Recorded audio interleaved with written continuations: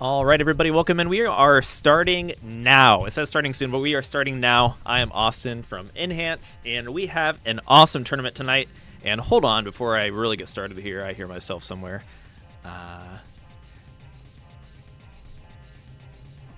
Okay, that should be better. Yes. So, yes, we have an awesome tournament tonight. Connected 3v3 teams action.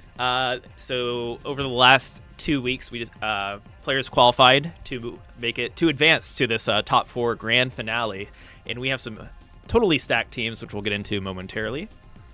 Welcome in Got Yo Sauce, Selena, Blue Scooty's grandpa, Potato, everyone I missed. Welcome in. Okay, so yes, I am Austin. This is me from Enhance. Welcome in. And yeah, so we are finishing up the final weekend here, Connected Versus tonight, and tomorrow is the Trifecta Grand Finale, where the top 4 players of Score Attack, Zone Battle, and Classic Score Attack go head-to-head to determine who is the best all-around Tetris Effect Connected champion or player, and who will be our champion, the Trifecta champion. So looking forward to that. And yeah, so tonight is the teams tournament, which is going to be a mix of the connected versus 3v1 mode and 1v1 between teams of 3. So we have 12 players tonight, and our first matchup tonight will be the Gravity Maxers versus Team OSW. Gravity Maxers, here, let's just pull that up while I bring it up here. Consisting of Jayden, Zen, and Ferox, and Team OSW consisting of Supershocky, Yoshi, and would you believe it, OSW is actually part of Team OSW. So that is going to be an awesome match. And just a shout out real quick to our sponsors that made this happen. The Tetris Company, thank you for providing the prize purse for our for this year's TECWC 2024. And also a big thank you to Digital Clips, the team behind Tetris Forever, which we will be playing momentarily. We're actually going to be playing some Hatris. It's a fan favorite. It's coming back, baby. We had a Hatris showcase a few weeks ago, and I think I how do I put this? Amazed the world with my gameplay. So we're going to have a repeat of that. And also a big shout out to Hyperkin, which, by the way, we have a new Hyperkin deal as of today. So let me use that command here in the Twitch chat. If you are looking to grab some Tetris products from Hyperkin, today's the day, because there is a discount code, TECWC 2024, no space, to save 20% on Hyperkin Tetris products. This does not count for the bundles, but there are bundles as well, which come with a Tetris Effect connected Steam game code. So no better time to pick up some Hyperkin merch if you've been waiting on that. Be sure to nab a bundle or get 20% off of whatever product you were looking into previously. And here's a look at the pixel art controllers, which are awesome, by the way. I actually use these for Classic on Tetris Effect Connected, and I just generally use it for any other game. I use it on Humanity, shout out to Humanity, or any game where I prefer controller. So yes, Hyperkin, let's game. And also a shout out to AppMex, Investments You Hold. We will be flipping this coin tonight to determine some level selections and also to make some fun predictions. These come in, I believe, silver, gold, palladium, or something like that. Maybe commentators will correct me later. And yeah, be sure to check out the Tetris products from AppMex. And the last but not least, we have Red Bull and the Power Bears Tetris Gummies. As Chris Tang would say, boom, Tetris in your mouth. But with that, I'm going to introduce our commentators. Wiley and Lyra, how are you two doing tonight? I'm so excited. I'm keen. It's gonna be awesome. Hi. I've been on that chair for like 5 minutes. My legs are really sore, but it was worth it.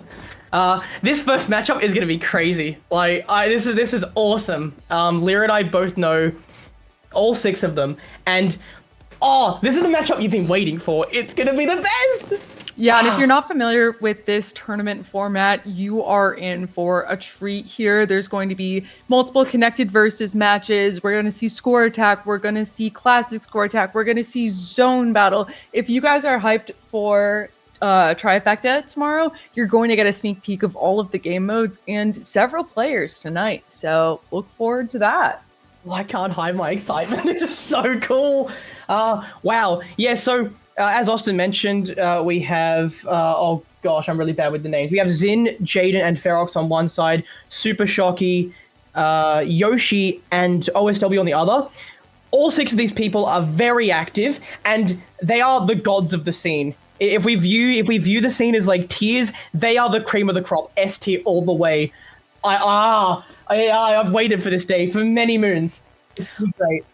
Yeah, and we were discussing beforehand, part of what's going to go on with these 1v1 matches is each player is going to have to choose a game mode. One player can't play all 3 of the 1v1s, so these teams are going to have to choose, one person for zone battle, one person for score attack, one person for classic score attack. We were able to figure out what we think they're going to choose for most of those modes, but there are a couple of wild cards in there, so we're really excited to, be able to find out what's going to go on here. Yeah, I mean, you need to have a strong team, and this is strong. Yeah. I remember when OSW made this team for last year, OSW Shocky and them, they specifically thought about the finals format when they were making the team. They looked at the idea of the 1v1s and they're like, all right, let's find one strong zone battle or one strong score attack one. And so it's really interesting to see, like, they planned it with like this in mind. So we're going to get to see how this goes here. I mean, we talk about zone battle is probably going to be OSW versus Jayden, which is there's so much history to that matchup right there. Oh yeah. And then, I mean, we're kind of guessing score attack might be Shocky versus Zin. I have a feeling, yeah, that's their strong suits. Meanwhile, we have Yoshi and Ferox on zone. Oh, interesting. Where does Jayden fit in all this? Well, Jayden's zone battle. Do you think Ferox on classic? I don't know. That's what we were trying to figure out. Yeah, because like Ferox could go score attack. That's just, I don't know. We're just throwing things out here. So we'll see what the teams choose. And yes, the exclamation points are a very important part of Team OSW. All 3 of them for each of the 3 very excited members. Oh, I didn't think of that. Just as a reminder for the viewers and for you two, so the teams will each ban a 1v1 mode, and they're going to play the remaining mode for the first 1v1 game. Which mode do you think that will come down to? Well, here's the thing. I think that the strongest game modes that they have are score attack and zone battle. They're the most reliable. Classic will be the wild card. Right. I think it's going to fall down to that. Yeah, I agree. I can't wait. It's gonna be so good. Can these players get in the lobby already? Yeah, and then I mean, not to mention the connected versus. We're kind of skipping over that too. There are the 1v3 matches. If you're not familiar with that format, that is so exciting. So that's kind of the core of what we're doing. The 1v1s kind of are. It's kind of half and half, I would say. Who's going to play the bosses? Because, like, everyone here, again, is really strong. But I'm curious about the Gravity Max's decision here. Ferox is probably the least active out of all of them in CVS. Zin is technically the highest rated, but they haven't played that much recently. Yeah. Does it fall on Jayden and they rely on speed? Maybe they play a Sagittarius? I don't know. There's so many options, and they all excite me. I'm so keen. This is going to be the greatest matchup in the world ever. All esports before, ever. If this is it, we're peaking as a species. Yeah. And the teams are going to have to rotate who plays boss, and I believe the area from which the boss is. So that's a lot. There's a lot of variety here, and I think that's what I love to see out of TECWC is it's about the well-roundedness of the players. We don't see a lot of tournaments in the community that focus on multiple different game modes. Trifecta being how one individual handles all 3 game modes, and the connected versus bracket being about how they handle all 3 of them handle 4 game modes. So exactly right. It's a case of who is the most well-rounded, solid player. You're tested in all categories. If it was just one, like classic, it'd be some Scooty Blue guy who gets it. If it was zone battle, it'd be a Jayden. If it was a score attack, it'd be Shocky or OSW. I shouldn't write him off. But if it's everything, it tends to be the man himself sitting in player 2 slot right here. Oh, it looks like we now have 8 exclamation points, or is that 7? That's 7. We have 7 exclamation points now, and that represents the 7 different games we can play in this matchup.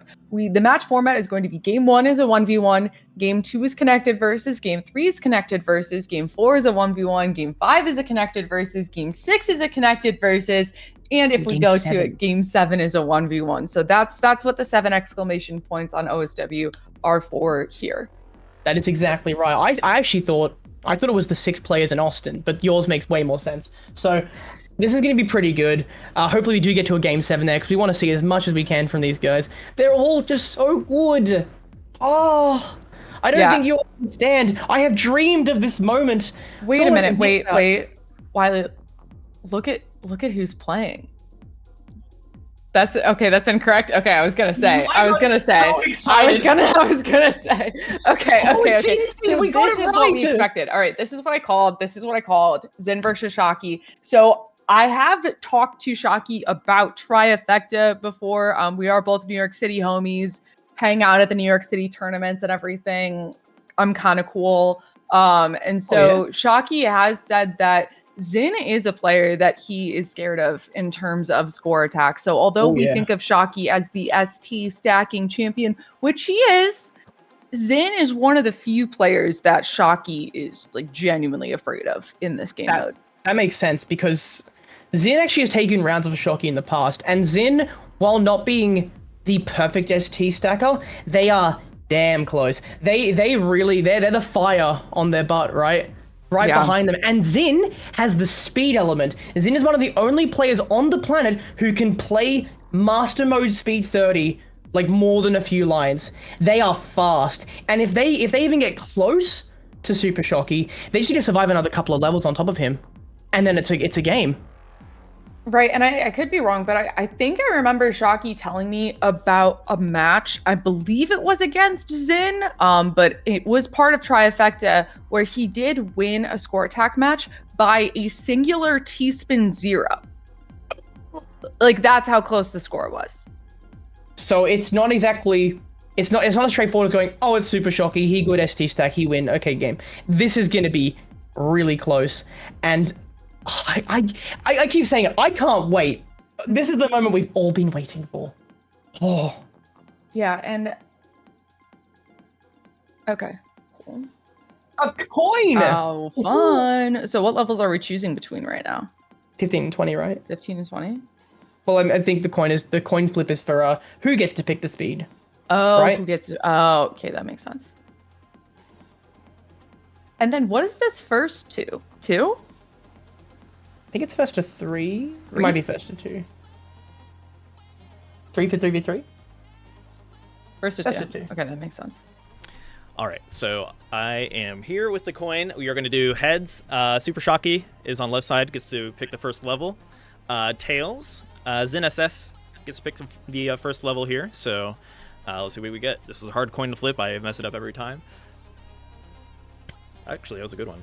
So that was good. Heads. Supershocky gets level selection here. That will mean if they're for the next score attack mode, the opposing team will get the level selection first. So yes, we are going to hop into this momentarily. Oh. What do you think they're going to choose, Wiley?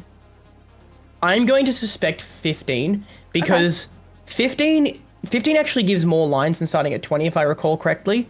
There's 50 extra lines in the game, basically. And what that means is that there's more room for Shocky to play perfectly and for Zin to fall behind. I think that's what's going to happen. I think that Shocky should be confident in their playstyle. They've done this for literally thousands of hours, and they can rely on that. What they can't rely on is a limited amount of lines for Zin to get ahead of them in front of. So we'll see how this goes. But it looks like we're starting! Ooh. Ooh. Get keen. I keep saying it. I'm keen. I'm excited. Happy to be here. This is going to be history. 20. You guessed I was wrong. After I'm a all failure. that, you were wrong. Yeah. All right, so we are going to be seeing this 20G starting speed, which honestly I think is a little bit easier on the eyes. But we have both players starting off this ST stack here. Very similar choices that these players are making here. You'll probably see that a lot throughout this matchup, but Xin being a little bit faster so far, but there is infinite chase down time in this. So it's not as big of an issue as if this was a ranked match. No, like so far we're seeing really good stacking from both players. Shocky, of course, has it down. Paddy's probably a little bit faster, but Xin is quite high middle stack though. Nothing to panic about yet. They've actually had to burn a line there, and that's going to mess them up. Yeah, because back-to-back is so important when you get to the point where these players can essentially play perfectly with every single clear being that Tetris or T-spin double. Yeah, right now Xin seem to have cleaned it up fairly well, but I'd say that they are at a slight deficit now. Like you just mentioned, back-to-back is really important, and it scales. It scales with the line clears. Ooh, so speaking of back-to-back, Shocky did just have to break his right there, taking a T-spin single. Maybe... Yeah, that's rare. Yeah, maybe that was because of Xin also breaking back-to-back, but I can't say for sure. Well, from my understanding, ST is something that should theoretically be possible all the time with perfect decision making, but no human is perfect, except sometimes Shocky. So you never know. Maybe it was a bad sequence of pieces that neither player was able to work with. But right now, Xin is zooming. This is I see Davo in chat saying, hurry up timer, is that on or not? It's on. It's on. Oh, that makes a difference. Okay, my bad. That makes a difference. Interesting. So speed could be a thing. Like we mentioned, Xin is incredibly fast. Shocky takes his time with things, but he is quite fast in his stacking method. Maybe Zin's strategy could be to try and race ahead and put Shocky at a deficit. I mean, look at the deficit right now. Yeah, I was going to say, yeah, it's working. It's working. We do see that Shocky, you know, he's very comfortable with this and does make fast decisions, but maybe Xin is making slightly less optimal decisions at the cost of going faster. You never know, and only the players will be able to show us what their strategies are. Yep. Right now, 2 minutes in. Ooh, that's scary from Zin's side over there. Yeah, I love the idea of how these top players play this game mode because it's so different than you would expect to see as a player if you're not comfortable or familiar with this type of stacking. In classic score attack and zone battle, we expect players to try to stay relatively low on their board because of the many different factors that might make it easy to accidentally top out. But in here, these players have so much control over their pieces and over their boards that accidental top outs aren't really a thing. No, you'd be surprised. Like they're comfortable playing on row 19, but if they make one slip up, one bad input, that's it. They've got to be perfect. They have to be perfect. Yeah, but these are two of the best score attack players in the world for a reason. Yeah, thankfully I'm not active right now in the scene because I'll only be, second and third, but other really good gameplay. And we are on speed 22 for Xin now, officially out of the 100 lines of speed 20. Yeah, and if you're Shocky right here, you have to be nervous. You have to be... He's still sliding those pieces. Okay, I was going to say he's probably going to want to start stacking faster here, but I looked and he was just still sliding the pieces. Yeah, he's taking his time. I mean, I think that he's fast enough that he will not need to... Like, the chase down timer doesn't seem like it'll be an issue right now, but I'm also just speculating, and I would definitely trust Shocky's word more than mine. If he kept the flow that he currently has all the way into speed 25, 26, 2 minutes would not be a big ask. He should be fine here, but again, that assumes he plays perfectly. He's under the pressure here. Xin is currently about to cross the 2 million point threshold with one more T-spin. That should do it. Yeah, and 2 million is insane, by the way. Even for these players, that is an insanely good score. And so anything above 2 million is, it feels almost like classic max out is the 2 million in score attack. It's mythical. There are only a few players who can even do it regularly. So to see it just done casually in the first round here by what looks to be both players very soon, nothing short of immaculate gameplay. Right, and if we talk about Xin's board here, we haven't really seen any back-to-back breakage. That Z piece placement right there, there it is. So there's the back-to-back breakage from Xin. Yeah.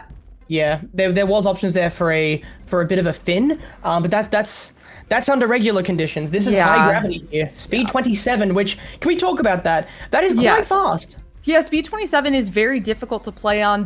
Both of these players will make it look easier than it is. Xin finding their way back to that ST stacking or kind of the T-spin double setups very quickly. But yeah, starting to lose control of things now. But 2.4 million is like unheard of. Not gonna lie. The problem is, while they're on the speed 29, they're still alive, which probably not for long here. We'll see how they go.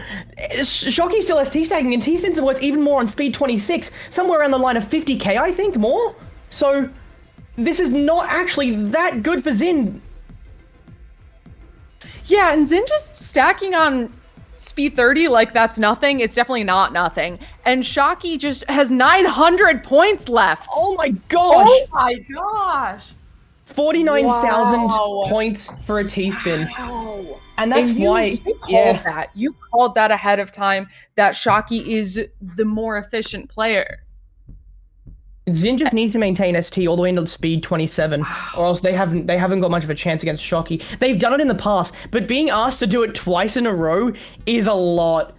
That's a big request. Xin played that like well over 99% perfect. I want to point out, like, they broke back to back, I think, twice before speed 25. That's it. Yeah. Wow. And here we go. Shocky off to the races here. Look at him go. Look at him go. Yeah, and you would very much expect a normal human being of an opponent to break back to back multiple times, but Shocky only broke it once. So, and it was just due to like a bit of a weird set of first pieces. If they didn't have that, he might have been, like we said, perfect. Oh, it's incredible. Xin is being asked to play all the way on speed. Gosh, 31, 32. It's unfathomable. Like 99.9% of players, actually, no, it's worse than that. Only about 10 players can even do that, like, occasionally. These are just horrific conditions that Xin is being asked to meet. Yeah, it's the difficult choice of either perfection or inhuman speed. So. Yeah, it's one or the other. Both players, I don't think either player can maintain both. Shocky does have speed limitations. We saw last year that they struggled above speed 20, 28, 29 seemed to be their cap, with the occasional speed 30. Xin makes it there almost every time. They're at line 197 just last game. Shocky tends to sort of struggle a bit around 29, so you know that there is an Achilles heel. Yeah. And Shocky, one of the I recently got an ST stacking lesson from Shocky, and now I kind of appreciate it more. It seems like it's the same thing over and over again, but there's actually a lot of resource management in terms of the stack, and there are points where you are forced to put Z pieces and even T pieces in the stack while ST stacking. So it looks so autopiloted. And there's the back-to-back break from Shocky right there. It looks autopiloted, but it is not. Ooh, and this is a little bit more unusual back-to-back breakage from Shocky. Yeah, that's interesting. They've gone right down low, and that could give Xin some wiggle room. We'll have to see. But you're exactly right. It's a very clinical science, and it's something where you just can't idly do it. There's so much going on. We're having to look a couple of bags ahead into the future, which is just well beyond what most people can do. It's definitely not autopilot, and you shouldn't treat it that way. It is a skill. I've spent a few dozen hours on it, and I can't even get more than a couple of spins in. Right, and if you're not convinced, look at how much thought Shocky is putting into every single one of these moves as he's trying to calculate the best way to get on track here, because every single piece that Xin is putting down without breaking back to back is an issue for Shocky. Mm-hmm. Shocky seems to have found the pattern here now. It's all about keeping keeping columns 5, 6, and 7 relatively flat here. He's going to put that square down, and he's back into it. You can tell what I do want to point out here that Xin just put a T piece in the stack. It looks like they just put 2. So one of the things with ST stacking is that whenever you put one T piece in the stack, you are going to have to put a second one. I believe Xin was able to do that, but I wouldn't be surprised if they're slightly off in their bag calculations right now. It's definitely like it's that awkward like reset phase that I mentioned earlier. It's that loop around. I think if you read the guide, around 50 lines in, there's some sort of a loop that occurs where you need to essentially break this a bit. You I don't do have want to to point break out here, both players were just at 88 lines, and Shocky does have a 10,000 point lead. And that comes down to about, I believe that's about a about a T-spin and a Tetris, I think? Or about, a T-spin with back-to-back roughly, so it's very close. But very close. Comes down to, near perfection to perfection. That's the difference. Exactly. And so even though you may be seeing, all right, Shocky does have the 10,000 point lead, like Wiley mentioned, that's next to nothing. And it's actually, it's in Zin's favor, given the ability to play on speed 29. And look at that, we got some hamburger stacking from Shocky here. And that's breaking back to back. Yes, it is. They just lost their lead. They've gone back to neutral here. Yep. And we're only a few lines difference here. Shocky's actually the one who's further ahead for once, beating out the speed demon and going into hamburger stacking. Not necessarily a bad thing, because hamburger stacking is technically more efficient. You can't do it forever though, and that's where it becomes a problem. You eventually have to burn because you just get too much buildup of material. The resource management, it's not possible long term. Right, and we are hitting gravity margin here. Those players are now seeing those higher speeds. You are going to see things slightly changing. Not too much yet, but expect to see that soon. And only 450 point difference. Wow. Only 2 lines. They are neck and neck. This does not get closer. They're neck and neck, but this is Zin's favor. We still have to remember that. And I believe that's actually an O misdrop. No, it's not. Oh. Why would I ever think that Shocky would misdrop there? I just don't know enough ST. Zin, however, does have mistakes on his board. Yep. And that is going to be at speed 24. So that's about the speed that Zin started having issues at last game that allowed Shocky to get that win. Zin rotating an O there for quite a long time. And yeah, Shocky's back to perfection.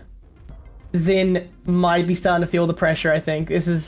They're being forced to take T-spin singles. They are the most efficient per line, but under the ST stacking method, they require line breaks. So overall, they are not efficient in context of everything else you're doing. Shocky just broke back-to-back there by taking a T-spin 0 to save the stack, and so a little bit, the tides just push a little bit further into Zin's favor here. Oh, that tuck with the square. That tuck was so cool. That was awesome. All right, and Zin is getting back into this ST stacking here, finding it right at the end, which is what happened last round. Given Shocky's less than optimal play, especially compared to last round, this could be enough to push it over the edge in Zin's favor. Zin's speed here is insane. They're both season on speed 28. Hello? What? Yeah, Zin switches this over to a 9-0 stack, which I like. Not a lot of eye pieces in sight right now. Finding the donations. This is clean. This is clean Shocky. from Zin, and you know what just happened on Shocky's board.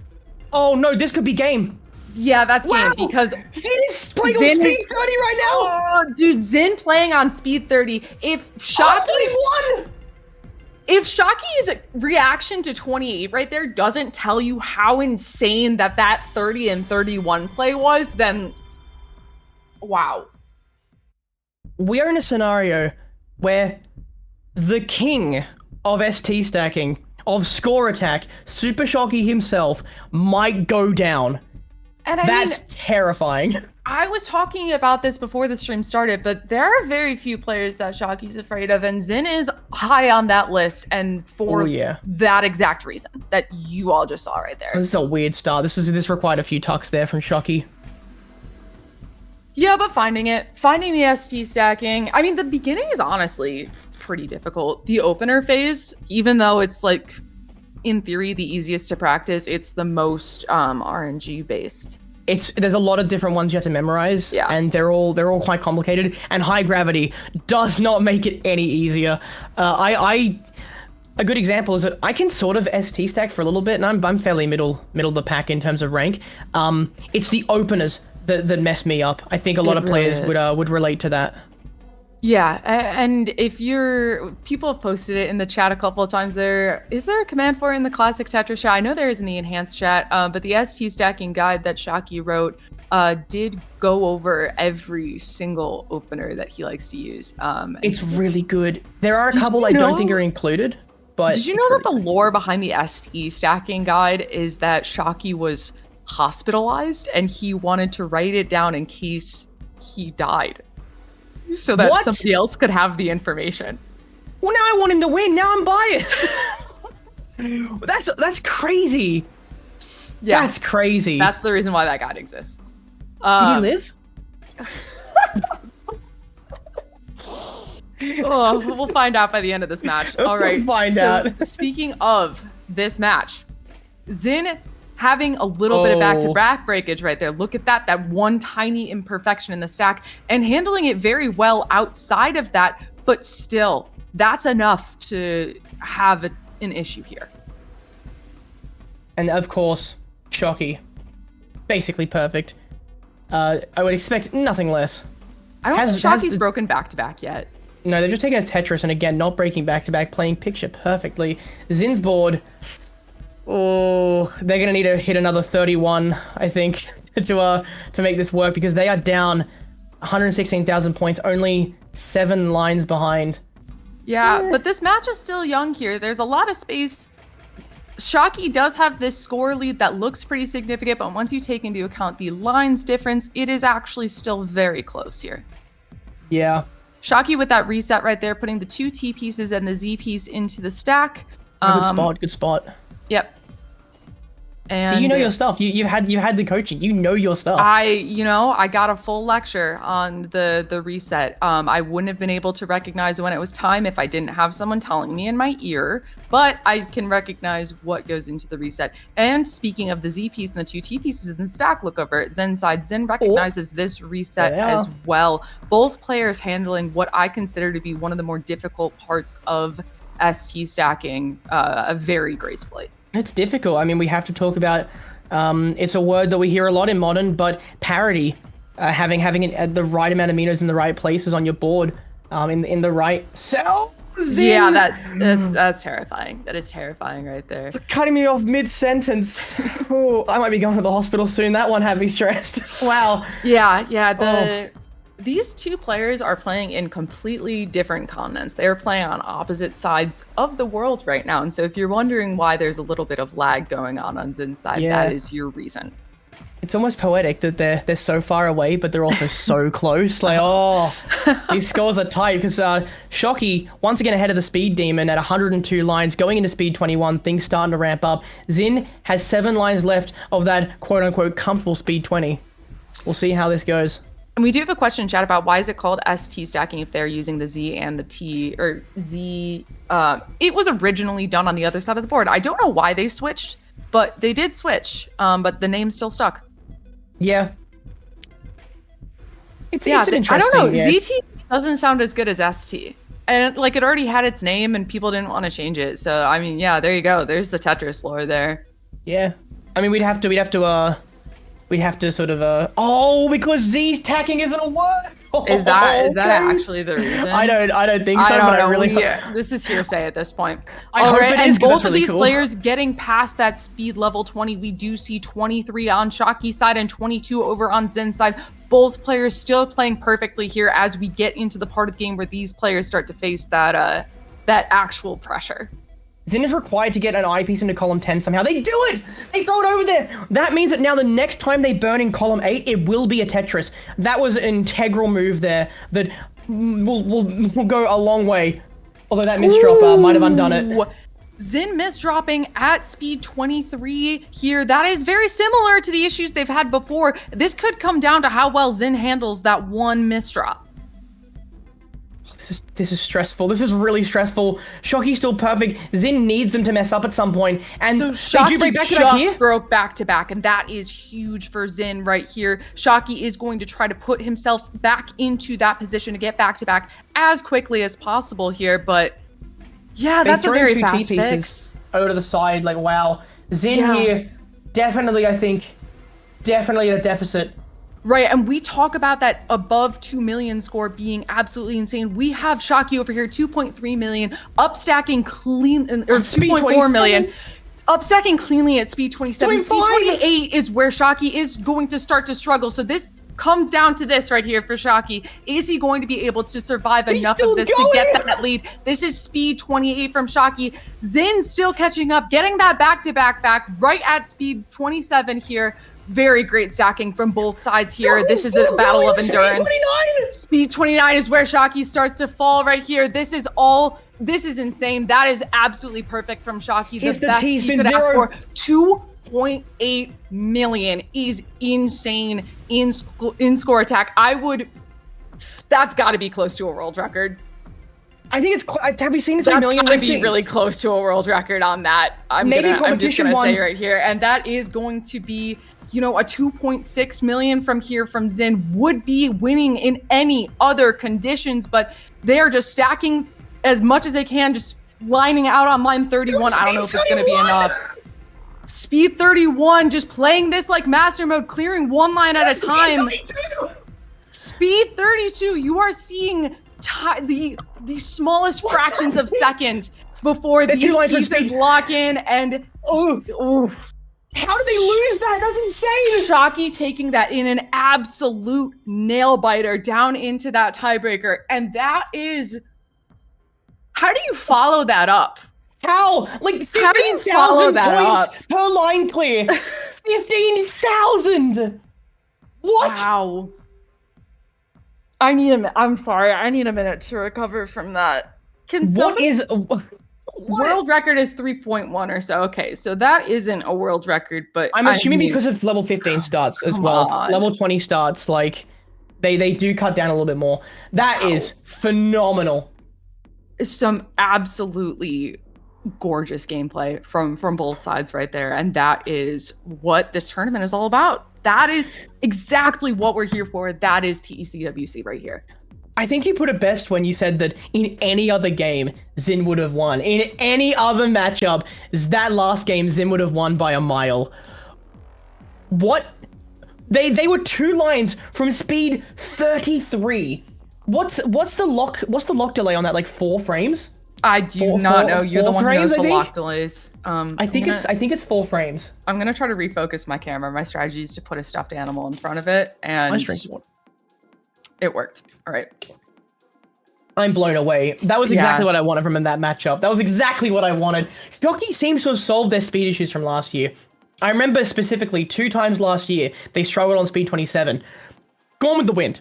They're stacking on speed 28 like it's nobody's business. Great work. They figured out their issues clearly. Xin is required to play even more perfectly and at even higher speeds, which they nearly did. Let's not write them off here. Commodore Friday says that Shocky has a 3.5 million. I'm sorry, what? Maybe I need to get on Twitter and look these up ahead of time. But I mean, I can't imagine play that much better than what we saw. From a 27 start. Okay, interesting. All right, we're getting some info from chat. Definitely, there's a lot of experienced players, even some of the players who are playing in this match, Ferox, who are speaking in chat right now. And this is going to be our first connected versus match. This is 1v3. Do we know who is on Jayden boss side first? Jayden, it looks like, is on the boss side here, playing Team OSW. Now, I mentioned earlier that Jayden could play Sagittarius here, but there's also nothing to say that they won't play twins. I mean, look at their avatar. You never know. I mean, yeah, Gemini right there. So we are going to have 4 connected versus matches here, and the bosses have to be one from each of the 4 areas, or do we count Tetramidi in here? I forget. We might throw that to Austin. Okay, yeah, I'll boot up the mic here. So you can pick any boss, right? But you can only pick a boss from an area 1 time per set. So if Team OSW picks, say, Pisces here, they can no longer play Area 1 as a boss in the latter half of the set. So you can pick up you can pick a boss from up to 2 areas, which would include interesting. Yeah. Okay. So it sounds like both teams can at least pick from the same area once each. Okay. I mean, yeah, that definitely makes things a lot more fair. But so there are technically 5 areas here. Area 1 and Area 4 are generally favored, though I know some of the top players could really make Area 3 bosses scary. Yeah, I think Area 2 is the weakest, despite it seemingly being the most disruptive when you're up high. I mean, we have things like Hard Block. It looks like we have a Pisces. Interesting. Yeah. Yep. So Area 1 is going to be our blue avatars, Area 2 is red, Area 3 is green, Area 4 is purple, and Area 5, Tetramidian, is white. So you are going to be able to keep track of the bosses areas like that.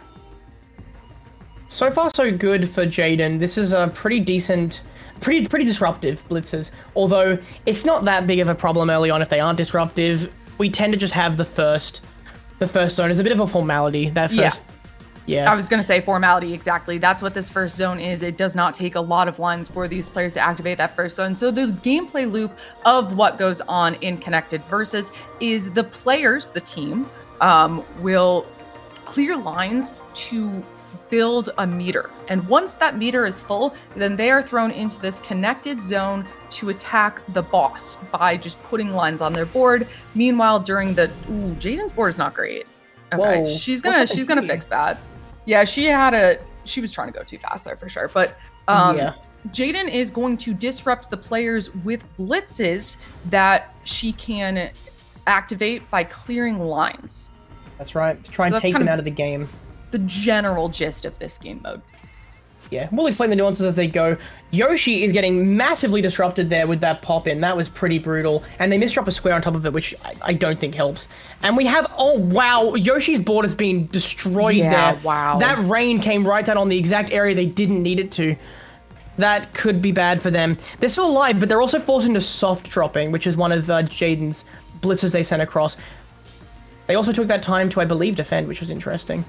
Yeah, so different bosses have different attacks, and the players are all fully aware of these attacks and are choosing the bosses based off of such. So a lot of bosses have attacks that allow the boss time to defend. So when a boss is clearing lines, they can either choose to have that go towards the blitz meter or towards clearing the garbage on the bottom of the board, and they do that by hitting their zone button to toggle.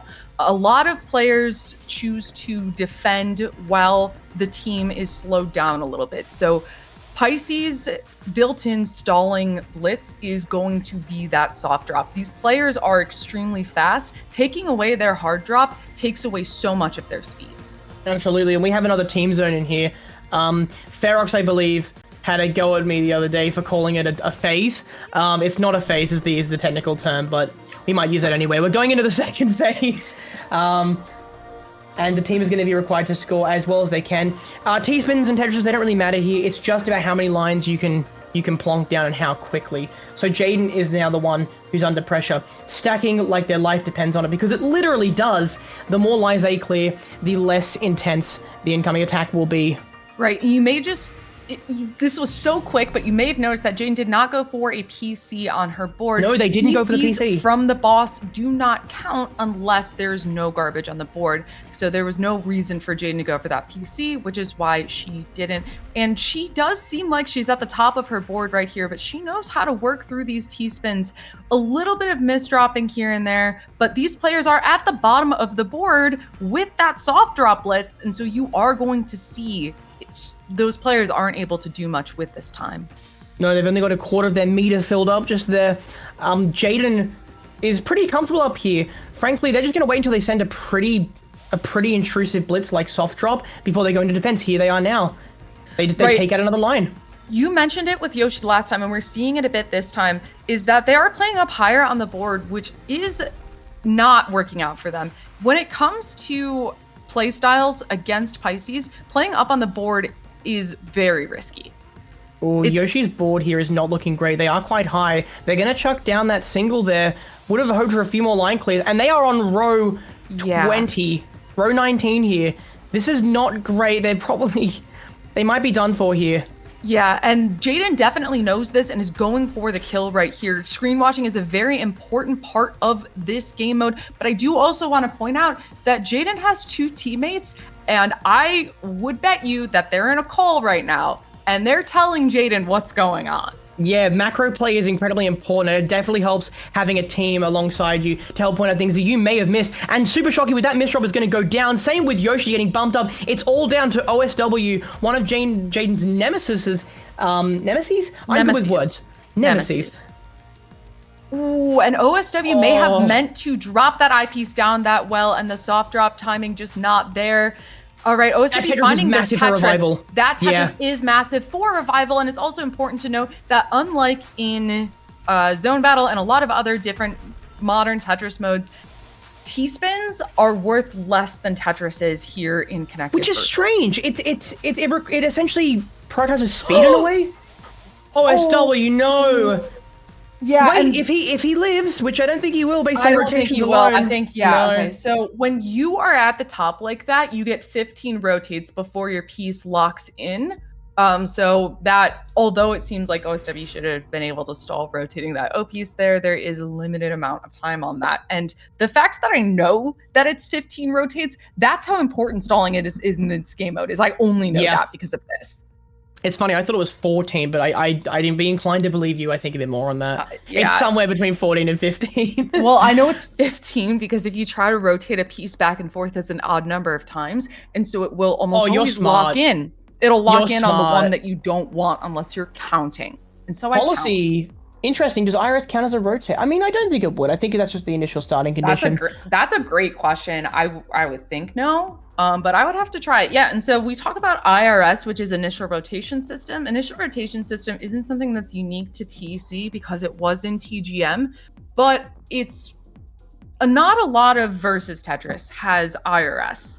I think it has more use in TEC because of the zone mechanic. It does, yeah, because of the zone mechanic. And I mean, we saw it, high on the board right there. We weren't seeing players using it pretty much at all in score attack, but it was very prevalent there in that Connected Versus match. And so this is 1-1 right now. So yeah, no you're absolutely right off the bat. And we have OSW stepping forward as the first boss for Team OSW.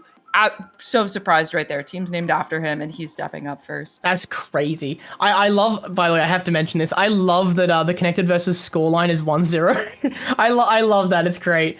That's fantastic. Yeah. It is a first one. You're not wrong. But now it's going to be a shoe on the other foot scenario. So I did if we had this earlier and I didn't see it, I'm sorry, but we do see OSW choosing Pisces as well. Maybe trying to give Jayden a little bit of a taste of her own medicine. But Pisces is a very popular boss. It does disrupt your board a lot with that pop in and pop out. If you are new to Connected Versus, which is a ranked playlist that's only available in TC on Saturdays, so hop on tomorrow.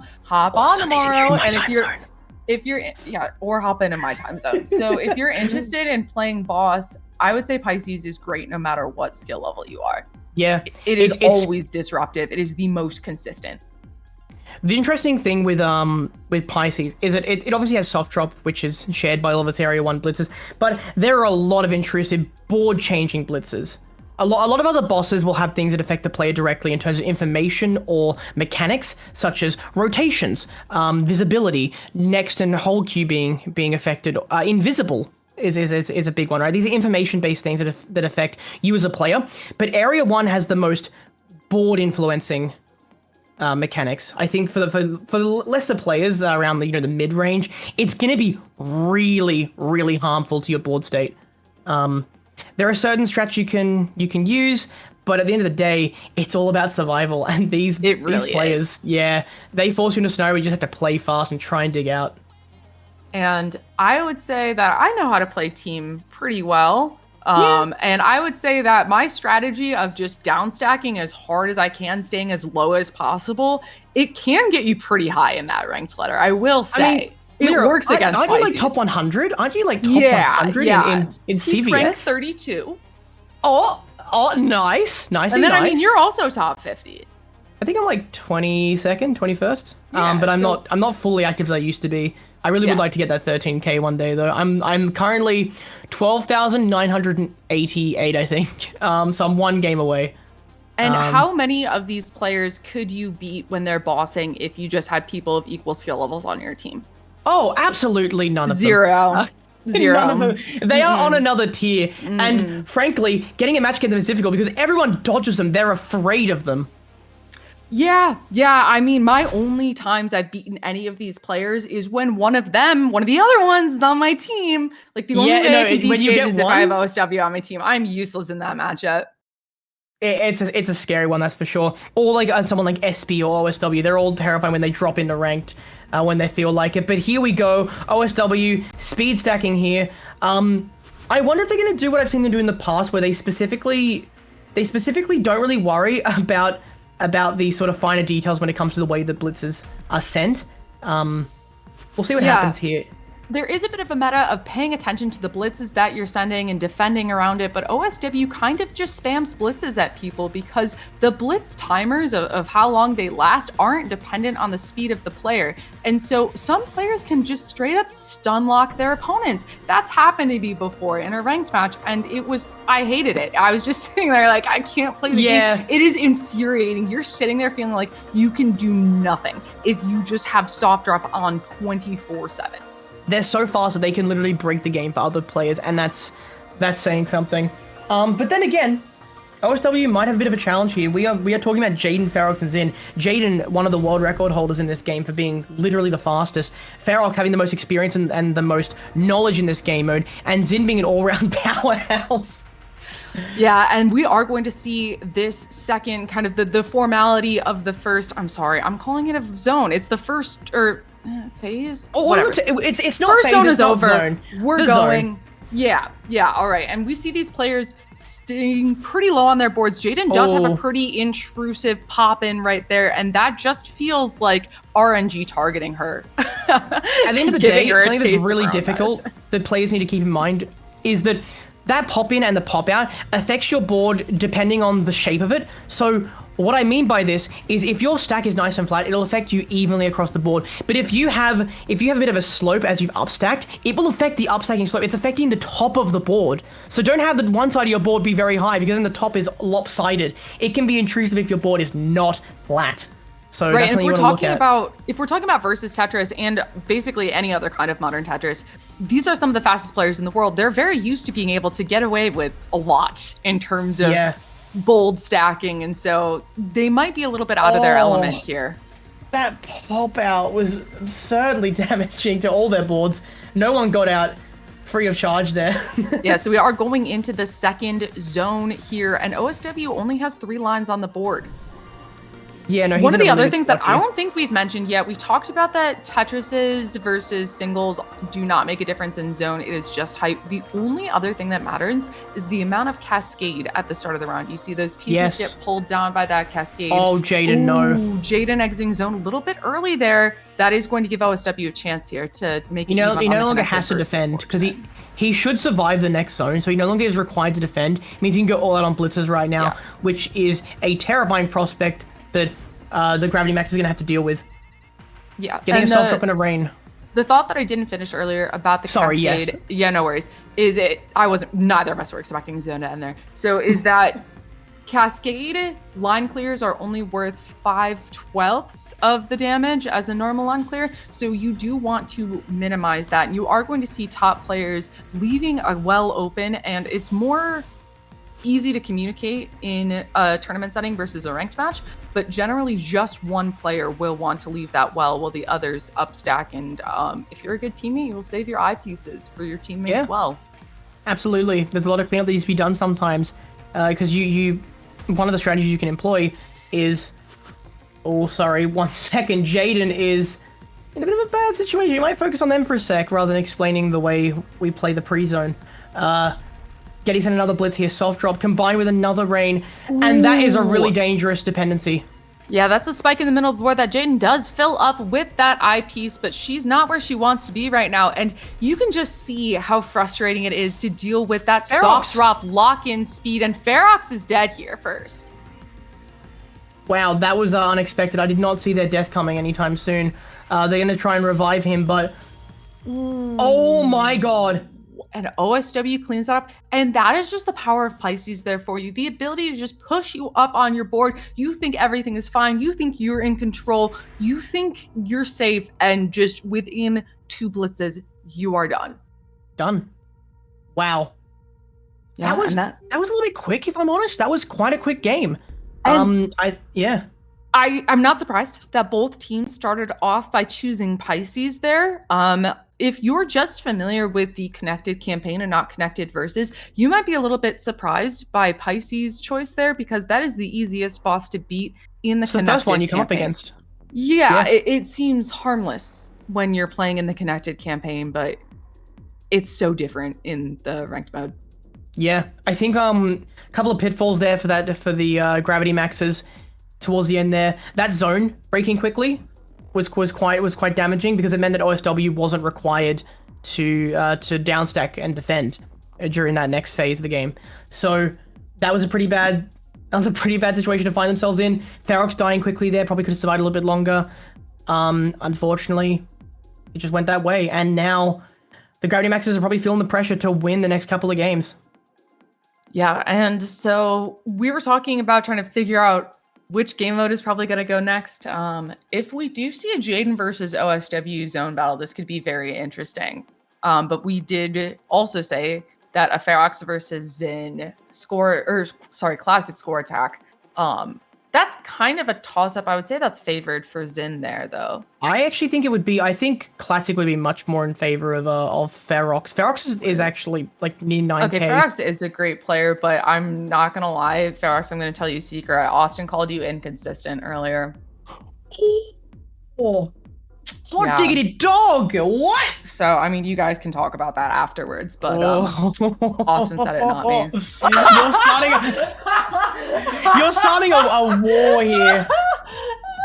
The chat spin. Already played score. Okay, I'm trying to keep everything straight, but didn't quite get it. Yeah, Austin's gone. It's just me and Wiley in control of the stream now, and yeah. Sorry, Austin is long gone now. I believe he's changing countries. Yeah, so the Ghost of Austin has typed that this is classic score attack on the screen.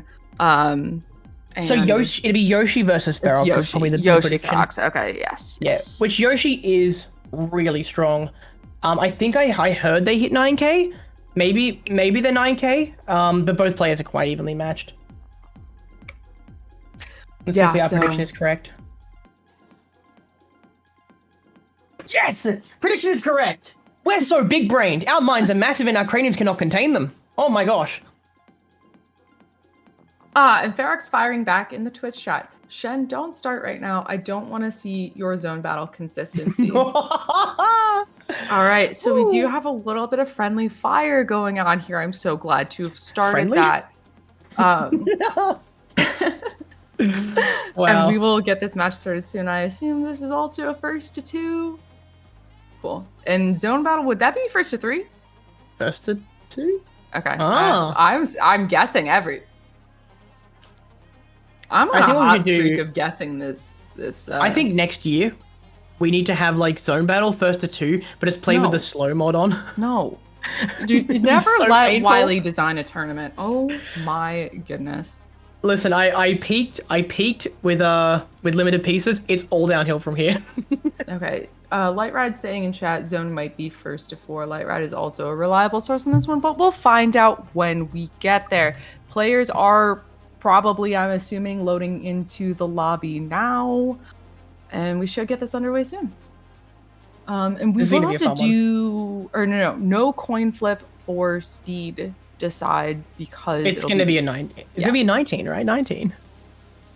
I want to see a 19 start. I don't think it's in the rule set though. Usually in other classic tournaments you actually can't start 19, despite it being where all the hype is. 18 though will be most likely where they kick it off. 15, 18. Oh, so yeah, 19 is not allowed in this 19 is off either. So I think I'm in the minority when like I say that like I really enjoy 19 starts. But unfortunately just aren't part of the rule set often. So.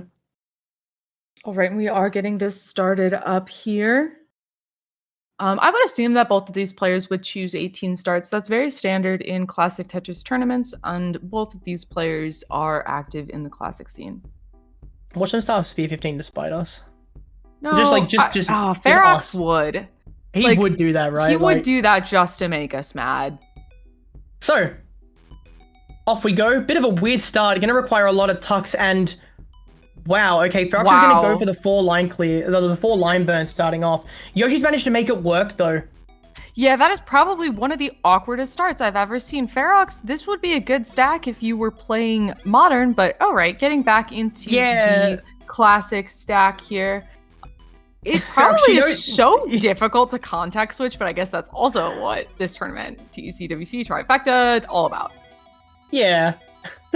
Ferox does know that he's playing classic and not just regular score attack, right? He saw the word classic in it, didn't he? Anyway, Yoshi there with a near miss drop managed to just make that last minute adjustment just in time. And right now, neither player with a good Tetris rate. Yoshi's board is looking a bit worse for wear. Both players just not getting good RNG for this yet. Yeah, this is not fantastic. No. I'm sure I would have topped out already by now, because this is rough. But both players handling it very well, keeping their boards clean, and a misdrop from Yoshi. Yeah, right on cue, misdrop there. Great last minute rotation there. Ferox is set up for a Tetris. They need to get the Tetris rates up. A good rule of thumb with Classic is to have that Tetris rate be above 50, 60%. Anything in that range is really good, and you're actually on pace for a max out. So Ferox is going to want to get his Tetris rate up to that 60% and start to really tear ahead. It's early game though, so when we see Yoshi with a 13, while it's not fantastic, it's not the end of the world. There's plenty of lines to go. And Wiley, can you remind us what line count it is for transition into speed 19? 130, and then we have speed 29 at 230. Gotcha. And so both of these players, I believe, capable of playing at speed 29. So it'll be very exciting if we get there. I don't think so, actually. Okay. I don't think either one of them.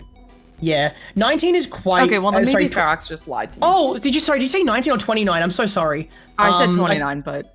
Yeah, no, 29 is incredibly difficult. The pieces are falling at 1 cell per frame, and it's quite difficult to just get those pieces over to the left or right unless you're literally rolling, which you can do. Right.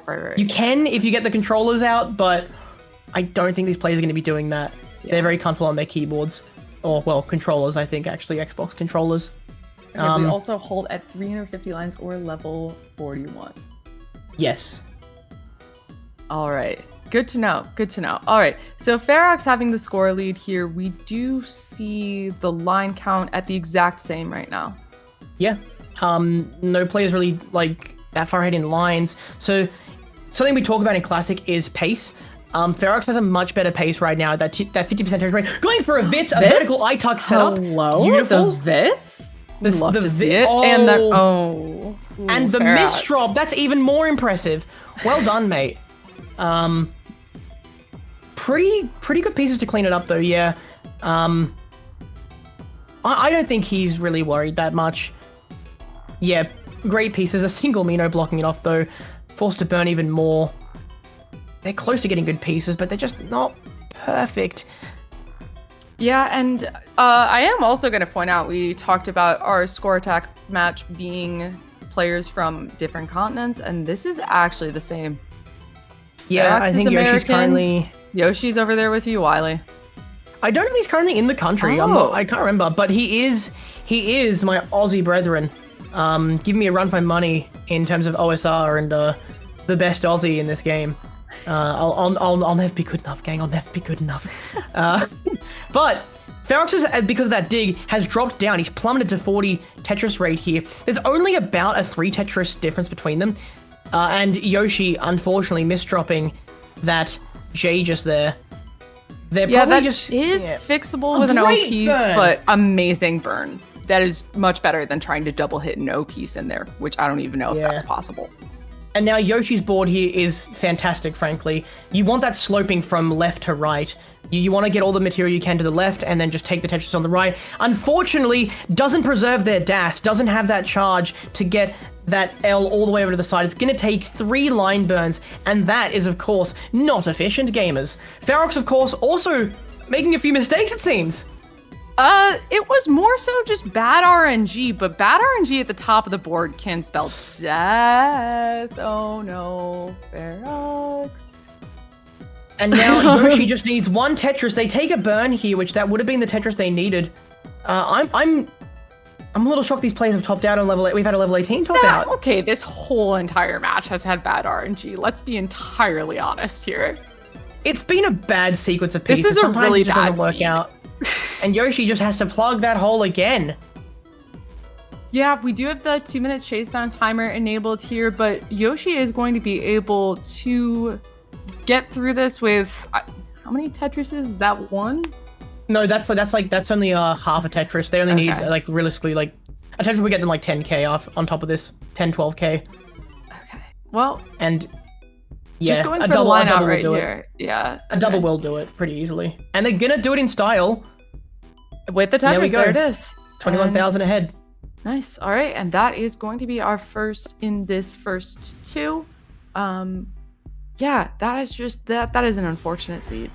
Yeah, rough beginning with the, I believe it was a J and an S, and then 2 Z's. Not great. And next All right. game here.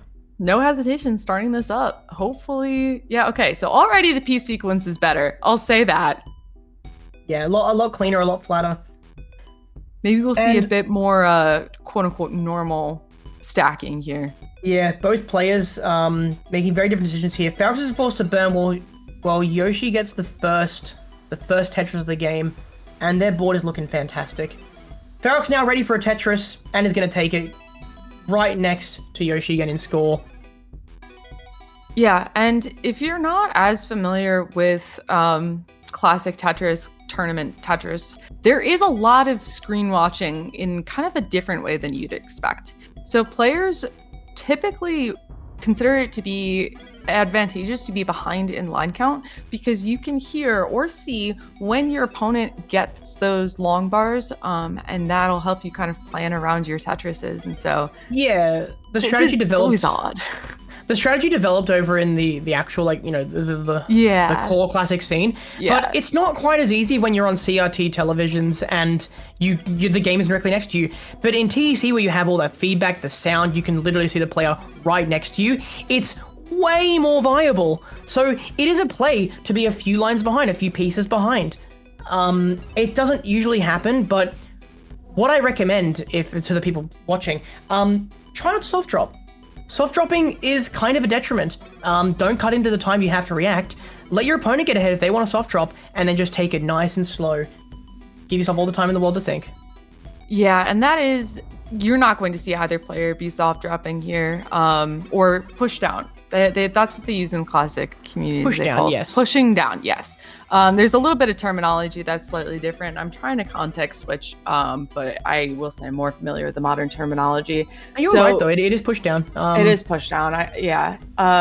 And it's odd to think about that in TEC, especially when you're at those lower ranks. If you are having, I would say, like a speed 12 start, not pushing down can allow your opponent to get very far ahead of you if you do need to use that 2-minute chase down timer. So be wary of that. But at speed 18, definitely no soft drop button being used. As long as you maintain efficiency, realistically soft dropping or push down won't affect the game too much. It won't put you that big of a deficit. However, I will mention that Yoshi is pacing fantastically well, scoring another Tetris, and it seems like both players have finally found their rhythm in game 2 here. Ferox at 49 Tetris rate, not that bad, but Yoshi at 63. They're at the exact same line count right now. Yoshi's burn here will open up the world. Simultaneous Tetris, beautiful. Right, and I would say the more I learn about both classic and modern Tetris, the more I appreciate the decisions that go into this clean stacking. There are a couple of different puzzle websites for both classic and modern Tetris. Yes. But there's so much more going into every single individual Yoshi. decision that you see. Yoshi, your fixes are incredible! 3 different tucks there to clean up that stack. Amazing tucks right there. Yoshi being able to, one hole on the board, but that's very good considering the situation they were in. Yeah. And that gives Ferox the room to actually catch up here. 54% Tetris rate versus 57. But with the two differences in line, I think we're about even again. All caught up. We do have a message in chat saying this doesn't look like 3v3. So there are ace matches where each of the players from the team has to play 1v1 matches. So that is part of this finals format of this 3v3 tournament. So this is the second of up to 3 1v1 matches that we can see here. Yeah. And right now, Yoshi's in a bit of a dig here. This is going to give Ferox the time and the lines to actually catch up in efficiency here. Yoshi's efficiency is going to plummet. They need to get through these dirty lines.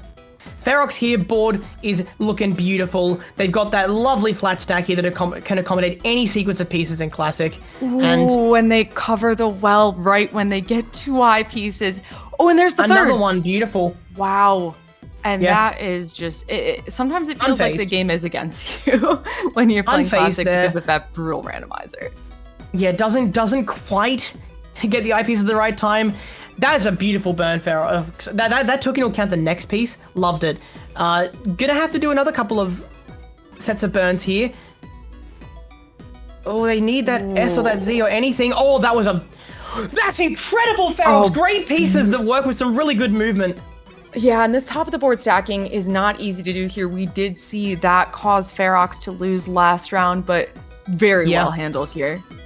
And we are approaching, we're at 112 lines versus 111 lines. We're getting close to level 19, which is a speed increase of about 33%. So we'll see how this goes. I would be nervous if I were them.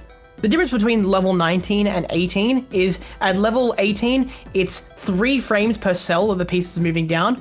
On level 19, it's just 2. So you're cut down quite a bit. Ferox yeeting that piece to the side there. Forced to take a hole in the board here. As great burns, both players with amazing burns, keeping that board stacked, Tetris ready, and they. Ooh, I thought they were at the exact place in the piece sequence, but I look at the line counts and it's not. Yeah. Ferox needs an eyepiece to make this work. He's going to be able to burn here, and now has room for one more Tetris. Yoshi has transitioned there.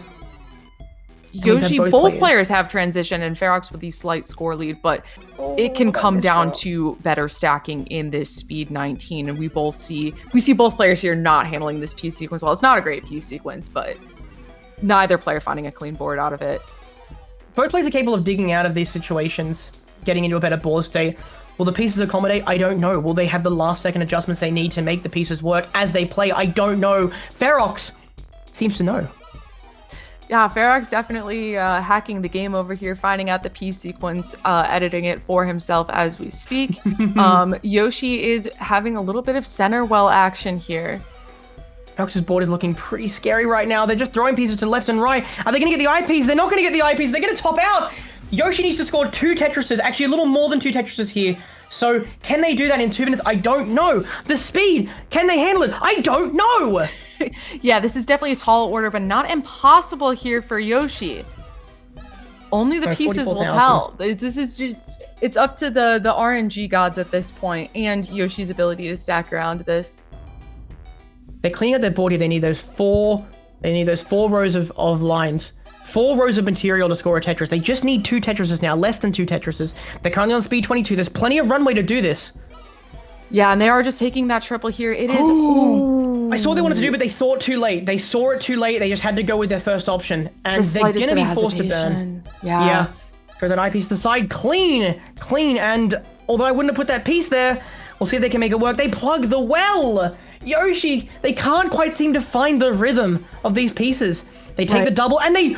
Oh, wait, the tuck is insane there. Yoshi's definitely at the mercy of this game right now, but they are doing amazing given that. That's a great burn. Amazing burn right there. They are just trying to line out right here, but there's only 48 seconds left on that chase down timer. Oh, this is not as close as I think it could be. They should be fine here. 6,000 points. If they just line out, there's no longer a need to go for Tetrises. Yeah, they should be fine. Doing about 1,000 points here. And I think that is they're gonna find it. Yeah, that's it. Wow. And Yoshi has taken this match 2-0. And that is some clean stacking right there. The end, knowing that they can just go for lining out. They don't greed for that Tetris, which I'm sure so many players would do in that situation. Yeah. That's game knowledge right there. Those players played pretty well. I know that that's not close to their best. I know that they definitely can play better, but the pressure of this scenario, they're live on stream, it's gonna impact you a bit. I'm pretty sure Ferox has not maxed out yet. That brings us to 1-3 in terms of score. So this is a 1st to 4, considering there's 7 potential rounds that we can play. So this comes down to these next connected versus matches. Yeah, so Gravity Maxes need to win both of them. So they need to win both as team and as boss, which is a hefty tall order. Yeah, and with the last connected versus matches that we saw, it definitely looks like the boss side is overpowered. But I am going to point out that Area 1 is no longer on the table for either team. We might see Capricorn. Yeah, I was gonna say we're gonna probably see some Capricorn gameplay here, which is so cool. We love Capricorn gameplay. Watching people play against Capricorn is so cool. Playing against Capricorn makes me want to cry. We have Xin as boss, which is a really leaving Xin last of boss. I think is a really good play here. Who do we have left on boss? We have Yoshi for boss as well. This could be scary. Yoshi is a bit of a dark horse. We don't see them too often in ranked right now. I know they're currently pursuing education, bloody nerd. But they are very, very solid. However, in saying that, I think they main the Area 1 Sagittarius. So they could be in trouble. Yeah, and another thing that I don't think we mentioned explicitly yet is that the same player cannot play boss twice. So we are not going to see Jayden and OSW on boss. That is also going to give a little bit of momentum back to the team as they did choose, in my opinion, their best boss players for those first rounds. Yeah, I would assume up next is Xin, but Ferox has someone... Lyra was pointing out in chat. Ferox could also take boss, and Ferox is a very well-rounded player. Mm-hmm. I don't know what they main. I think they just sort of play a bit of everything, because they're just a solid player. Meanwhile, Shocky, I know that Shocky loves the area too. But against these players, that might not be the best pick. I think that they'd be wise to put Yoshi in next. Right, I think Shocky is one of the players on both of these teams that I see the most in the CBS ranked queue. And I would say that he plays a lot of variety of bosses. I know that if you main boss in Connected Versus, it can get a little stale to play the same over and over again. But I definitely see Shocky as one of the players who does not do that. Shocky's only like 12k, aren't they? Because they're just so, like, they bounce around. They're just having fun. Yeah, and honestly, I feel like that's the way to do it. I don't know if he is 12k exactly. Definitely high 11. I might be 13. Really? Shocky, are they 13? Yeah, I think he's 13. When I was playing, they were 11k. I thought they climbed to 12. Might actually be 14. Yeah, no way. Are they 14? What? No, because I'm 12. I know Shocky's 13. You're 12 now? I have been. I need to play. What the heck? I remember when I was playing, you were 11.5 and I was like 12.5. I need to get on the climb. Yeah, the SR, everybody switched around, and you gotta get back in queue. I gotta jump in. We should lobby up sometime. Yep. Be fun. I play when you're sleeping, and you play when I'm sleeping. I'll have to get up in the middle of the night then. Okay. So these players are going to be getting set up in this Connected Versus match, definitely having conversations about who is bossing, what boss they are playing. Oh, wait, Xin on Capricorn. Xin on Capricorn. Capricorn, yeah. Okay. So yeah, they're putting in Xin next, which is honestly, I think, a really solid pick. Yeah, we called it with the Capricorn here. This is an area for boss, so we are going to see those purple Minos on the boss side. Capricorn is a really interesting boss because the early attacks are, I would almost say, beneficial. Like, not even a debuff to the team, but it's about those later attacks. And it does come down to RNG a lot here. So we do see what Capricorn does is manipulates the piece sets. So there's Tri-Minos, there's Pentaminos, and there's Broken Minos. And we do see the Tri-Minos there in that beginning attack. Generally, you only see Tri-Minos once. Yeah, you only see it usually at the start. Occasionally you can get pentos, but we then get sort of lost in the technical stuff with statistics, and realistically that's a misdrop from OSW there, but they're gonna fix it up. Yeah, that's that kind of thing that you're just gonna have to hold the IRS button on right there, and OSW is gonna be able to handle that one. That'll be fine. Yeah, so one of the things that Capricorn, I think, it's the most important when we're talking about boss level, which is something that I just learned about recently, is that there are 10 boss levels, and what boss level we're at, that'll choose the attacks that we send. So the more lines that Xin is clearing here, they are going to put themselves into closer to just doing brokens. Okay, so we are seeing those pentos here. There are 4 different sets of pentos, I've also been informed recently. And so some pento sets are easier than others. Yeah. But different all loadouts, of the brokens really are pretty much just death. Yeah, the further you get into the game, like you mentioned, you see more of broken. It tends to come up more often, and then we see less of the other ones. And here's our first broken.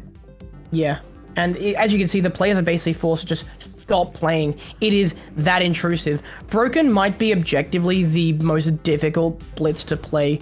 We're humans. We're not AIs. We can't really visualize the kick table as well. I wonder if one day we might see a player who's just really proficient with them, but right now there is no one in the game who can play Yoshi's them. soft dropping every piece they're used to playing against places. I do that all the time. We have more pentos here. More pentos. Okay, so the pentos are actually not that difficult to stack, but we do see that this isn't the easiest set of pentos because we can see that plus sign pento. That to me is indicative that we're using one of the more difficult sets, and that kind of Z pento is not easy to work with either. Yeah, and the team only has has 3/4 of their blitz meter filled up. There's only one of them that's even remotely lower the board, and that's Shocky. Has a really good down stack here. Yoshi at the top of the board though, and same with OSW. Zin could probably kill here with one more attack. No, look at how fast they're filling up that meter. I do think that they are going to be able to fill that, and there it is there. Okay, so if we talk about who has the best well, it is Shocky with that 4 high. 4 actually is not that bad here. No, 4's really good, frankly. That's only what we're talking, I think 7 attack difference. It's not that bad. Yeah. And so this is going to be a relatively strong zone from the team here, but Zin was able to defend all but 2 lines here, so definitely going to live this. Yeah, each line of attack, each 10 attack that the team sends is converted into lines on Zin's board. Is I believe the formula. I'm not quite sure on that. You'll have to fact check me later, gang. For now, we have another broken, I believe, which is just horrific. Speaking of broken, yeah. I would call Zin's board in a similar state. Yeah, it's not fantastic, but they have plenty of time to downstack and defend here. That's the thing about broken. It gives you ample time. It is the penultimate blitz for stalling, for making the team slow down and giving you as a boss time to defend. Right. The only blitz that has a similar effect as brokens is going to be the no rotate blitz. Giving the players brokens looks the exact same. Good you have to basically stop playing, not letting them rotate. It is. There are so few blitzes in the game that will make even the best players in the world stop playing. The thing is that like the last thing we want as a player is holes in our stack. We don't want that. It requires burning, slowing down, thinking more. It's just bad news if there's holes in your stack. And sometimes it might be more beneficial to just wait for the blitz to be over. Right now, that's what we're seeing exactly here. OSW's board is the only one that's sort of clean. Yoshi's nice and low now, which is good. And Zin is just speed running. Look at him go. Yeah, and this is... We mentioned that for the team, T-spins count less than Tetris's. That is also the case for the boss. So you are going to see 9-0 being the meta, but with OSW and Jayden's case, both of those players are so used to playing 6-3 that they are going to usually go for that 6-3. And we have a death here on Shocky's board. The players are going to try and implement some sort of revival strategy, some form of cycling maybe, but frankly, this is not looking good for them. It's going to take a miracle at this point to somehow win this matchup. We might see death cycling. We might see some sort of revival so loop. Players are given the ability to essentially play a rhythm game to get back in the game, and that's what Shocky is doing over here, tapping rotate buttons to the beat of the music. And players can make that timer faster by clearing Tetrises or T-spins. T-spins being T-spin minis or singles or doubles or triples if you want. But Shocky is going to be clapping for his life here and may be able to get back in. And when players kind of chain revives, that's what we call death cycling. Yeah, this first death isn't too impactful. Like it's not a difficult thing to revive after the first death, but sequential deaths, it's a lot longer, a lot more clapping to get them back in. And speaking of death, OSW, that is not a fantastic board state. Nope. No. Yep. And Yoshi is also not in the best spot, but surviving for now. I would assume that OSW is probably going to be able to get back in the game. I don't know. Yeah, it seems like they're trying to have Yoshi down stack, but I don't know how effective that's going to be here. Frankly, if I was Yoshi, I'd actually die and start reviving quicker. Yeah. I know it sounds silly. I would actually just like... Can I say that phrase? I would end my life early. You can say top out. Top out. I would top, that's better. Sorry, I would top out rather than try and survive this because it gives me more time to revive. But they are surviving it so far very well. A lot of stalling. We talk about that 15 rotate minimum or maximum rather. Yeah, you can't survive that. So IRS would be able to get an eyepiece into either of the two middle columns, but the well that Yoshi had right there was on one of the columns adjacent to that, so there was no IRS to survive that. And now it's Zin's job to somehow spam them with blitzes, trying to do as many bump ups, high stakes, everything, along with those pentos and those brokens, just as fast as they can to try and get these players out. Because right now they're going into a two-person zone. It won't be that strong. Right, and there is 4 lines of cascade here. Unless this zone is extremely fast and Zin misdrops, this is not going to do much to Zin's board right here. I don't think so. Yeah. They couldn't get the revive in time. If they maybe got Yoshi revived and hit this zone then, it might have been a little bit better, but a two-person zone just won't cut it. Right, and if you're starting to think, okay, you may think that there's an opportunity for team to come back here, we're going to remind you of the idea of boss level. The more attack Zin does, the worse the attacks get. I'm not sure how many different sets of broken pieces there are, because they're so difficult to handle and understand. But every single minute that Zin stalls, they're pushing this match into their favor. Yeah, but all 3 players right now are alive, but I don't think that'll be the case for long. Already, OSW is halfway up the board, getting another broken here. The next blitz should be some sort of high-stakes combination. Yeah, and we do have Lightrod in chat confirming 3 different kinds of broken pieces. I'm just gonna say they're like all the same difficulty. They're all horrible. Just stop playing. Bump up. Ooh, OSW with a high misdrop right there.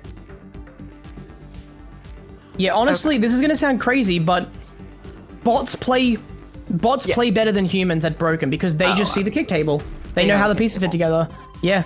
If you ever want to break your brain a little bit, if you can get an AI match going, that was Pentos, but they're short-lived. If you can get an AI match going and watch the level 10 AIs try to play with the broken pieces, it's insane because they will just start kicking pieces into each other in ways that you did not think was possible. Playing Connected Versus and specifically playing against Capricorn made me realize how much of our stacking is based around making your board ready for any different piece of the 7 that you have available. And when you change which 7 pieces are available, then all of the stacking fundamentals just go out the window. You know what's equivalent to? It's equivalent to when you first figure out the SRS system. It's like, what? That's not possible. How's that possible? Wait, the L piece can go down there? It's like that, but frankly, way more intense. And that's going to be game. That is going to be game. There's Zin playing Capricorn exactly how you're supposed to in that situation. There were a lot of nuances that went on there. For example, finding the late pentos and very quickly clearing it. That was a really rough situation. Zin played that perfectly, and that is why they chose Zin to boss right there, is because Zin does that all the time. They just made it look easy, but that is something that they are very skilled at. You're absolutely right. And when they hit their stride, it's just anything short of Zin knocking chocolate milk on their computer and their power going out. It was inevitable, really. The team did the best they could to try and make something work, but alas, no cigar. And so that is going to bring us Team OSW still a match point here. Okay. Yep. The Gravity Maxers need to win this as team, which is quite a big ask considering who's on the other side. Shocky and Yoshi. Yeah. I would assume Yoshi. They put in. Okay, I was about to say the opposite, so we'll see. Really? I think it's time of day. It's because Shocky lives in my time zone and Yoshi lives in your time zone. I would think it's because Yoshi's a faster player, and if they can pick a boss that works for. I know they've played Area 2. I know that Yoshi actually doesn't mind dabbling in Area 3. There's no real constraints on them. I'm gonna predict Yoshi, and it sounds like you're predicting Supershocky. I mean, now that I think about it, I only said Shocky because I see him play more. And that's I have a recency bias on that. Well, I mean, there is the experience factor. Maybe there's the comfort there. Yeah, we'll see. We'll see what these players are discussing here. I can only think about what's going on the Gravity Maxer side. I wonder if they're typing at each other because I don't know how. I've never heard Zin speak English. I think they are like very limited. Like they don't typed speak at me it. in English before. Yeah, I know that they've typed in my chat a couple of times, but for the most part, they're not like fluent. They know some stuff. Seemingly enough to play on a team with 2 English speakers. So, and we have Supershocky in Area 2. Shocky on Area 2. Okay, so you called it with the Area 2. We have Cancer over here, and Area 2 bosses. Okay, I'm like, not gonna lie, this is more winnable than Zin on Capricorn. Yeah. Yeah, I would rather play Shocky. It's close, okay? It's close, but I would rather play Shocky in this scenario. Ferox is going to have the well here. Yeah, and we have our first team zone.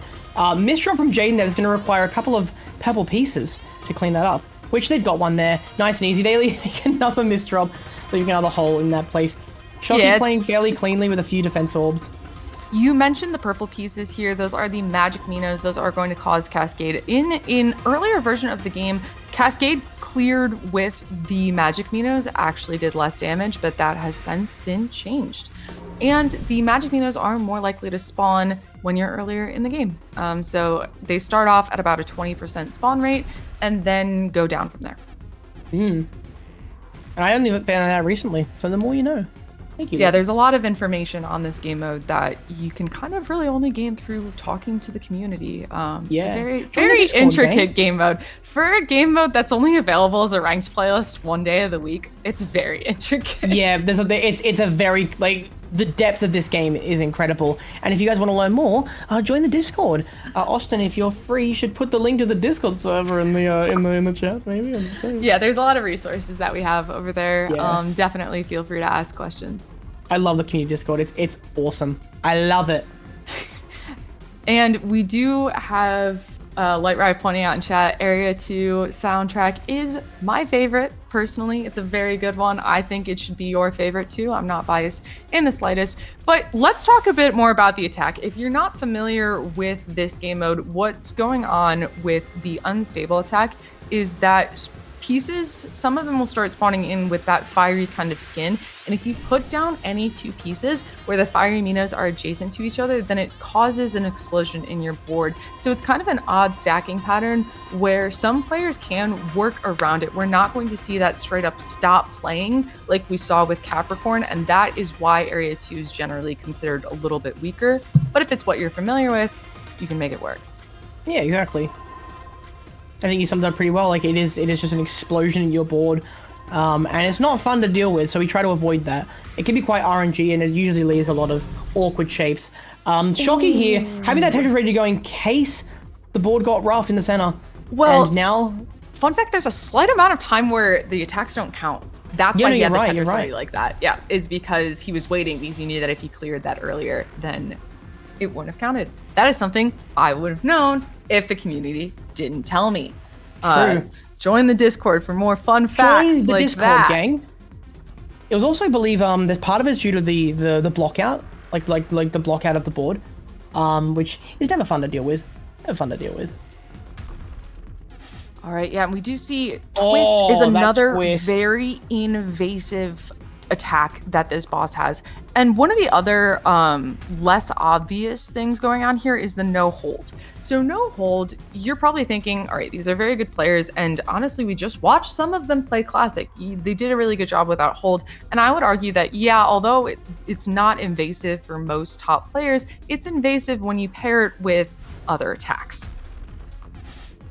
Yeah, it's the combination, and a lot of this game mode at the higher level is knowing the cycles, knowing what blizzards tend to follow each other, and then pairing them together.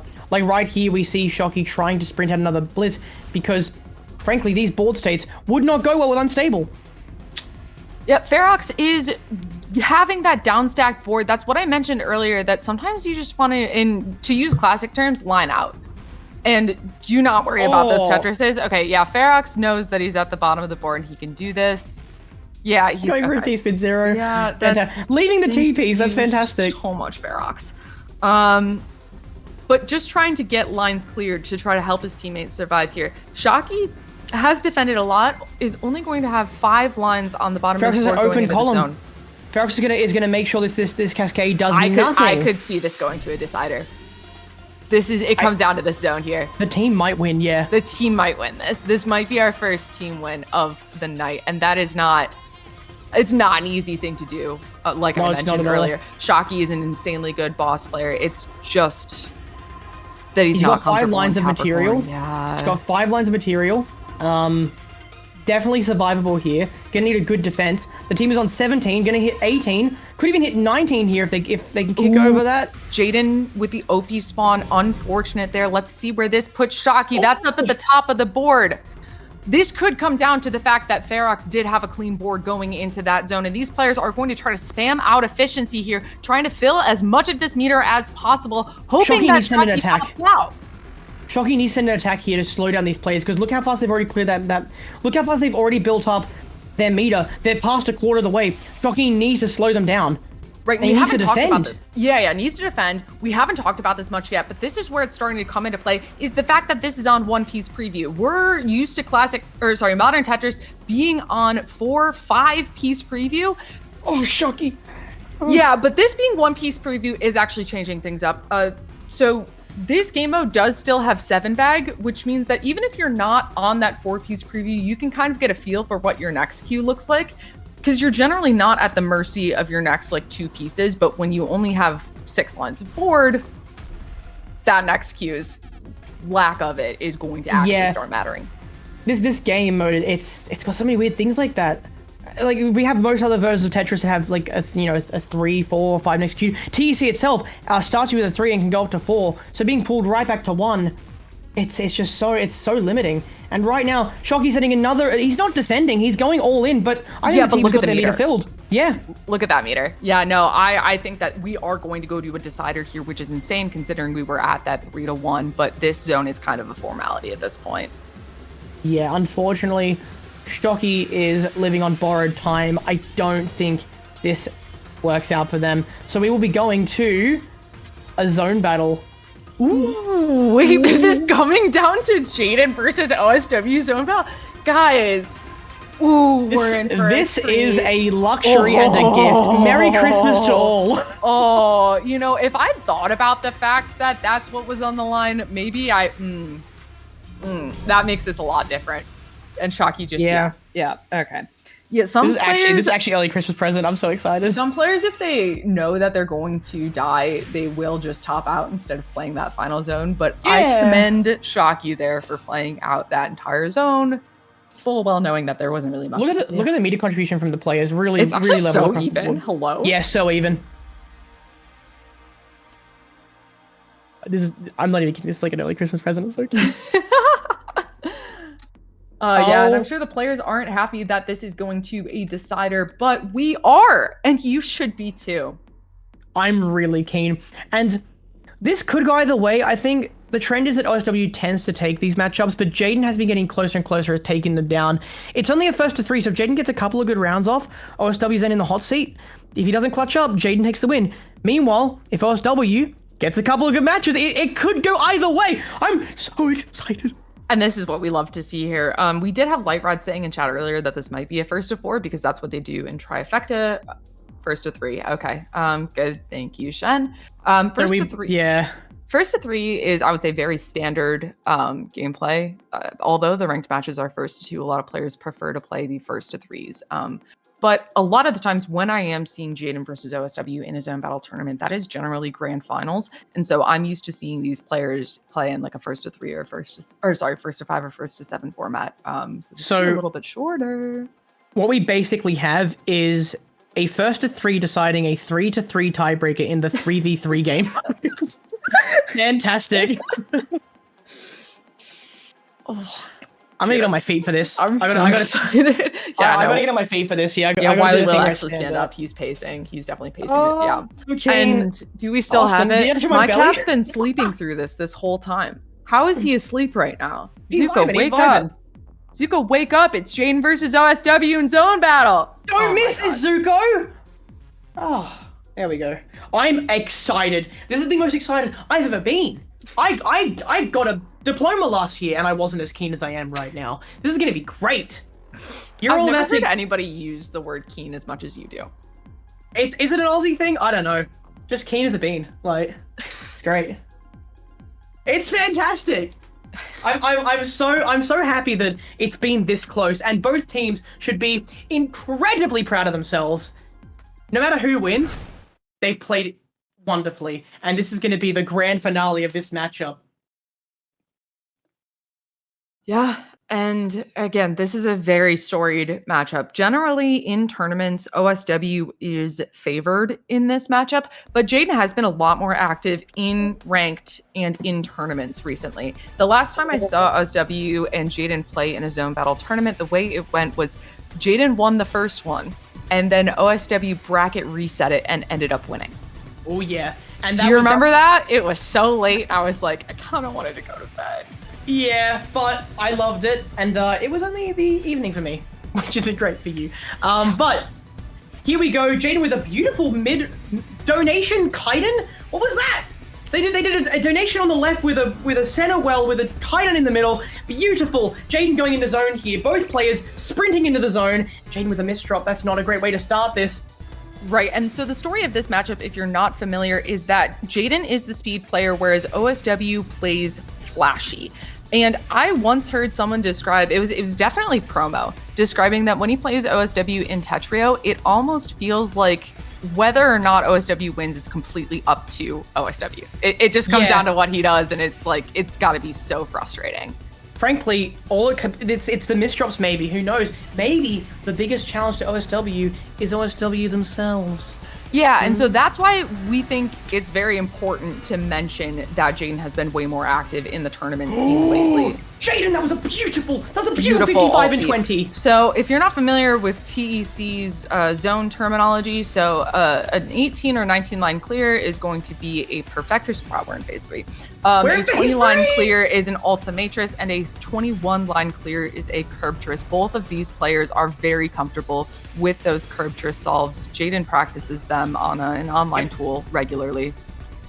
And here we have Jayden with a really clean man-made stack. OSW with a bit of dirty stuff on their board, but they're going to use that to clear a few lines. That is a 22 and 12.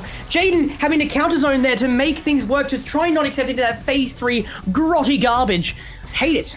OSW finds this quarter zone here, which is going to give him a bit of time. There is a misdrop there that is going to throw him off, slow him down a little bit. That slight hesitation can change so much. And yeah, OSW not finding quarter zone, and that is going to be and the kick I don't think even exists there. I don't know if there's a kick there that works. I don't think there was. Jayden taking the first round.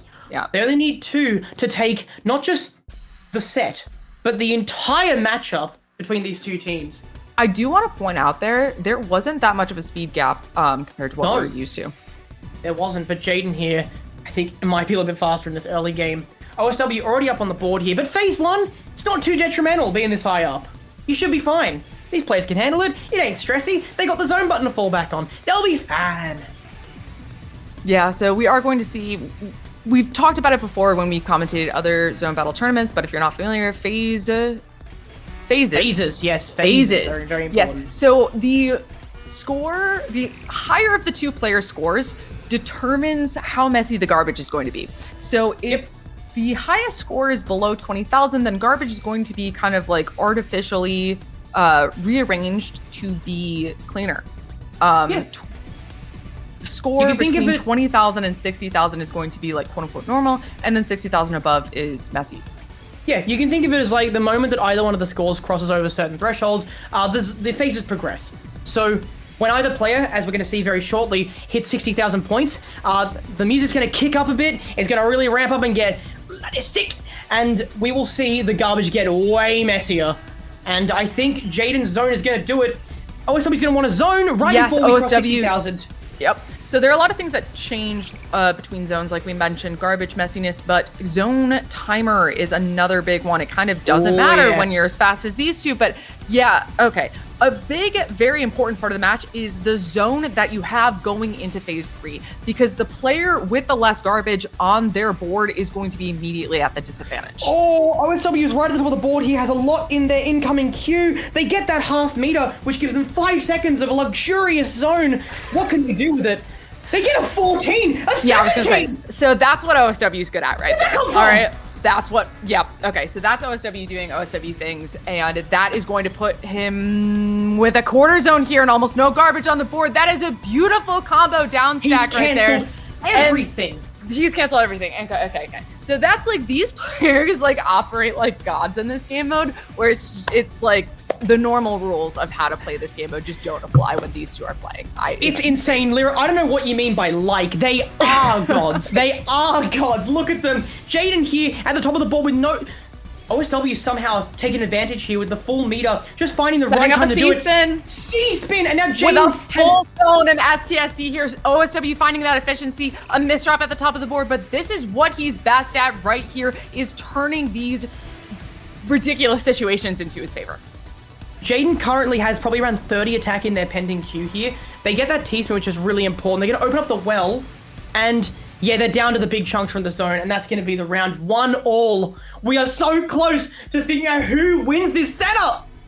Yeah, and we saw right there, after that phase 3 zone, that is what I said is the most important moment in the game, and OSW was very definitively behind there. Yeah, they managed to turn it around just through a really good zone. That 30, I think it was 31 in 17, was beautiful. I love that. That made my day. Gorgeous. Yeah, and that speed there is just the result of players being so comfortable with this game, so comfortable with their DAS. That is the kind of thing that you can only see from players who have thousands of hours in this game. Honestly, yeah, it just comes down to a lot of experience, a lot of practice. I say this a lot to a lot of new players, but anyone can get this good. It's just practice, and these players have a lot of it. Yeah, and we do see this phase 2 gameplay right now. Some very clean zones here from both players. Oh, Jayden's zone was quick, but it wasn't efficient. Only 39. OSW is going to look for... I think they have it. They did have a 20, but they couldn't quite find it with the IRS. Jayden is forced up to the top of the board and manages to open up everything perfectly. That was incredible, frankly. Yeah, so that was an interesting situation. Jayden definitely was kind of left without resources there for a second because she had no zone to defend while OSW had a very good board. And OSW's hesitation there, like, may have cost him that. Like, there was a very tiny window to win that, and OSW didn't recognize it.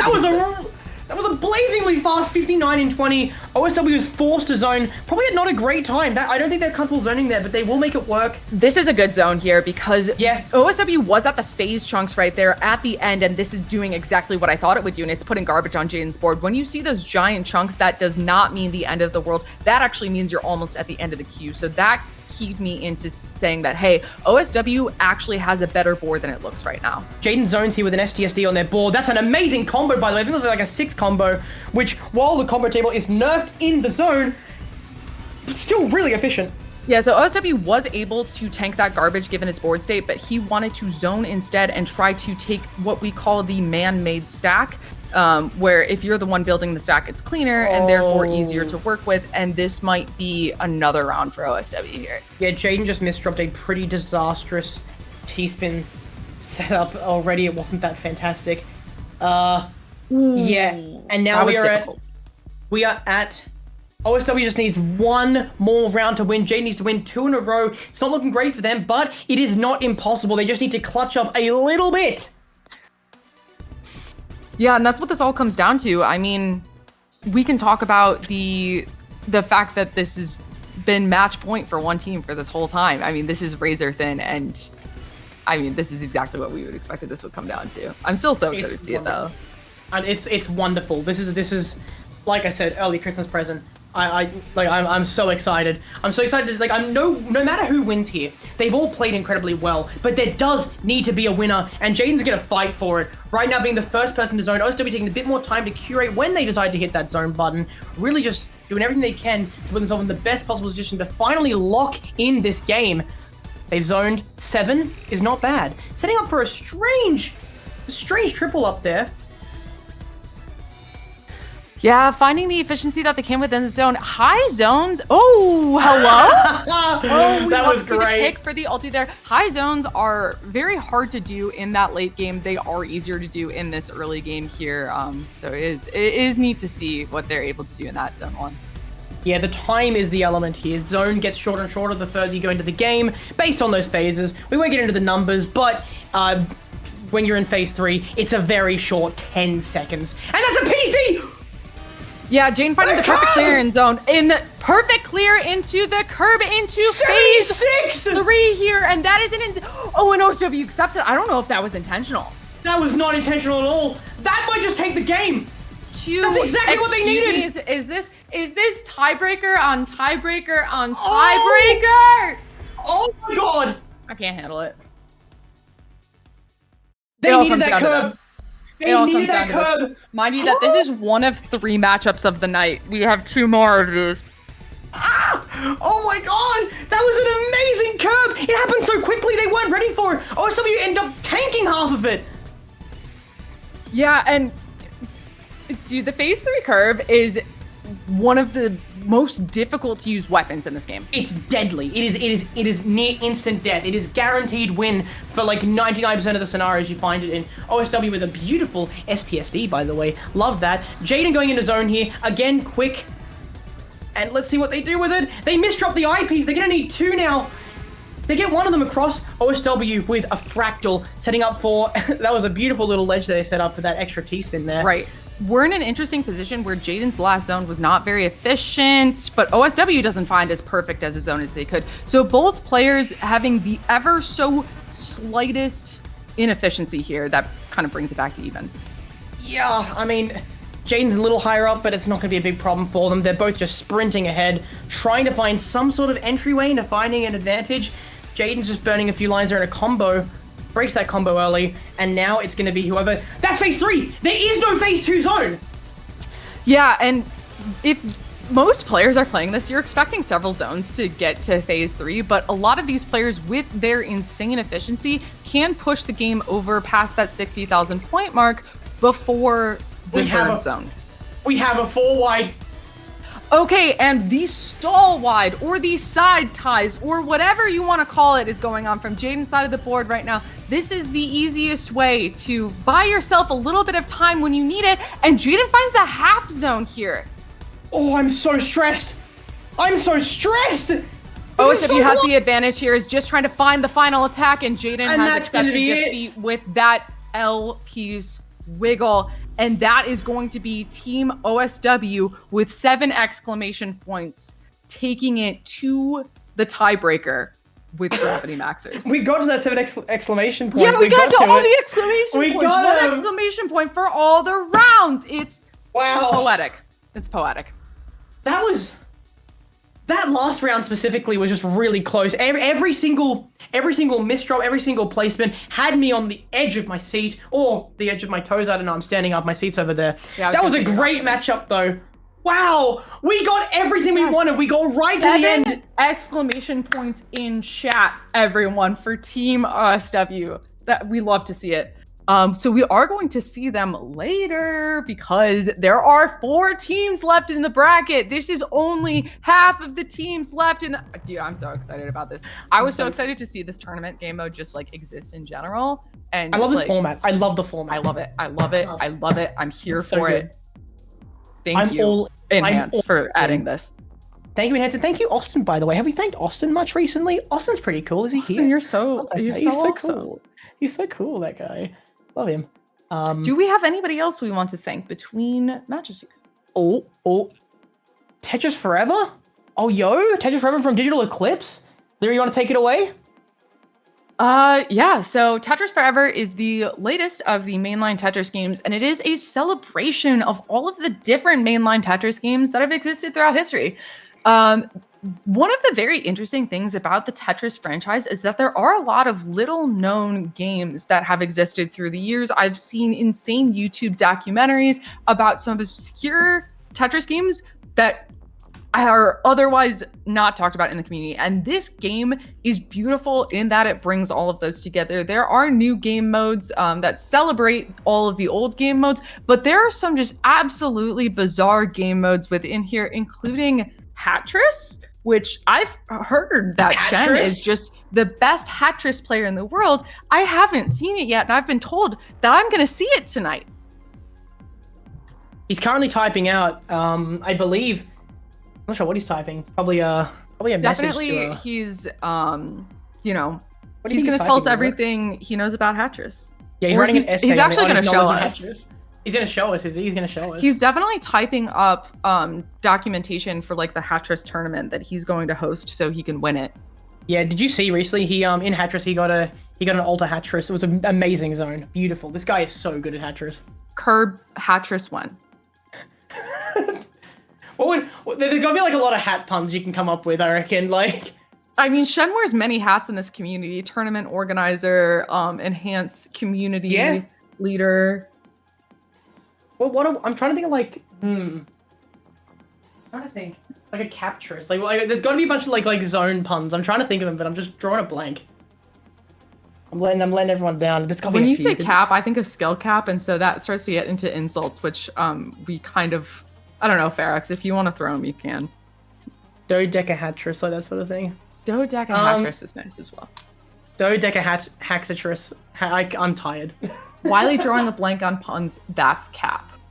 That's cap. Oh, cap! That's Davo type that, not me. I was reading Davo's chat. Oh my god! Woo! You're crazy, dude! You're crazy! He's on fire! The paper's Drawing a burning! blank column to put the eyepiece in. Oh, you guys are good. No, you guys are good. I like this. Oh my, that one's good. That's got me smiling. That one's great. Hyperkin! that's the slide. Sorry. Go ahead, Wiley. Yeah. Let me. Sorry. Yeah. So Hyperkin is an amazing company that I believe Enhance have partnered with. They're making carrying cases, watch bands, pixel art controllers, and I believe they're giving stuff to the tournament winners as well. You can go to the website to pick up all this stuff. We love their controllers. Lyra, which one's your favorite? Cute. I mean, I've said this before, the like kind of vaporwave one. I love the colors. I love the fade. Yeah, you and me both. I love it. It's the color palette, man. I just love the color palette. I understand the vision of the other two controllers, but something about the pink just speaks to me. Yeah, and if you use the code on the website, Austin's paying for my controller, you'll get one for free. Stop. No. But they are honestly worth it. They are very comfortable. Austin has spoken high praise of it, and Austin would never lie. He's a lovely soul in this community, so you should trust his word for it and pick up a Hyperkin controller. They also have their wristbands as well, which look beautiful. Their watch bands, sorry, and the carrying case. I'm actually considering picking one up because my Switch case is basic black, and I need something pretty. So, do you want to be like me? Pretty up your Switch? Pick up a carrying case. Yeah, and like Shen mentioned earlier, these controllers are great for the classic score attack mode in Tetris Effect Connected. And you know, Wiley, like you said, Shen doesn't lie. It's just you. You're the only one who's lied out here so far. No, I never tell lies. Right. I would never do such a thing. I'm an honest person. Yep. And Lyra, are we going to also talk about AppMax? I'm ignoring you at this point. All right, so we have these collectible Tetris coins available in many different kinds of materials. I believe Shen said earlier, like silver, gold, other things. And they're really cute. The weird pronounced one. What was the weird one that started with a P? Like, it was some sort of like something like this sounded like titanium. It sounded like palladium. Like palladium. I think it's palladium. Yeah. Which I've only heard of in video games, so I don't even know if I'm pronouncing it right. So these are the coins that Shen is flipping to determine who gets to pick first in terms of the starting speed for the score attack and classic score attack game modes. No old trades, not plutonium. We're not giving out radioactive merch. The link, I believe, I can probably send it if I can find it. You can go to this link here. to check out their products, go pick one up. Go pick one up. And then this next one. Yeah, we'll go through our boy. Going through them. One more. Yeah. Let's go over to is it Nata? I can't pronounce that brand. Power Bears, that's the one. Power Bears Tetris gummies for the tournament winners as well. I didn't know the tournament winners got so much stuff. This is fantastic. It's great. Yeah, I mean, the Tetris gummies, definitely a buff for when you're playing. Definitely highly recommend eating a handful of those before a ranked match. Yeah, like I don't eat lollies and all that stuff, but they look good. They look good. OSW saying in chat, time to do my homework.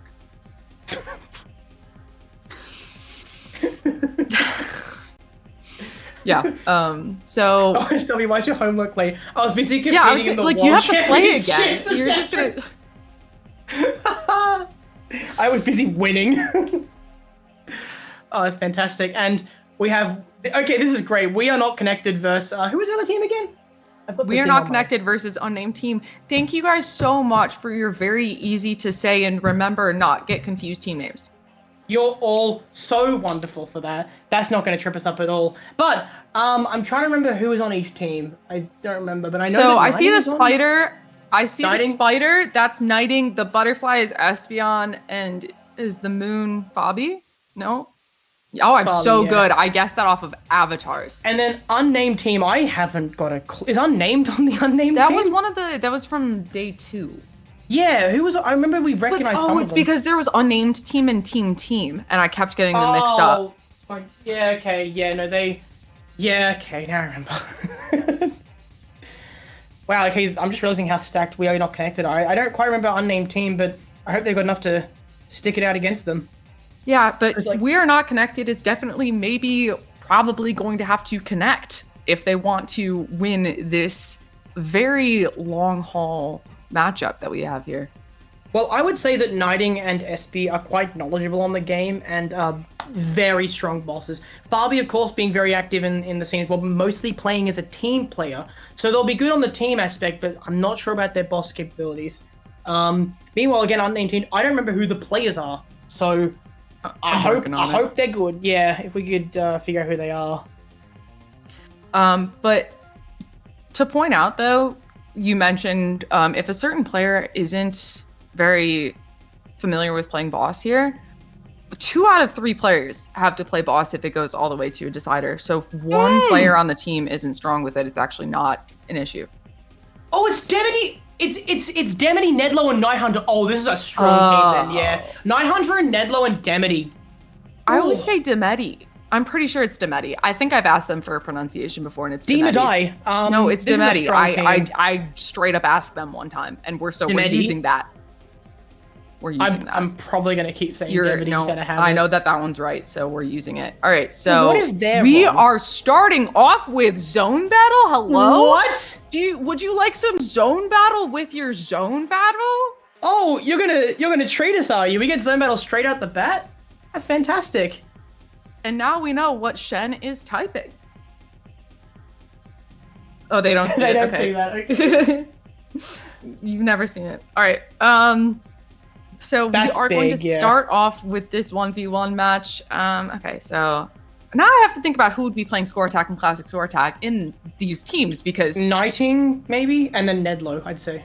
Oh, right, yeah, Knighting Nedlo, that makes sense. And then, so that would leave Demedi and Fabi in... Wait, yeah, I'm trying to think. Like, We Are Not Connected doesn't have, like, a strong classic player. Espy can play, like, 7.5, 8K. I think Fabi's around that same spot as well. Knighting would be the best bet, but Knighting would have to be the dedicated Score Attack player because, like, that's their strongest game mode. So Okay, what if, no matter what is in the next 1v1, what if they put Knighting on that? It depends on the order. I could see that. I could see an them interesting doing that. hypothesis, Lyra. An interesting hypothesis indeed. What? they can't see that. They can't see that. Yeah, okay. Yeah. Mate, your stream quality is unparalleled, Austin. We love it. I'm so excited for this. Okay, the graphics are so cute though. And I love that players in this game are like they stick to their avatars so much that I could look at a group of 3 avatars and figure out. Yeah, you knew who they were. It was great. Yeah, like I'm sorry, but like there's the meme of the anchor avatar. I don't think anyone's allowed to use that except for Akashi Robo, the anchor. Grinding, are you not 8K in Classic? What am I just losing my mind? I'm reading chat. Apparently, Knighting is low. So you'd have to go to Fabi? Huh. I would... Fabi is up there as well. Okay. Would you kind of agree that, like, if Nedlo's on the other team, you kind of just got to take an L? Oh, it's over. Yeah, it's already over. I think but you like, kind of just take an L in that situation. Not gonna lie, not that I don't have faith in you, Fabi, but Nedlo got to semis in the Classic bracket. Like, yeah. they're crazy good. Unfortunately, yeah, like Nedlo is just such a solid Classic player. I've played them a few times in ranked, and I'll be honest, most nights I go to sleep crying. They're just too good. So we'll see what happens with that matchup. But then it would come down to score attack, and Knighting is a very strong, I think, top 20 score attack player, maybe even higher. Yeah. I know that they're really good at their ST stacking as well. So I guess, like, well, 900 is taken for that. So Demedi, maybe? Demedi. I'll go They over there even and confirmed in the Classic Tetris chat that I was right. I'm still learning! Okay, I just want to point out I'll pick it up. the I'll pick it added up. evidence. No, you will. Good job. Demedi. No. How would a New Zealander say it? It says Demedi, right? Okay, so I'm assuming that these players are loading into the match. There is no coin flip that has to happen here because there is no speed to choose. A prediction would be awesome. Will the coin guess I'm not allowed to correctly? start it. I don't have mod perms in this. No, I think they mean like a coin flip prediction. Between us? No, but the coin is gonna. The coin is gonna predict. I'm sorry, the coin is gonna predict, of course. I would trust that coin 10 times more than us. Honestly, yeah. Let's do heads for we are not connected, and tails. Okay. So to predict the winner. So heads, we are not connected, and tails, unnamed team. All right, let's do it. Let's not drop the coin here. Ooh, apparently unnamed team is going to take the dub according to the AtMex coin here. Ooh, okay. We'll see how this goes. What is that thing's record so far? Last year it was never correct, but this year it is undefeated, I believe. So, I think there was one it got wrong last time, but that was literally it. Oh, okay. So the curse may have been broken. Yeah, We'll see. It's pretty accurate this year, but we'll see how it goes. Austin, I love your background, just having all the stuff in it. It's fantastic. Oh, you still see me? Yeah, it's fantastic. Love it. Good stuff. All right, so we'll get underway quite shortly. But thank you, Austin, for the prediction. Thank you, Coin, for being biased. Love it. And thank you, AtMax, for the coin. Thank you, Atmas, for the coin. And thank you, Earth, for the materials that made that coin. Thank you. Yeah, thank you, Earth. Oh, this is great. Getting zone battle straight off the bat. Oh, a treat.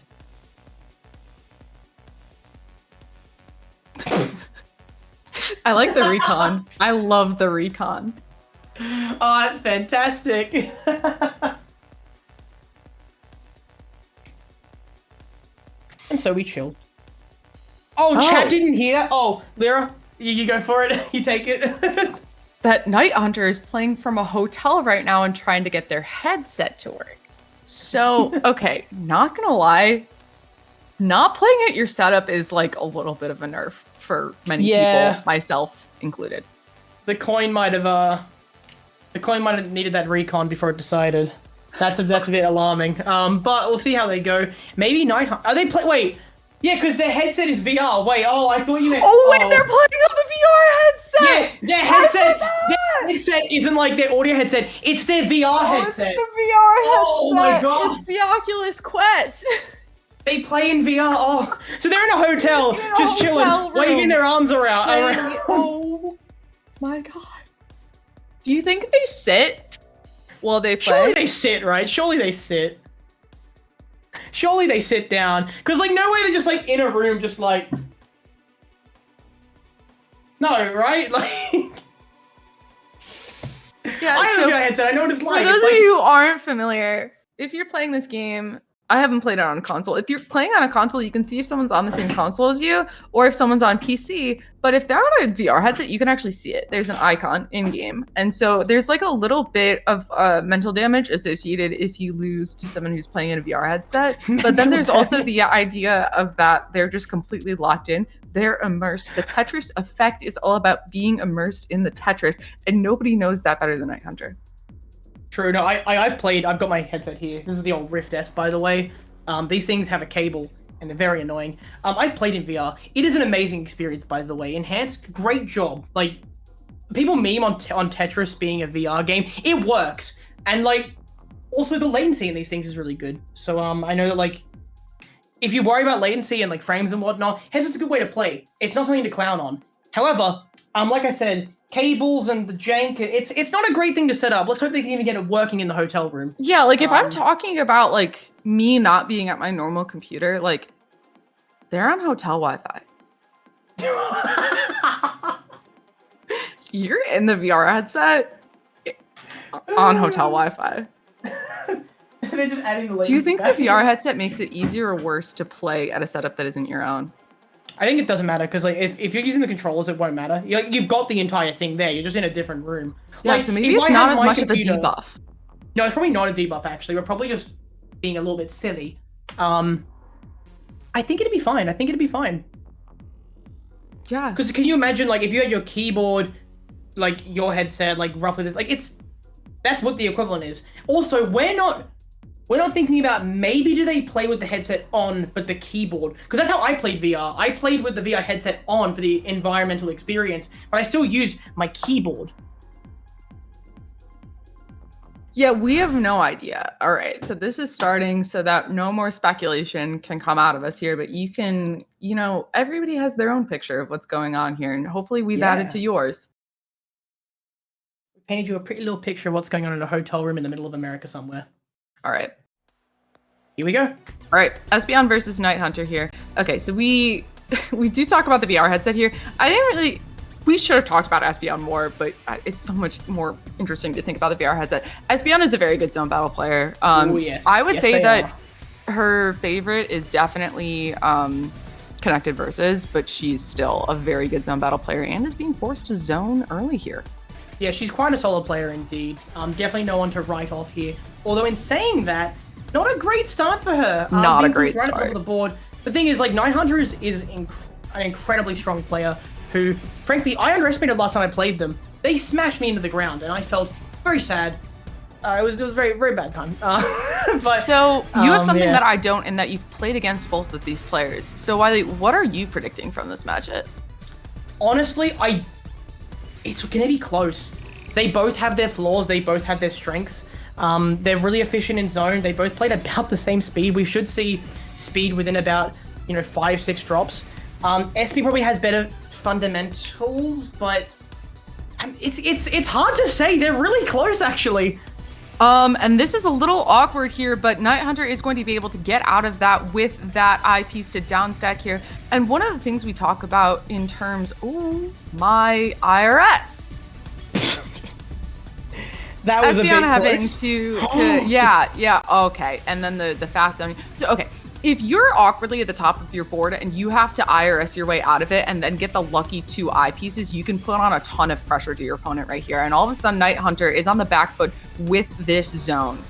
I actually wouldn't say so. They have opened this right up, and that just got them everything they need to. We aren't even in phase 3 yet. Espy looks like they're going to be the one to tick that over if they so choose to, because they have the score advantage. It's all up to them. And Night Hunter has nothing in their zone meter, just a quarter. Espy right now... Yeah, if I was Espy here, I would be trying to think about this phase 3 zone and the fact that you have 3/4 zone and your opponent's at the top of the board with that garbage. Oh, 90's missed drop might have just cost them the game there. That was quite rough indeed. Espy with basically a 4-wide here before we even get into zone. They choose to bail out on it, and they're probably going to do a standard little zone. Yeah, Night Hunter is trying to find those Tetrises there at the top of the board. Sometimes that's all you can do. Maybe Espy is trying to top them out, and that is a very difficult kick over there. Espy needs to zone quickly because Night Hunter does not have the zone to... Yeah, that was a rough situation to find yourself in. Espy was sort of forced to not zone because they needed to keep up the pressure, but Nighting wasn't being pressured. They just lived. You're saying Nighting. It's Night Hunter. Remember. My bad. I'm bad with words. I keep forgetting. We got it. We're here. They're just confusing us with all their usernames being similar. It's their fault. I mean, look, they're called Unnamed Team. It doesn't make it much easier. All right, so that is going to be the first round in Espion's favor. So we did see that she was able to take advantage of the fact that she was in a slightly better situation. We do see better efficiency from Espion's side, but even early on, Night Hunter did have the speed advantage. When it comes down to close matchups, within this kind of skill range, and within this game, it's a very TEC specific thing, is that it kind of comes down to the faster player a lot of the times. Yeah, speed is definitely a big player here. And surprisingly, Night Hunter is actually the faster player, I think, out of the two. Yeah, I mean, they still had a speed advantage, even playing very slowly towards the end of that there. So they had to have a pretty significant lead in the piece sequence in the beginning to even get that to that point. I know they can hit like 2.5 pieces per second because they've done it against me. Again, I cried very hard. But they're really good, and they might want to rely on that speed, especially in zone here. Yeah, and we do see this zone coming out here from Night Hunter. Espy starting her zone as well. Pretty okay zone, 45 in 14. Espy's one it could be a little more efficient, and I say that right as they make a few strange decisions. Okay, it's hard to stack at the top of the board like that. You have so few rows to work with that sometimes it is, especially you have if you to get a bad make... sequence. Yeah, and oh no, did Night Hunter DC? The hotel must have. Oh no, the hotel Wi-Fi. Yeah. He's run out of paid hotel Wi-Fi. It looks like. Oh my god. Yep. Might have to get a new room. It sounds like. Oh dear. Oh dear, oh dear. That or the VR headset just like went flat. Depends on the headset he's got. Yeah. So that's I kind Great of game, saw. guys. Yeah. You know, we have the coin was wrong. Yeah. The coin was wrong. Yeah. We're not entirely sure. The two of us are not sure what is going to happen with that match. I'm sure they are going to work it out themselves. But that does seem like a very close matchup. So I'm excited to see more of it. Yeah, I'm keen to see the end of it. But Unnamed Team, they might have this issue with the internet. We'll see how it goes. We're Not Connected has one round on the board so far in that matchup. Espy was playing pretty well. I mean, we saw from Night Hunter, they're clearly proficient. They could win this, but they just need their hotel to clutch up.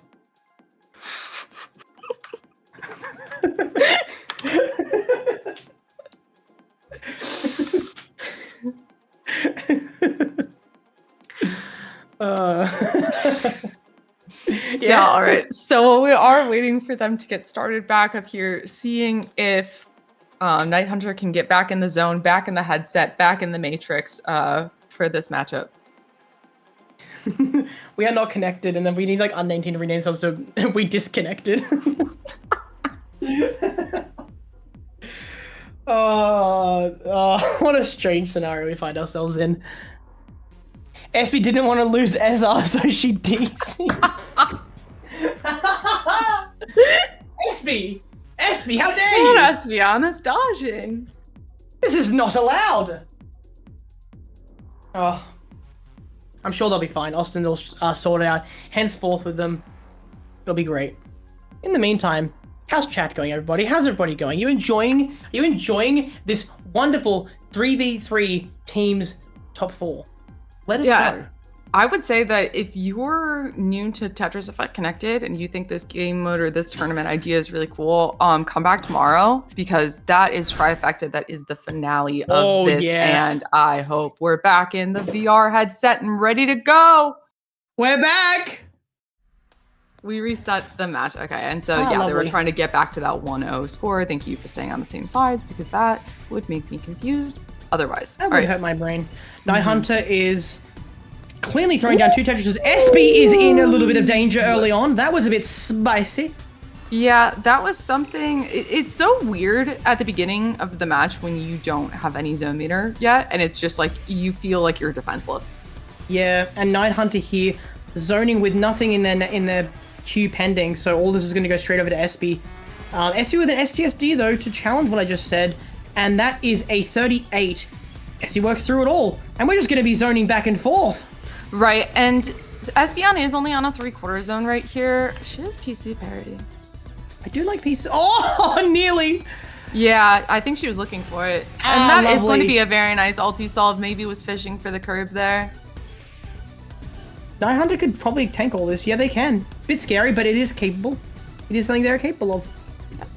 And if you're not familiar with what PC parity is, okay, never mind. We're looking at this first. We're not locked in. Not locked in with the VR headset. Espy takes a 2-0 lead here. That was not a fantastic misdrop to make, and that is why I don't use DAS. Oh dear. I highly recommend using DAS. Yeah, I know my hand's gonna be shattered in 5 years, but I like tapping. All right, and we are getting going with this next round here. Both players, okay, so if we're being entirely honest, this caliber of gameplay is a little bit different than we saw earlier with Jayden versus OSW. Jayden and OSW are considered to be the two most skilled Western players in terms of zone battle. If we're just talking about the continent of North America, that's the best matchup you can get. Yeah, no, they're actually like, so we're trying to compare. It's not good. Nothing's gonna live up to that. Yeah. But so these are still two very highly skilled players. But if we're talking about the ability, don't you do it again! Thank God. Oh! Sometimes that happens. You ever see your opponent do that? That's just kind of like that just means their Wi-Fi is not good. They're still going. And so when we talk about the ability to survive some ridiculous situations, you're going to see a little bit less of that from these players. Espy, she does place the L piece, which causes lockout from the zone. So we are going to, we're not going to see that 2 zones and all of a sudden it's phase 3. That's just a GSW thing. That is a world's best special. Right now, Espy with a beautiful fractal there, making some decent decisions, but ultimately destroying that fractal. Meanwhile, Nighthunter has zoned, building. Oh, beautiful! That was a beautiful little setup there. Yeah. Because what happens here is Nighthunter is at that 40,000 point mark, and so they do have a very efficient high clear zone that does push them over that phase 3 mark. So Espy is going to be pressured here in terms of time. That was pretty clean. That was clean. Whoa! All right. And so now we're here with the ability to reverse sweep. All right, yeah, 96 and this attack, is where locking in is important. That was pretty good from Nighthunter. That was a very strong zone. It was a 54 and 19, which Espy just couldn't quite cancel. They received the majority of the zone chunk and then a bit of attack on top, and that was enough to take that round. Right, and when I talked earlier about how important it is to be careful when it is about to be that phase 3 and how Jayden and OSW can literally just ignore that, this is what I mean by normal people can't ignore that. Yeah, the regular people, the rest of us, right? This is an interesting ST. Yeah, there were 2 STSDs in there, and this one is not going to be it. STSD is Super T-Spin Double. If you're not familiar, it's there are different setups within Modern Tetris that have names, and that is one of them. Yeah, I love it as well. It's a very interesting one to just find. It's also very satisfying. It uses that 5th kick in the SRS kick table. Where's the 4th? No, the 4th one is the one that goes down and to the left. Yeah, no, it's a very satisfying one that uses some very complex kicks, and once you learn it, it's incredibly powerful. Yeah, the setups that are favored within Modern Tetris are the ones that yield a lot of T-spins / efficiency and are just easy to build with the pieces that you have available. So that one's just a very popular one. Honestly, one of the easier 2 T-spin setups to learn.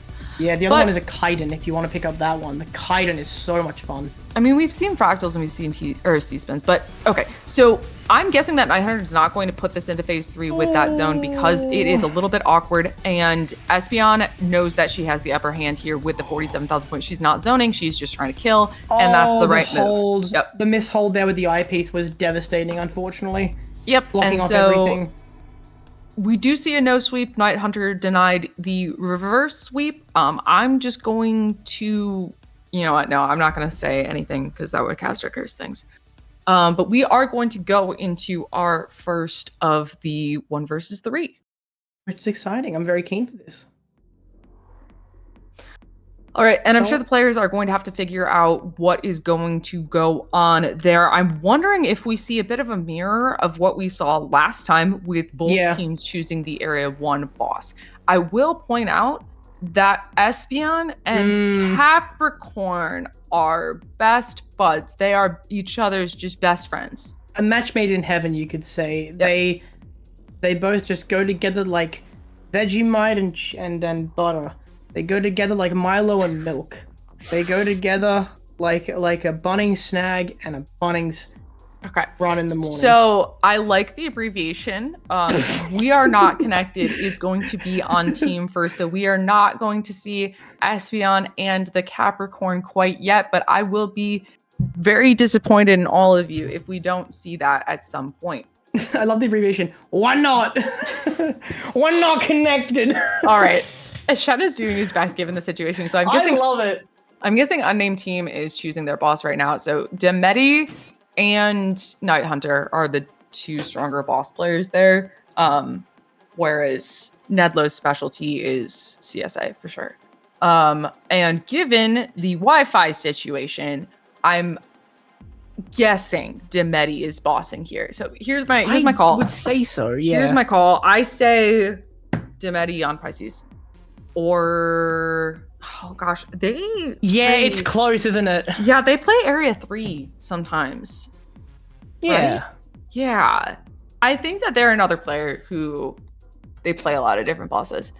I've seen Demedi in ranked a little bit. I think they're around like 11. I'm still calling Demedi Pisces. I'm sure they're gonna listen to me and then just not do it out of spite, but that's my call. I can also see a Night Hunter match again. It depends if they're worried about the internet or not, or if that was a one-off occasion. Okay, Demedi is typing interesting in chat. All right, yeah, so you can't. How curious. Sending all the fire vibes to you. What? Yeah, I was gonna say, like, I have seen them play Cancer before as well. Libra, or I want to say. There's a lot I've seen there. There's a lot of options, right? There's a lot of options, and how I normally figure out who mains what is what color I'm used to seeing their username in, and I think it's red.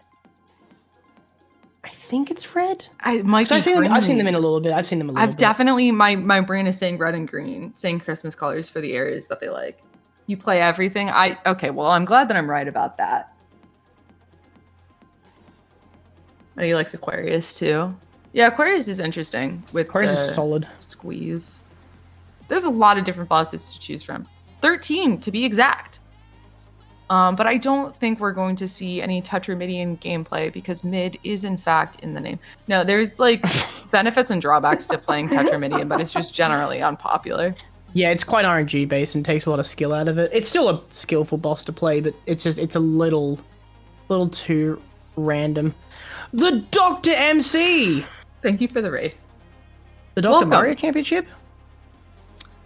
Welcome to the second to last day of Tetris Effect Connected World Championships.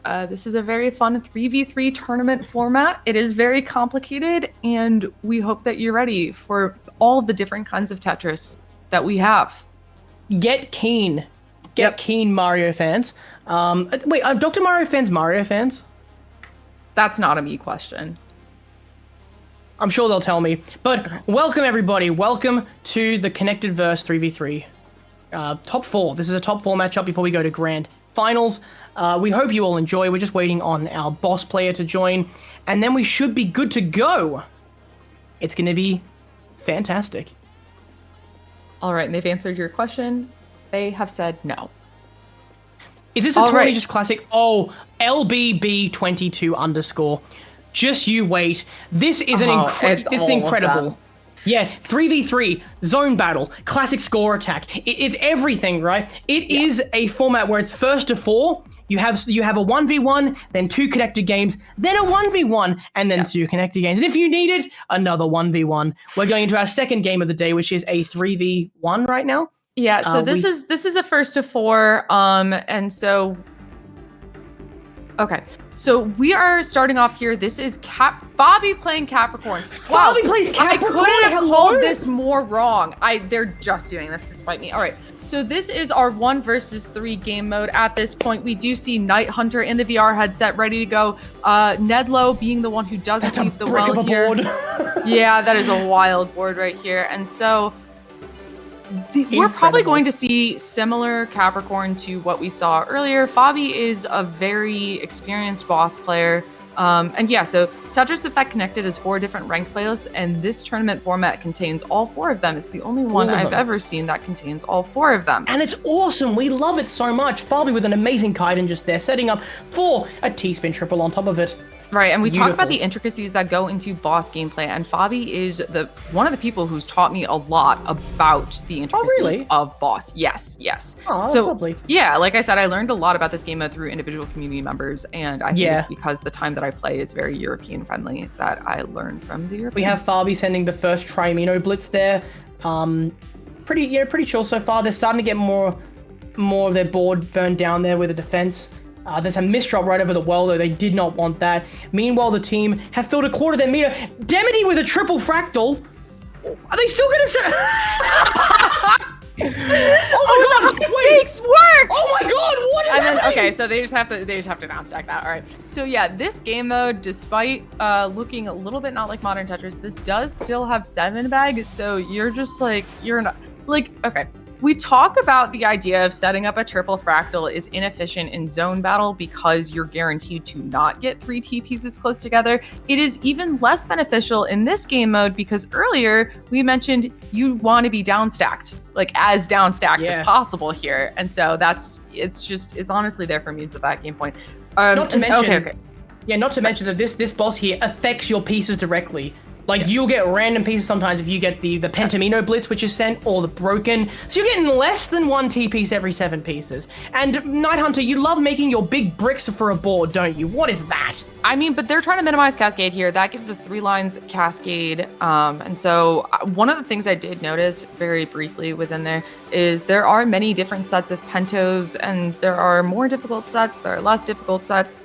I'm still learning which is which, but I do know that was not the easiest set of Pentos. I saw one of the Pentos in there. Set. It was one of the bad sets. I think it was one of the less bad sets. Yeah, that's it was the middle of the pack one. It was, yes, it was. With a lot of games played in this game, you kind of just get a feel for what is and isn't easy to handle. And all right, so this is kind of where things start here for Fabi, because Fabi is now in that higher boss level, going to be more likely to give this team those broken pieces. And as we saw earlier, the normal reaction to the broken pieces is to just stop playing. Which, I mean, if your board is clean enough, you can kind of start playing a little bit. But we are, we're all gonna hang out here for a second. And Broken this is what so Capricorn's all about. Yeah, it's impossible to play with, speaking from I'm sure one day someone will come along and fulfill my dreams of being the Broken player. Espy is actively trying to. It's just so complicated. Like, the kick just tables are so unintuitive. No, at least with SRS, there's some intuition there. You can be like, okay, I can really see how you'd make that connection. Broken is just strange. Yeah, it's they make no sense. So learning that is it's a whole other level. We have a Pentos, actually, not bad. Pentos is fairly playable. Actually, Pentos is my favorite blitz, for those who don't know. I think it's a lot of fun to play I love with. Pentos. I love playing Pentos, but this is not the easy Pentos. You can definitely see that this is one of the worst ones. Night Hunter, that was a great fit together, Night Hunter. that was honestly really great, because the L-shaped Pento is very not easy to deal with. It is very they're making this work. And look at the board state. The board state's fantastic right now. Yeah, board state's not good for that. Yeah, okay. So this is what we talk about when we're talking about being downstacked, and that being the meta is just survival. Although the players are trying to make more efficient line clears so that they can get further into that meter, honestly, just being at the bottom of your board is honestly so important. Speaking of survival here, Night Hunter is quite high up on the board, but the team does complete their meter. We're going in for the team's 3rd team zone. Yes, and the team zones do get stronger throughout, but Fabi was able to defend a lot away during those blitzes, and only has 3 lines on their board. Yeah, Fabi's quite low, so this most likely won't kill. It would take a pretty powerful zone done pretty quickly, and that's okay. Fabi, building a washing machine set up over there, beautiful. Some sort of T-shaped washing machine. It's 3 a.m. for Fabi. Cut him some slack. Leave him alone. Oh, that's not fantastic. No, I think they're alive. Yeah. Yeah, so as we see in chat, phase 3, Fabi gets super strong. That is correct. And so this may look completely dire for Fabi right now, but I am going to say I've seen him come back from worse. This is actually 4th. I think this is phase 4 Fabi. This is even stronger Fabi. Well, okay, it's not that one zone equates to one ramp up. There are 10 different boss levels, and so we're unable to say which boss level Fabi is at, but it is very... He's somewhere in there, but we're in the 4th sort of... Many boss level, yes. Yeah, we're in the 4th phase of the game, so he's probably quite deep into those boss levels. Yep. More time to clear. This is just fantastic for him. Another Tetris, that sends a lot. Broken. Yeah. This is great for Fabi. This is a great time to defend. Yep. Just needs to make sure they stay alive because they are quite high. Yeah, and that's a very nice T-spin find, and into, like, I love it. I love that. Yeah, so this is some very good stacking, not having your entire board. Look at that broken on Nedlo's board. That is the worst one you can get. Yeah, there's 2 of them that you can spin into each other, and that's one of them. Really? I did not know that. Yeah, you can, that one and the other one, that's a checkerboard, you can spin them into each other. I know that because I watched the level 10 AI. Ah. Yeah. See, gang, if you want to get good at the game, watch bots play. Huh? Yeah, it's the bots in this game are very interesting, but we're not here to talk about that. We're here to talk about the players, and Nedlo did just top out there. Oh boy. Yeah, that's one of those situations where we talk about IRS and being very comfortable with the piece spawn locations, but it's very difficult to be comfortable with the pento spawn locations because kind of like if you were to picture the hitbox of where that piece is going to spawn in that would potentially kill you, it's like 2x4 or like if you upright it, but once the pieces have a dimension of 5, that just doesn't work anymore. Fabi's so comfortable playing at the top of this board here. They don't need to defend. They can keep the pressure up indefinitely. They defended a few lines here and there, but frankly, like this is just they're comfortable within 10 or so lines, and this is great for them right now. Demedi. Demedi is dead. Doesn't matter. They're dead anyway. Okay. So sorry, Demedi. I'll get it one day, I promise. But they're now dead, and Nedlo is jumping back in here. 900 is currently stalling to keep the team alive and in the running here. But like we said, the longer they do this for, the stronger Fabi gets with their line clears. They level up their Fabi is boss level. slowly reclaiming their board here. The team is death cycling, but if you look at that meter cleared, that is a ways to go. And yeah, there's a lot of this is so far in Fabi's favor. It's like it's difficult to describe. Capricorn is just so strong once you know how to play them. Yep. Yeah. All right. So there's going to be death cycling here. They're going to try to get Demedi back in. And oh my! You just said it. You just said it, and I messed it up. You're the only one who said it wrong this whole time. I'm tired, and I live on the other side of the planet. Things are different here. Okay. We do things differently, and Demedi, I keep forgetting. He's back. I'm so sorry. All right. So we have all 3 players back in the game, but as we can see, they're not putting pieces down because they're broken. Thank you so much, Fabi. And so Fabi is going to be working down through this defense here, getting into the bottom half of their board, giving themselves just more and more lines to work with. Yeah. And you're being called out for the fact that it's 3 p.m. Yeah, well, I was up until 5. I'm responsible. I'm a responsible adult. So we have all players now have gone down once, which means the next death, it is going to be a much longer timer to get that person back in. And so with these boards here not being in a great state, I mentioned last time I pointed out where we were in the zone meter, it was a little bit over half, and now we're just slightly over 3/4. And Nedlo goes is out, leaving just Demedi. Demedi? Yeah, that was right, actually. Good job. So now we're going to see Nedlo with that longer timer, and Fabi at the bottom of the board here is essentially free to just spam 9-0. When you're at the top of the board, it makes sense that you're not able to find Tetrises, and it also makes sense that you don't need to be able to like have your entire board to find Tetrises. But Fabi has enough of the board here to consistently find Tetrises and is looking for the kill right here, and I think that's it. That might be the game, yeah, that's it. Yeah, and so when the team has gone through 4 zones, there are many bosses that are just unbeatable afterwards, and Capricorn is one of them. I doubt Night Hunter gets in here. It is still his It's his close. first cycle, but I don't think he gets in. No. Yeah. There's the Nice 15 try. rotations on the piece. Yeah, Demedi not able to find that there. And that is some very clinical gameplay Yeah. from Fabi right there. A very experienced boss player. I'm his definitely attack, yeah. scared of seeing them in queue, but do it all the time. And Everyone so played that, well though. yeah, so that is 2 points in favor of We Are Not Connected. Yeah. Really, really strong team though. Everyone there had SSs on the board. That's not an easy feat. So well done to Unnamed team for taking that game there. We're going to be going over to.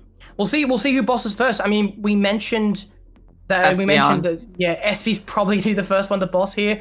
It'll be, they're not going to let that slide. We may just see back-to-back Capricorn here, which is interesting because we started with back-to-back Pisces on the other. Espy going to show them how it's done, I guess, something like that, and that energy, not connected. It's fantastic though. Like that was a great game from Fabi. I frankly didn't expect them to do that well. They played really well. Wait, no, Espy and Fabi are on the same team. Now it's late for me. Okay. What? Oh my god, I'm so tired. We're cooked. Oh, okay, yeah. all good. Okay, well, Shen is taking the blame for that. Okay, sick. Okay, cool. So now we're perfect, expecting don't worry to see about us. Demedi or Night Hunter on boss here. I mean, we had no connection issues on that last one, so that is... Yeah, it should be fine. Yeah. No connection issues from We Are Not Connected or Unnamed team. So once we find out who's doing what, we'll let you guys know. We should be good soon. But I actually the commentators in different time zones. Night Hunter on boss. Night Hunter on boss. Oh, that's a treat. This whole set is a treat. Love it. I would expect an Area 1 boss here. I think an Area 1 boss would be I appropriate could for the Night see. Hunter. Don't they play Sagittarius a lot? They do play Sagittarius sometimes. I don't know what they play regularly. I don't play enough Q Pisces. as of recent. Okay, so we guessed the area, we just didn't guess the boss. Good old Pisces. Now this team on the connected side of things is a nightmare to face. Yeah. So when we already talked ranked, about I'd be that super crying. team of Yoshi and OSW, like this is a stronger team in terms of connected versus, I would argue. This is probably I think the so, strongest yeah. Like group of OSW, three. of course, is good, but OSW doesn't have the knowledge and the experience with this game that these players do. Espy, Fabi, and Nighting are three of the most active players. Well, Yes. actually, Nighting isn't that active, but he's played Nighting just isn't so as much active, of it. Yeah. He's played so much of the game mode. It doesn't matter. In fact, Nighting, I believe, was the original person who conceived of the bump up strategy. They brought it to a couple of players and they said, "Hey, I think this is viable," and then they worked together to make the strategy possible. So, Night Hunter, They're going for an 19. ulti. No, okay, it's a 19. They got a 1942, and that's a big attack. Yeah. But yeah, so Nighting is the reason why we have bump up strategies as a 36 zones. Okay, so to describe, very briefly, describe bump up strategies. So when we talk about the idea that you can only have 15 rotates on a piece, they found out that if you have a bump up attack, it resets that. And then the bump up attack will kind of infinitely raise your board. And so if you only have one person left, you can, oh no, okay. What happened? They just misdropped. A couple. Yeah, they misdropped 2. Yeah. Well, That was short. That was happens very sometimes. short. That happens sometimes in ranked matches. Happens. That They won't happens. be feeling good about that. Yeah. We'll Well- blame the hotel Wi-Fi. It was a lag issue. Rerun the game back. That was very unfortunate. It happens to sometimes, like you said. Yeah, F's in chat. I agree. This is 3-0. We have the potential for a reverse sweep. We Like do a have the mega potential for- reverse okay. sweep. So, if we do classic next, that's a point for unnamed team, basically guaranteed. Mm-hmm. But if we do score attack, I could see We Are Not Connected taking a score attack match. There's a lot of meta here. I think that they're going to probably go with, if it's their pick, they'll most likely take score attack. I think their best chance here is Nighting on score attack. Because there's no player that I think could stand up to Nighting in the late game. Especially with Nighting's experience with ST stacking. They're just so strong. Oh, Unnamed team is picking them up because Unnamed they're is yeah, okay. picking. So I would be very surprised if we didn't see Nedlo in a score attack match or a classic score attack, match right now. I'd be very surprised. No, that's the obvious pick, yeah. Yeah, that's yeah. Which would be very exciting to watch. If we get to see Nedlo go ham in classic, To start yeah. off a reverse sweep. Yeah, the better question is, who would We Are Not Connected put up against the Nedlo? There's not much they can do. I can see Fabi. I can maybe see Espy. Nighting, that'd be an interesting one. I think we're going to see Fabi. Yeah, so I will say though, if Unnamed team does go with classic score attack here, which again is like kind of a guaranteed point. Who do you think Demedi could beat We Are Not Connected? Do you think that It's tough. I don't know. I don't know about that. We talk about this super dubious. team being very difficult to beat, and so if they have a guaranteed 2-0 that's an if they have a guaranteed 2-0, We need to remember that Espeon is still yet to play boss. Yeah, that's also kind of this is not I don't know. Not a favorable. I'm not this is envy not a favorable reverse sweep here. We may not see this go to decider. Yeah. It's been pointed out to me, Espy can no longer play, so it's between Nighting and Fabi, and they're pretty solid in class. Well, no, actually, I keep thinking that Nighting is 8K for some reason. Nighting is not 8K, so Fabi is most likely to pick against a classic Nedlo. We'll see what they decide. Fabi, love ya, but if I was putting my channel points on a prediction, I think I know which one I put it on. We'll see how they go. Fabi versus Nedlo. We called it, yeah. Fabi versus Nedlo in classic. In classic. Yep. Yeah, This'll be fun. Fabi, not to say that I don't believe in you, but come on. This would be the upset to end all upsets. This I would is be very they're like Fabi's gonna go down swinging here. I'm gonna sound like an idiot if it doesn't go that way. If but Fabi wins, I will be shocked. Nedlo is but really just proud. an insanely consistent classic score attack player. Like has qualified for trifecta off of classic score attack. Then 9.5K. Yeah, like that's not easy to do. Like we're talking 9.5K is top. How many in classic score attack? 25. I think they've been close to 10K at one point because they blitzed past me when I was going for 8.5. They were 8.8 one day and they kept going 9.5 in the same day I was just playing. They're crazy. Yeah, it's insane to try to think about the different game modes, SRs. You're 10.5 now? What happened? Yeah. You need to get in Q more. I don't Q classic. I was in America for 2.5 months. That was in August. I'm still jet lagged. Oh my god. Wow, what? Yeah, so to say 10.5K in zone battle is very different than 10.5K in classic score attack, because 10.5K in classic score attack, I mean, that's got to put you within top 10, right? That equivalent. It has to. Yeah, that's like a 13K in zone battle. That's the sort of 10.5 in zone battle is barely top 700. So good rule of thumb from good rule of thumb here is generally speaking, if you play all the game modes, your classic will be about 2,000 SR below your zone battle and below your score attack, depending which one you main. And then your CVS, if you grind that, will be going to be 2K higher. Your CVS is going to look so cool and look so cool for your overall SR. Please get in queue tomorrow. Please get in queue. Please play. Okay, here we go. Yeah, here we go for level selection here. So Nedlo chose heads. So if heads is drawn, Nedlo will pick level. Let's see. Ooh, and Nedlo will be on the left side as if he needed any help here. So let's see what happens. 10.5. Dude, when we played for one overseas, you were 9.2. What happened? That's crazy. Have you just not played the game since you went overseas? No, I haven't. I haven't played I haven't had many days where I just grind the game for 6 hours. Because before I went overseas, I would play 6-hour days and just really familiarize myself with the players at the time. But that's crazy. Zone battle is really my most active right now. I love them. Got on a roll. Good on you. Unnamed team wins 1v1, or sorry, if Nedlo wins 1v1, does the unnamed team play boss next round? I'd say so. We'll find out when you find out. You'll find out when we find out? Yeah, we'll say that one. Yeah. We'll all learn together. Does Nedlo have the trebuchet avatar? Yes. Yes. It's the most frustrating avatar next to the bow. It's a really good avatar. You should all use it.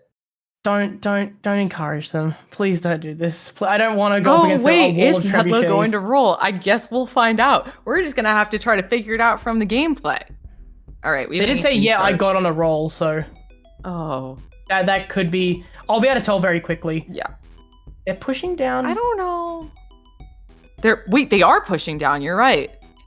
I think they're comfortable doing that. They want to maybe go by. They could do Okay, well speed strats. they've stopped. You can tell by the points. I'll be able to tell if they're rolling. I think the movements are quite fast, but I think could they be might be. I wouldn't know though. Oh, it's hard for me to. They're Ooh, rolling. Wait, I think they are. They're rolling. They're rolling. Yeah, they are. Oh, Fabi. Oh, Fabi. Fabi. All right, that's payback for what happened in that last round. It's payback. It's karma. Yeah, it's karma. Will we see a speed zero Fabi, start? do not. You're only not allowed to. pick. You're only allowed to pick 15 and 18, and you know it.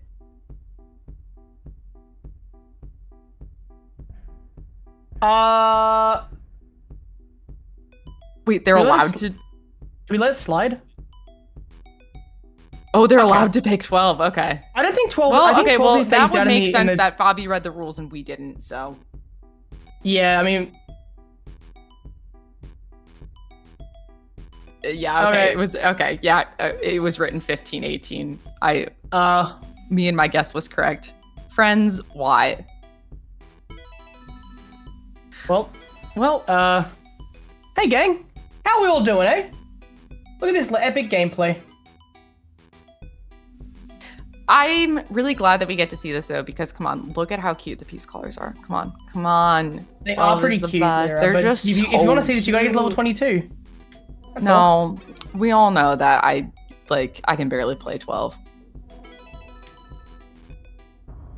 Well, the players can't hear us, so we'll just let them. Their teammates probably can. I don't know. Do they just both play it out? I don't know.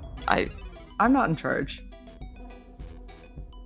Okay, Shen says that he's gonna reset it, so maybe okay. We're going here. Okay. Incredible gameplay, ladies and gentlemen. Incredible. So incredible. My cat woke up. You ready to watch? Oh my god, Austin, you should totally go to the webcams right now. We need to see the cat. Is my camera up, like? For sure. You awake? You ready to tear through the apartment? He's ready. He's excited. He's rooting vibing. for the reverse sweep. That's my cat. Don't know. I got two. What's it like having a regular cat? Because my cat's just two gingers. No, do you not know about this? Like orange cats being like I know, menaces? but like, why do you like? Oh, you mean like what's wrong with gingers? Like, orange cats are crazy. Like your cat just seems like regular. What's it like living with a regular cat?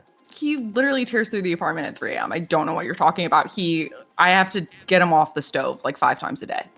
So like, is the orange cat meme just like a meme? Like it's just like yes, but you stereotypes? just like when you say ginger, that groups me in too.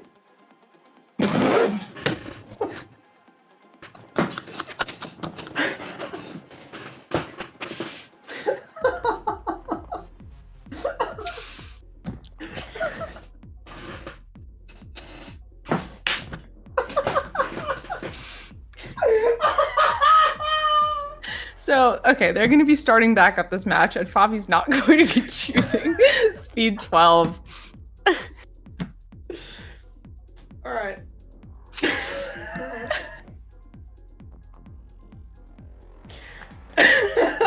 Give me a sec. Woo! Okay. All right, okay, so Wiley's just down and out for a bit. I need an ambulance, guys. Help. I think we talked a lot about Nedlo and Classic already. Whew. All right. I do think it's worth pointing out. So the winner of the previous matchup, which is Team OSW, is going to face the winner of this matchup. So if you liked the gameplay you saw before, we're getting more. So that's very exciting. Right. And we're going back to They started speed 29. No, that's set as a 1st to 1. They're gonna have to redo the lobby. Oh my, Nedlo, this is not a challenge, my friend. Stop rolling. Stop rolling, Nedlo.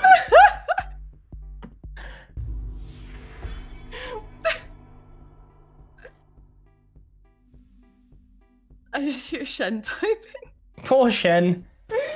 He's trying to make these players work, but just they're not working. I mean, okay, to be fair, it's 5 a.m. for Fabi. So, like, a little, like, understood, you know? That's true. We should be a bit more kind. We should be kind to the Europeans. They're here at an ungodly hour to play connected versus. Honestly, though, it's kind of their fault for being in Europe. Like, I don't know. Maybe just move to America if you want to play TEC. I mean, yeah, the time slots for TECWC are kind of one that's nice for Japan and one that's nice for the US, but... Yeah. Yeah. We'll get things going again, guys. Apologies for the technical difficulty.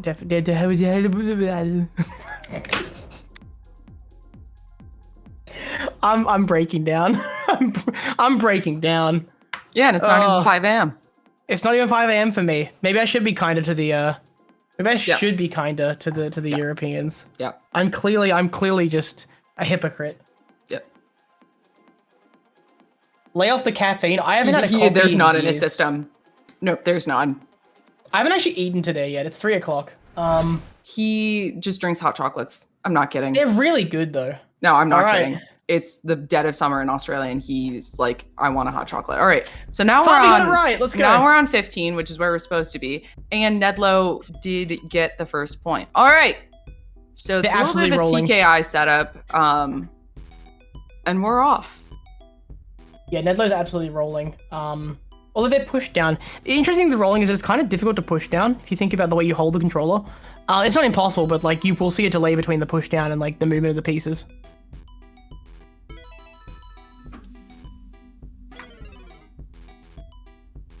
Yeah, so far so good. Good stacking. Nedlo taking that burn that frankly wasn't the best solve considering the next piece, but you can't expect them to be perfect.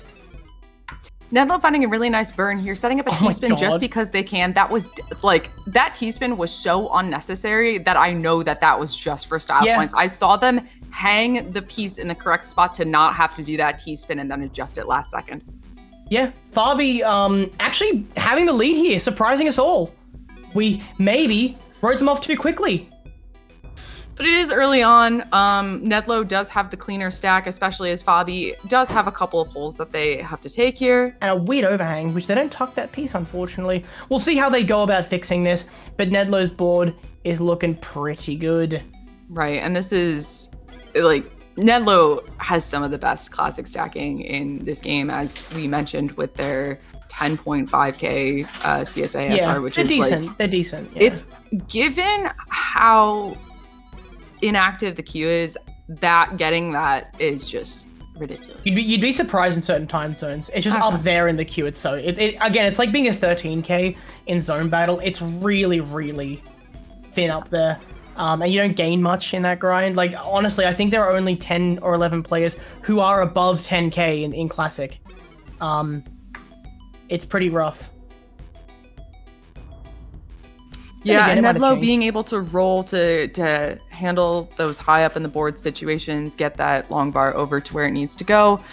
Fabi having some nice burns here, but a little bit of an O stack in the middle of the board, which sometimes that's just how the cookie crumbles. Yeah, and it's not crumbling well. It's not looking great. This is a pretty difficult dig to get out of. They get some good pieces here. If they get an eye piece coming up now, it would be great timing. There it is. Perfect. Yeah, and good job stacking around it as well. Fabi's definitely...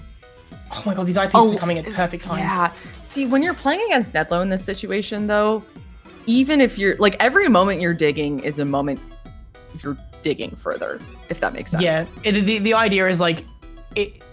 if you're not matching Nedlo's pace the entire time, if you're not playing basically perfectly, like 70%. I mean, look at Nedlo's Tetris pace. Look at his Tetris rate, 77%. And then Fabi compared to that, 36. The lead is 120,000 points. This is really, really bad. Yeah. The more lines the Fabi spends burning, it's less room for him to catch up. And we are on the Classic Tetris channel, so we should all be familiar with this. One player is rolling. One player is not. And so this is quite anybody difficult. who follows Classic Tetris knows what that means for the player that's not rolling. Yeah. In saying that, like we are lying cat, but yeah, because one of them's not rolling. Nedlo is getting quite high. Okay. And that's what rolling can do for you. That was incredible. Let's just play some piece wherever he feels like it. I love it. Oh, that eye placement there requires 5 lines to burn through and uncover. Meanwhile, takes a triple. So they're not too concerned right now about their efficiency. They know they have a massive lead. They know they have the 60% Tetris rate, which is where you want to be. Nedlo's actually on pace for a max out, which is impressive. Yeah, on pace for a max out in TC. I know a lot of Classic players, although they've put a lot of work and done a great job of replicating how Classic Tetris plays. A lot of Classic players just aren't maybe used to playing on a computer or like with a slightly different controller, or some of them cite like maybe different input delays that they're not used to. And Nedlo is very comfortable in the mode, and there we see speed transition. Yeah, you're right. At speed 15, it's 100 lines. If I recall correctly, I could be wrong here, but I'm pretty sure that it's actually not intended that the speed transitions at 130 lines at level 18. I think it's meant to be 100 as well. There's just something that happens. So we get those 30 extra free lines, which is wonderful. But 15, yeah, I know it's weird, right? There's stuff like that all over the game. Ooh, Fabi. Nice. Fabi! As a giant Tetris on top of material! Well done, my gosh, friend! If only this was zone battle, you would have just absolutely spiked Nedlo right now. Yeah. Unfortunately, though, there is no garbage sending in this classical game. Nedlo with a beautiful set of placements there, opening up the well for a second time, and Fabi quickly transitions. Nedlo's already on level 18, by the way. They're about to hit level 19, which is impressive, let's just say. And that's probably where we're going to start to see the rolling come out. I'm honestly so happy that Nedlo is ahead in lines, because I want to see this. I want to see it.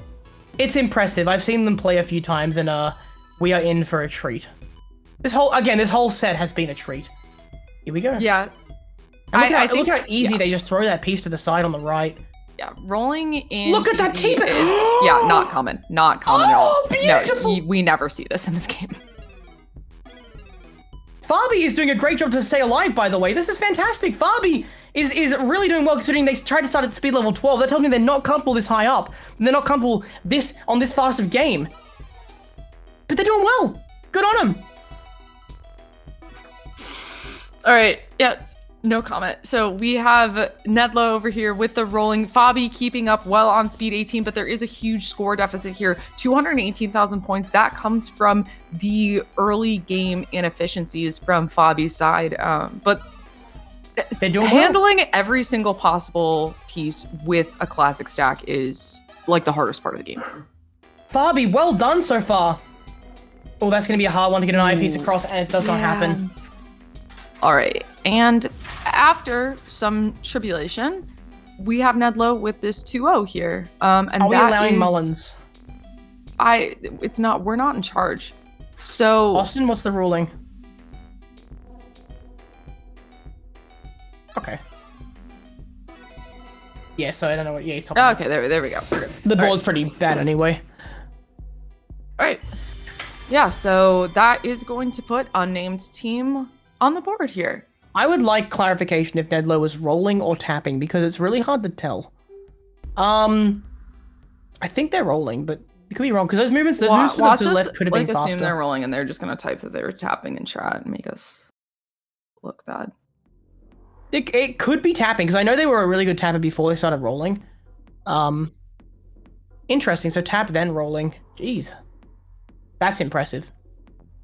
You're saying that was 100% rolling? I mean, no, that's a very good, they're a very good tap player too. Nedlo, were you rolling or tapping? Tell us. I would have Mullen, but Shen said no. Thank you so much. You were tapping. Yeah. There okay, we yeah, you go. were tapping. There we go. Tapping directly from the player. They're just really good. They're just really good at tapping. I mean, we thought that was rolling. No, that's just some very good tapping. So they're just fast. Yep. Nice work, dude. All right, moving on. We have more connected game modes. What is Mullins? It's just playing a game out after you've won. And just, because that's the name of the classic player that was like notorious for doing that. Well, they actually, what happened is they were close to their record at the time, and so the commentator encouraged them to keep playing after they'd already won. Oh.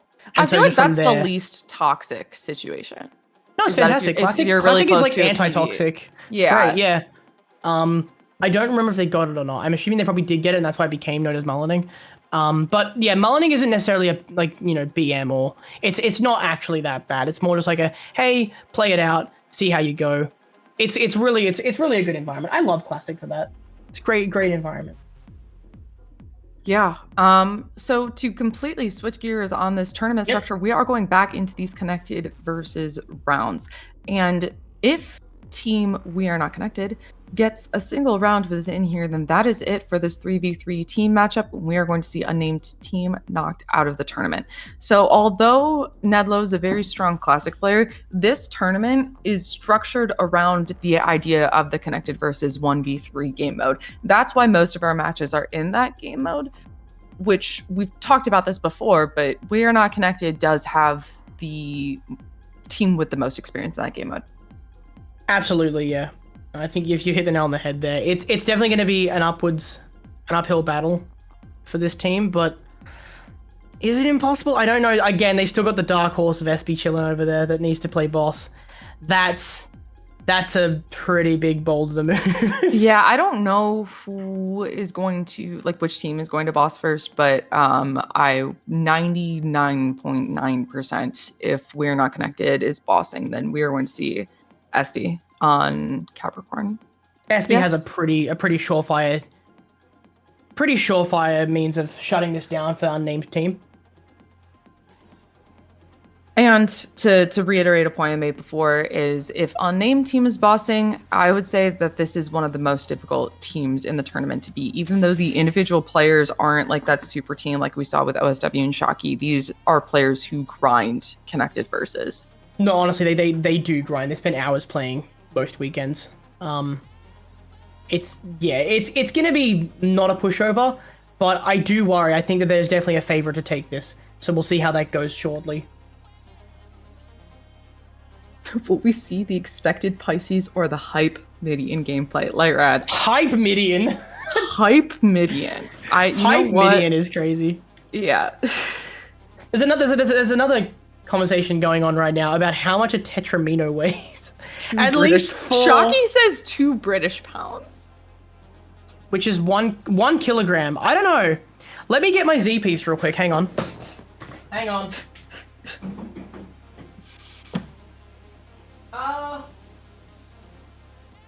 This feels like about 2 British pounds. I'm not gonna lie. This feels like about 2 British pounds. Yeah, about 2 British pounds. 1 kilogram for the rest of you. Or 2 regular... Wait, what is a British pound? No, that's money. I know that, but like, what's the pound of, like... Okay, a British pound and an American pound are the same, right? No. That's like I think like a 0.6 conversion. It's been a while since I've been across the pond. It's a 0.6 You've been to... and there's pounds. I'm sorry, but you've been to London more recently than I have, so yeah, I've learned you should be answering that. And I've learned that my country is the better colony, so like, what is it? I'm better than all. My country's just cooler, sorry. We have kilograms over here, and they're awesome.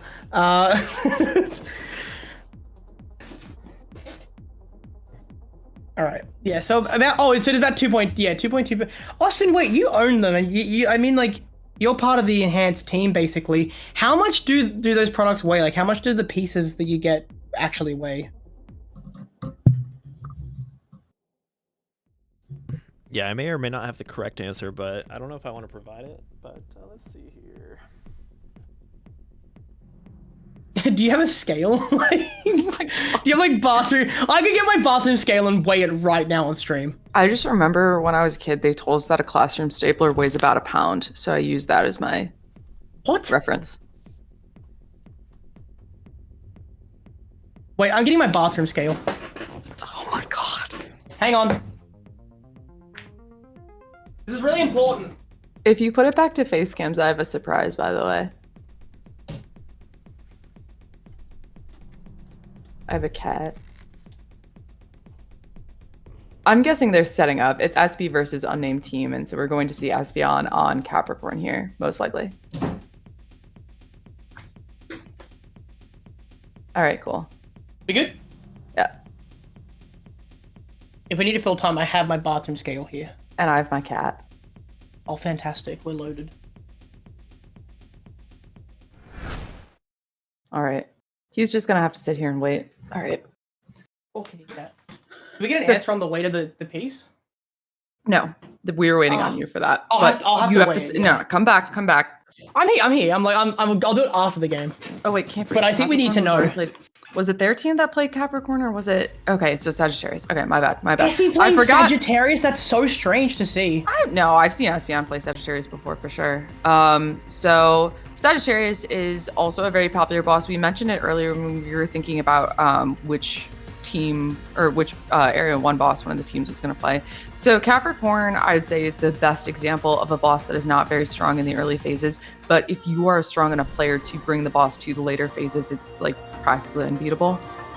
Absolutely, yeah. Like this is a boss where speed is paramount, and this is why someone like Yoshi was able to grind it so much and get so high with it, because if you can just play fast and spam these attacks, it's gonna work out for you. Area 1 already has so many great stall blitzes that if you can overwhelm the team with them, you can lock in a win pretty early. Which is why it's dangerous for Unnamed team here. We might see them finally fall. Right, and I would say an indicator that I've kind of noticed as we've gone through, if we're talking about speed players in connected versus, I've noticed that a lot of the players who are used to connected versus and are, I don't know, I would say connected versus mains, are generally going for the 9-0 strat, where when we see Jayden, when we see OSW play boss, they are playing 6-3 because that's what they're comfortable with.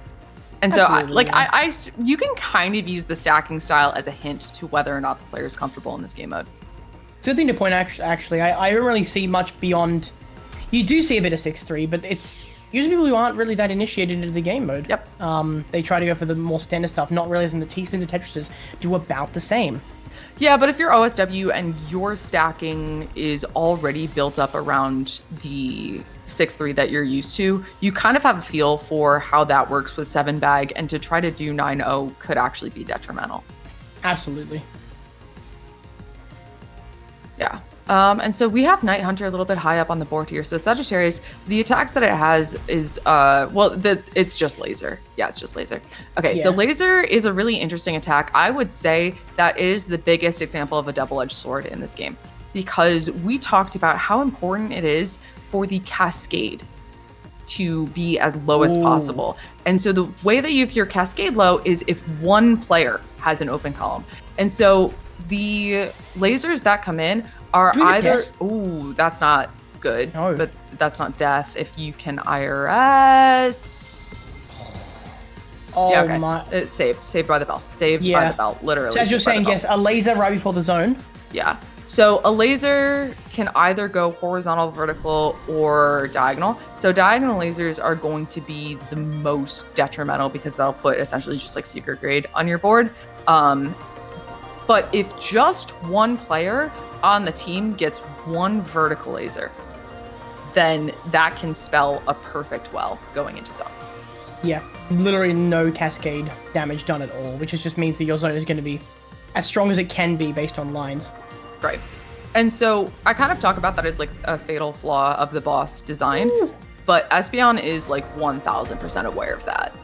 Yeah, she'll play well.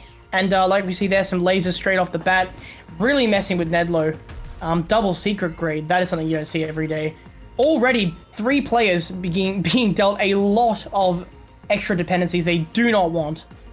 Right. And of all of the times I've played against this boss, I've noticed that an effective strategy is to not try to toss your eye pieces down the well, but rather try to clear your board top down. And oh my Nedlo. Nedlo, that is a rough scenario to find yourself in. I don't think there's a way out. Yeah, I don't think there is either. It's like, it makes sense in that situation to like pop your eyepiece all the way down, and that is a misdrop. That is a misdrop. And ooh, Night Hunter, okay, has a slightly upstack board, but I think they'll be able to survive for a bit. They are going to be slowed down, both players, by the soft droplets. Another bump up. That might spell a close death for Night Hunter. That does spell a close death for Night Hunter. Their time draws near. They're going for it. They're doing a very good job.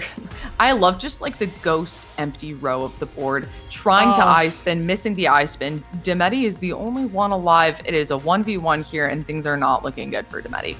No, this is to keep the team in the game. They have to win this game, I think. If I recall correctly, they have to win this, or else they're out of the tournament completely. Yeah, they are. No, this is We Are Not Connected is on match point here, and that is that is it. So We Are Not Connected takes the entire set, takes the match, takes the game, takes everything. And then we move on to the grand They did finals. it by disconnecting that team one by one. Yeah. All right. I see what you did there. Can we get a 3 in chat for Espy? Everyone drop those 3s there. Yep. All right. And so I hope that OSW is done with his homework that he talked about in chat earlier, because it's time for Team OSW to come back and play Team We Are Not Connected. But I've been told that there was Hattress to be played. Yes, I'm keen for the Hattress. I still have the cat. I also saw the piece to weigh.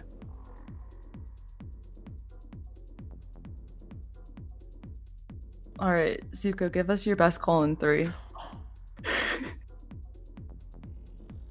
Oh, he's so good. Oh. He's here for the tournament. He woke up and he's like, you know what? I heard it's Hattress time.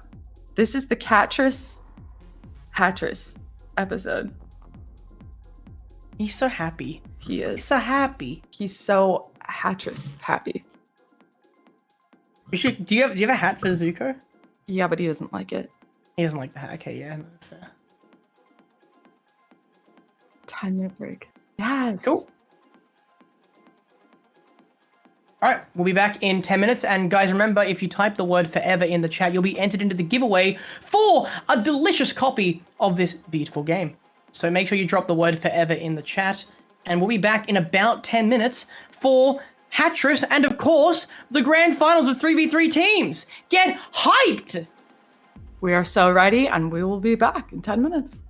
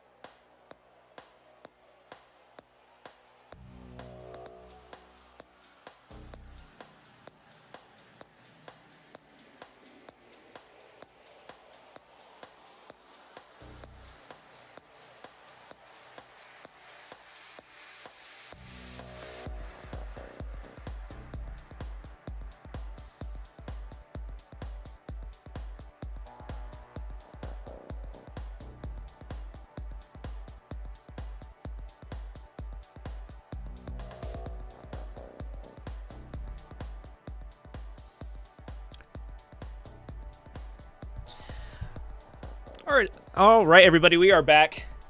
And we will be back with the one and only Tetris Forever for a quick gameplay demonstration of everyone's favorite Hatris.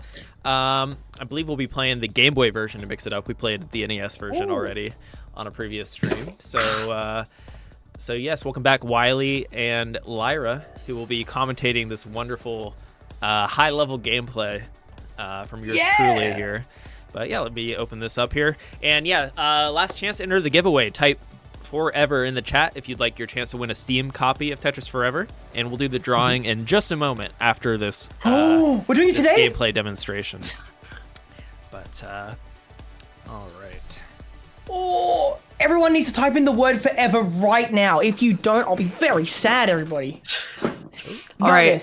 So I've never seen any Hatris, and I'm so excited. Okay. In July 1990, the next Tris game debuted based on a concept by Alexei and Vladimir called Swap and Drop. Hatris challenged players to stack up colorful, oddly shaped hats that fell from the top of the screen. Oh, I know this game. It's Hatris. No. I had a different version of it. I had one that was Yoshi Hatris 2? themed. Oh, okay, yeah. So the only games I had for my Game Boy was a Yoshi themed one of this and Tetris. Those are the only two games I played. Wait, that graphic No, I goes so actually know hard. what this game looks like. That graphic goes so That's so hard. cool. It is so cool. He's so keen. I love it. So keen. Are you mocking me? Are you mocking me, Lyra? No, I love That's this. a cool photo. That's That's awesome. I love the 1990s graphics. Why do they do stuff like that now? Ooh. Ooh. He's a wrench.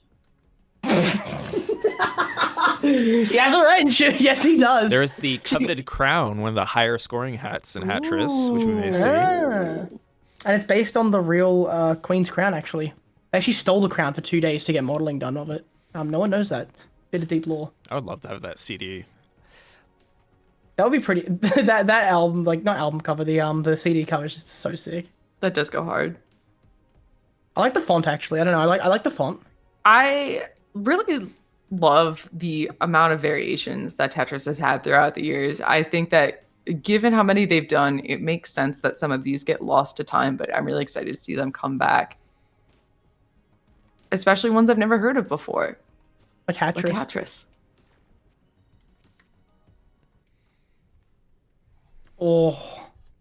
I learned playing Tetris on my TI-84. That's an insane way to start. Oh, that pixel art is sick. Oh yeah, because you're a big fan of pixel art, aren't you, Lyra? Yes. Like you did pixel art for SSL. Yeah. I'm a big pixel art fan. Yeah. I appreciate it. Number 2. Ooh, this I UI reckon you is should go to 4, man. 4. You should go to sick. 4. I think 4 is where you're at, and like stage like 8. 8? All right. Yeah, man, 48. You need to believe in yourself, you know. Okay. Great start. Great start. Okay, this is a little bit different than the one that I played. So the hats will stack on top of each other. That makes sense. So we have a 3 stovepipe hat stack over there. Do they have names? The top hat, the wizard hat, the cowboy hat, It's a the cap, and the stovepipe crown, and is that a Mexican hat? What is that? Like a sombrero? Yes. So okay, so we have a 4 crown stack over here. I'm wondering when we get cascade on this. That is 5 sombreros. The sombreros have T pieces on them. Big. That's big. It's really big.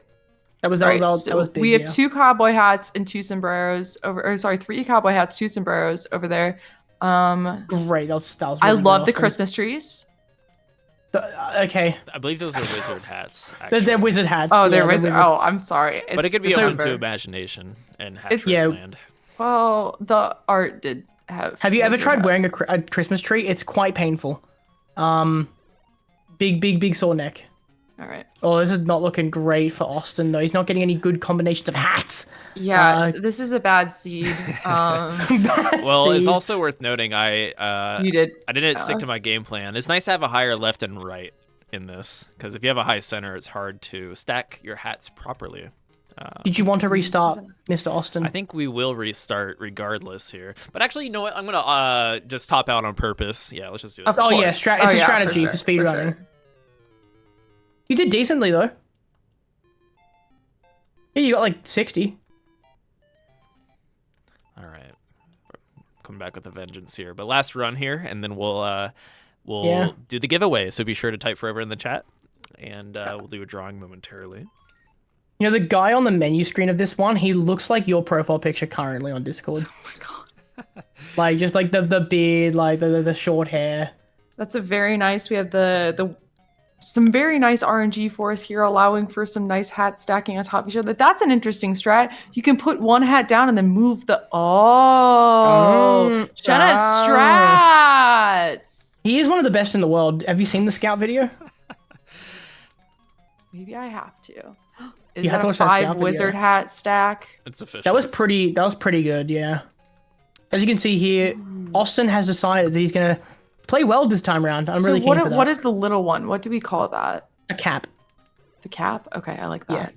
No cap. Ooh, the crown stack over here. Austin, Ooh, this is straight into great. the hat stack. If there was combos in this, you would have just gotten one. Yeah, a big combo too. Ooh, getting Nice, the that was wizard really hat good. over and the sombrero. Ooh, this is clean. We're crushing. Finds a great solve here. Really good setup here, I think. Yeah. Ooh, not quite getting the sombrero over in time. But Shen did mention that he likes to stack the outsides higher than the center. And so we do see that swoop in the board here.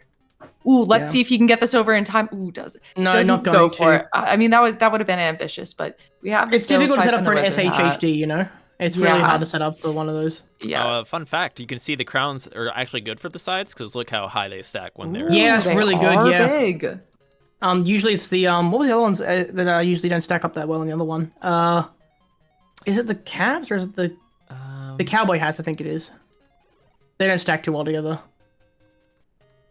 The hats, the top hats here stack pretty short for how tall they are as well. Yeah, the first one is the height, and from there they stack really cleanly. I really it's love wizard how the hats, designs are yeah. relevant. Yeah, it's cool. Austin has 7 hat stacks left he can clear, as you can see just below the next queue. Memes aside, Hattress is actually pretty fun. No, this is. No, I love Hattress. It's my favorite game mode in this game. I think I have the most time in this game in Hattress. It's just fun. Crown dependency, wild. Crown dependency.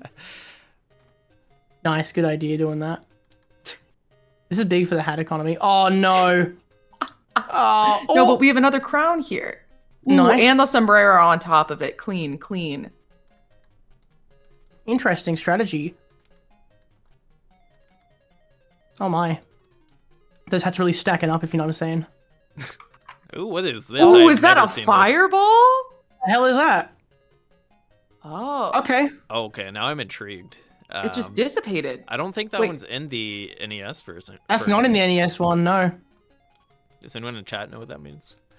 Or how that works? I think maybe it burns the one that maybe it burns any of the hats that okay, so here's my theory. Let's say that you have a crown, it burns another crown on a different stack. Oh no. We are topping out as an, one you know, to go! obviously I am a very great player and could play forever, but we just want to get on along with our tournament here. You can so. play forever in Tetris Forever, which you should totally type in the chat Yes, right now, yes. guys! Yes, Last chance.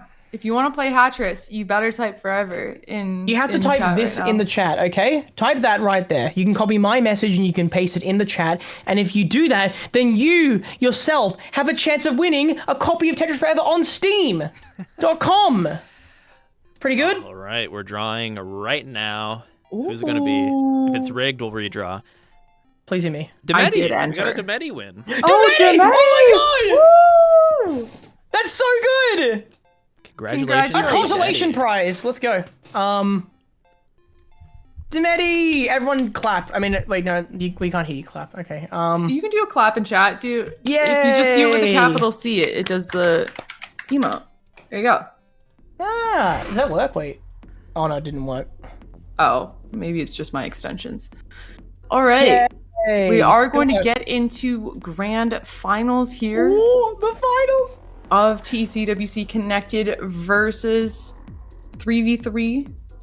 And all right, We looks like have- we're getting stuff set up. We have it was Team OSW OSW versus We Are Not versus- Connected. Yeah. Exciting.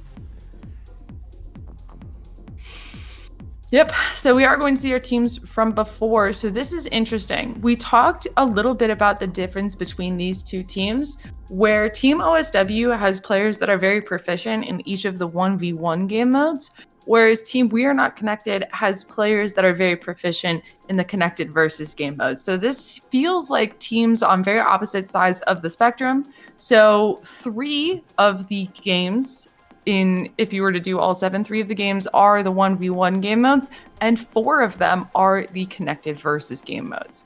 That doesn't mean that, the 1v1s or the connected versus games are necessarily going to always tip towards one side. I have a feeling, though, that the 1v1s, Team OSW might get all of those 1v1s, actually, now that I think about this. I don't know. Knighting is pretty damn good at score attack. Okay, so Knighting versus Shocky is probably We Are Not Connected's best bet for winning. Espy would be zone battle, and then Fabi for score attack. Okay, well they have OSW for zone battle. Yeah, it's gonna be rough. So real quick, we have to do a coin flip here. So Espy chose Oh. Tails for the first ban on the 1v1 mode. So heads title screen, Tails is the rocket screen. All right. Rocket is Tails. Oh, and we got a Tails. So Espy will be doing the first ban here, and we may see the coin again for level selections Alrighty. momentarily. This is gonna be fun, everybody. We have our grand finals. Currently it is 4-1 towards We Are Not. Wait, no. What am I saying? Wait, I'm losing my mind. This is 0-0. I read the HUD and just started talking. Okay. It's fine. We're doing our best. Trying our hardest. In the meantime, we should weigh So, this piece. This is the Grandmasters bracket. So I did see a couple of people in chat talking about signing up for next year's TECWC. I do want to point out that this tournament does have multiple different brackets for multiple different skill levels. So we do see this is the Masters bracket. There was also an amateur bracket for this exact same tournament. And it was 2 weeks ago and 3 weeks ago, we featured matches from both the Masters bracket and the amateur bracket on this channel, the Classic Tetris channel. There's also multiple different tiers of brackets for Zone Battle, Score Attack, and Classic Score Attack. So if you're interested in getting your first experience in a tournament, I recommend signing up for next year's TECWC. I've been involved in a lot of different tournaments, and I would say TECWC is the most beginner-friendly Tetris tournament I've seen.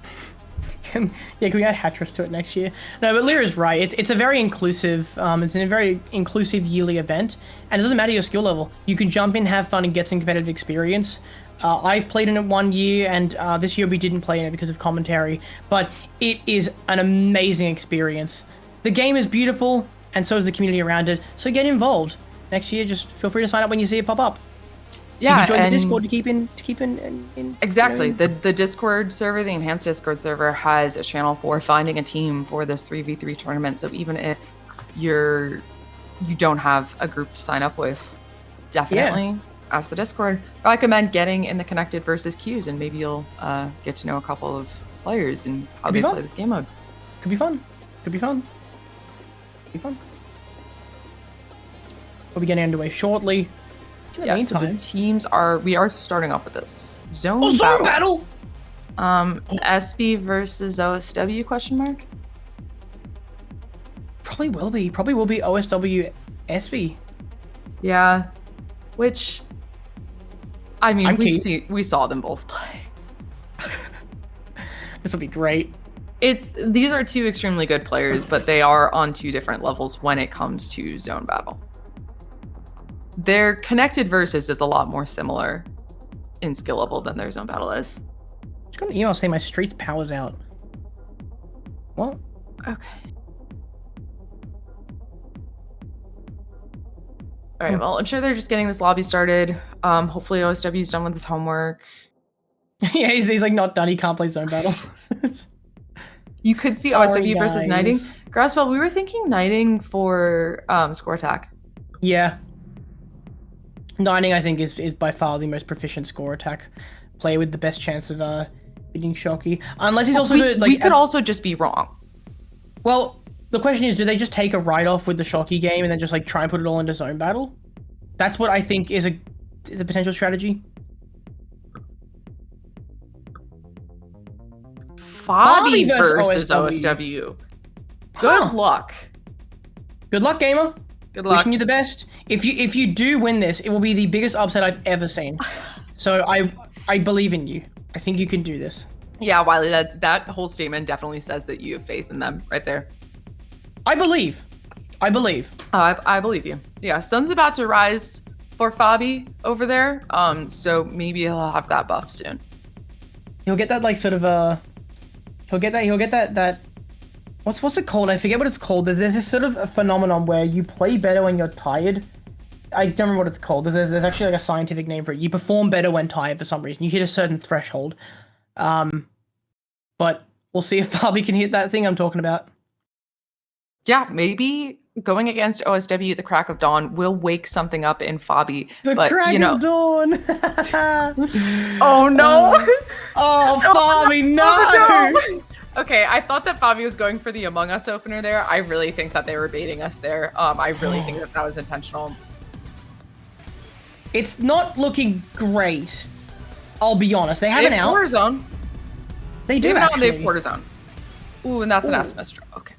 Now, first thoughts. Not fantastic. I do worry that this could be an inkling to what might be, in the future of this matchup. Among Us might have worked though, Wiley. Remember when you got a point off of a 1 seed at a LAN tournament because of Among Us? There it is. Oh yeah. Yeah, there it is the Oh, Among my Us God. opener. It does a lot of mental damage. OSW opening with a Oh my 4 God, high OSW. TST tower. OSW. Also does a lot of mental damage. So this is really the battle of wits here.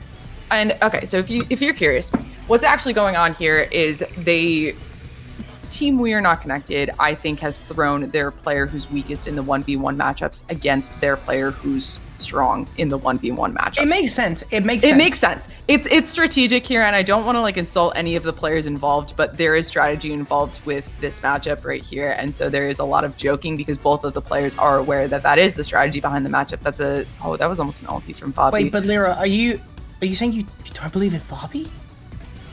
I'm I believe for the in amount of Fabi. times that Fabi hasn't believed in me, it's only fair. Lyra, I'm telling you right now, Fabi's gonna win this 0-4. Too bad it's a first of 3. And Or, oh, they've you already mean lost the one. whole and they've already lost one. No, I meant this matchup. Okay, the matchup. All right, so Fabi has quarter zone here. This fairly isn't good so phase far. 3 yet, so this is okay. Half zone. Yeah, I So get it. they This have isn't- time yeah. here. OSW, stop! Stop it! What is that? Put that away. All right, yeah, mental damage from OSW's side over there, but this is strategic. Team We Are Not Connected knows that they have they're favored in the connected versus matchups, and Team OSW knows that they are favored in the 1v1 matchups. So both teams just trying to do their best here, but OSW knows his role and is playing it very well. Yeah, he's doing fairly well. I mean, let's be real, you and I could do better. But they're doing fairly okay. Getting introduced a 4 wide here. Yeah, And they're so zoning now, halfway through it. yeah, so the side ties here. Fun fact, there's no line clear delay in zone, so a 4 wide happens a lot faster in zone than outside of it. To make up for that, the combo table is actually nerfed in zone. Yeah. So it's an interesting strategy, and we see that someone's building it up again. It's also to make up for the fact that combos do genuinely break the zone mechanic. Oh hey, Austin! I don't think no one heard that, did they? I don't think they either. There's just shade coming in from Austin's mic. I'm dying. Anyway, so what were we talking about? So OSW is about to push this into phase 3. Yeah. No, I like this. No, they're playing this like they're supposed to. They're playing the matchups and they're playing this like it's a chess match. It's just that we have this is just a little bit of a circus going on. Oh my for a god, second. OSW. OSW, what are you doing? Yeah, the zone mechanic straight up breaks when you have combos. There are clips from back in the day where people were getting 95 zones from just average combos. It's pretty crazy. Oh, OSW is not human. That's your theory. That's been a theory for a while.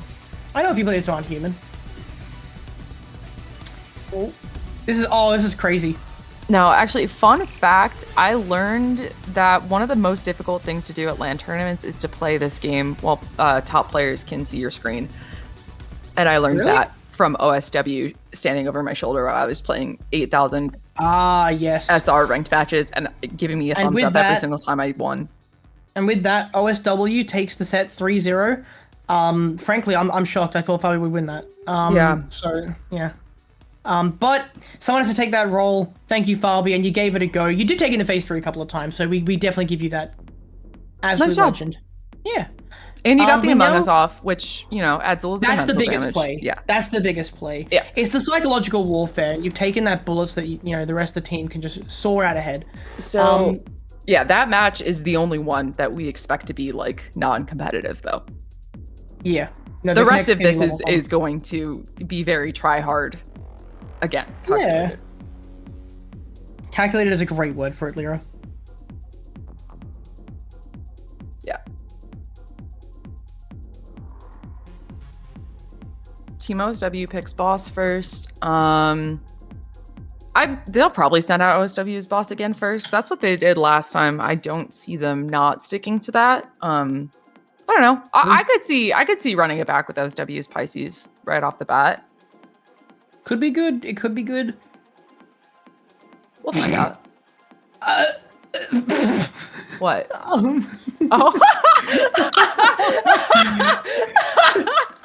Wait, it should have been that to 3. Oh, that's good. Oh, yeah. That's fantastic. I love that. Next year.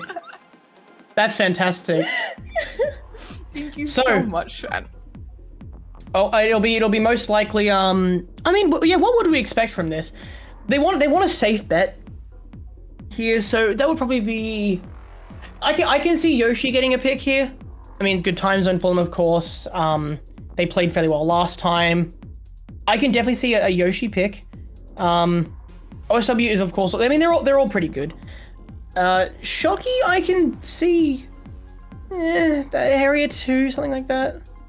We'll see what happens, eh? We'll let the team make the decisions. Yeah, even though they have 3 extreme... Dude, who... I'm trying to think of, like, saying who would be the weakest of the 3, and that's a very hypothetical question. Okay, you know what? I'm going to bet something here. So OSW is better when they have more choices for boss. Shocky's better when they have less.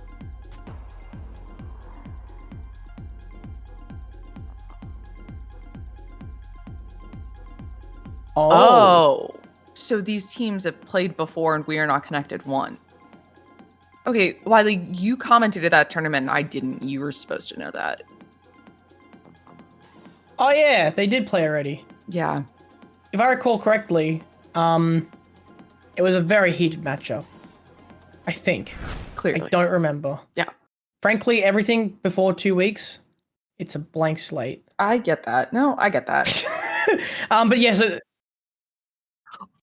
Oh, it was off stream. Oh, interesting. So yeah, like Austin is giving us some intel. All right, they I guessed matched it before. Right. You did get it right. Yeah, I guessed it. OSW and Pisces. You're on it today. You're on it. What is this? You're crazy. I've guessed a lot of them wrong, but I like to think I understand how the players think. All right, so yeah, we're gonna see this phase 1 or this zone 1 again be a formality here, as the team is very close to clearing that meter. Don't know what Fabi's doing. Oh, Fabi. But I mean, Espy has a 3 well, so they're probably just going to keep that. 3 isn't great, but like if you're fast enough, honestly, this first one, it doesn't really make that much of a difference. No, it's solid. Like that's what is that, like a difference of 9 attack, 10 attack, I think it is. Yeah, it's not that big a deal. Yeah, especially if they're faster. Yeah. It's these later lines that they're going to really do the damage. OSW is sprinting with 3-6. Like we said, he doesn't really mind the Tetris. He doesn't care. He's like, well, I know the Tetris are pretty good, but I got T-spins. That's what he's thinking. Ooh, Esbjorn going for the 20 here. They're only finding the 19. The 19 is still pretty good. Yep, and it was quick as well. It was quick. It was quick. So that puts 8 lines on OSW's board. A little bit of a misdrop that OSW has to clean up here. Actually, I'm not even sure it's a misdrop now that he's cleaned it up. Always makes me question that. If there's one player that can make a misdrop look like an intentional, it's OSW. All right. There are 2 players in this world that do that, and like OSW is one of the other one is Kazu, I reckon. Yeah. Kazu just does things that look ridiculous, and then you go, oh no, wait, no, it's a super T-spin double triple ultimate. Like, in the meantime, players are slowed down a little bit here as OSW is starting to play defense. So that meter is filling up fast. This team is working very close to getting their first zone. And OSW knows that if he is near the top of that board, then this team is capable of, you saw what they were going for before. They were going for that 20 clear, that ultimatrix. It is not unheard of to get ultis in just a normal connected versus match. You have to try really hard to get a curb, but to just kind of have an ulti happen is not unusual. It's coordinating things just right in the right amount of pieces with all three players. It's much harder in this game mode. You'll see 19s at the high level a lot. We've seen a couple of 19s today. Although, are we even gonna get there? Espy's dead. Oh, Espion is dead here. Yeah, okay, so that actually pushes things towards OSW's favor right now. Yeah, the team is forced to zone here with a 2, and they've only got 3 lines of attack on OSW's board. OSW is not going to be phased by a 2-person zone unless it's monumentally fast. So this is going to have a ton of cascade, but this is also going to be very fast. These players know that the only way to make a 2-person zone lethal is to A, be fast, and B, get an ulti. Okay, so they're only going to get 19 there. 74, it's quick, but it's not that... That's pretty good. No, that's really good for a 2-person zone. Better than I thought, but it's not game changing for the team. Knighting just thought about an STSD and abandoned it. Yeah, smart decision. Smart decision to abandon that if you're going against OSW. Why did you even think about it? He got a T-spin off. That's crazy. Well, yes. That was great. It gave him a T-spin setup. I love that. Yeah, I like it. It's just that I saw the thought. I saw the greed. Yeah. All right, so Espion's going to be close to getting back in here, but another reminder that the amount of time it takes to get someone back in the game increases with each of their deaths. So even though the team was able to have a pretty good zone despite Espion being dead, if she dies again, that's a big deal. Oh, Knighting. Rough. Yeah. Oh, not finding the IRS there. Fabi is definitely going to stay alive long enough here. Espion's back in the game. And, okay, so we're already death cycling. We're already death cycling. OSW's put on a lot of pressure. I didn't expect him to do that well with the pressure. Look at that spin from Fabi. Beautiful. Oh, I thought that piece locked in for a moment. I was a bit worried for him. Yeah, I think that's a little bit of the overseas lag with the board. Yeah.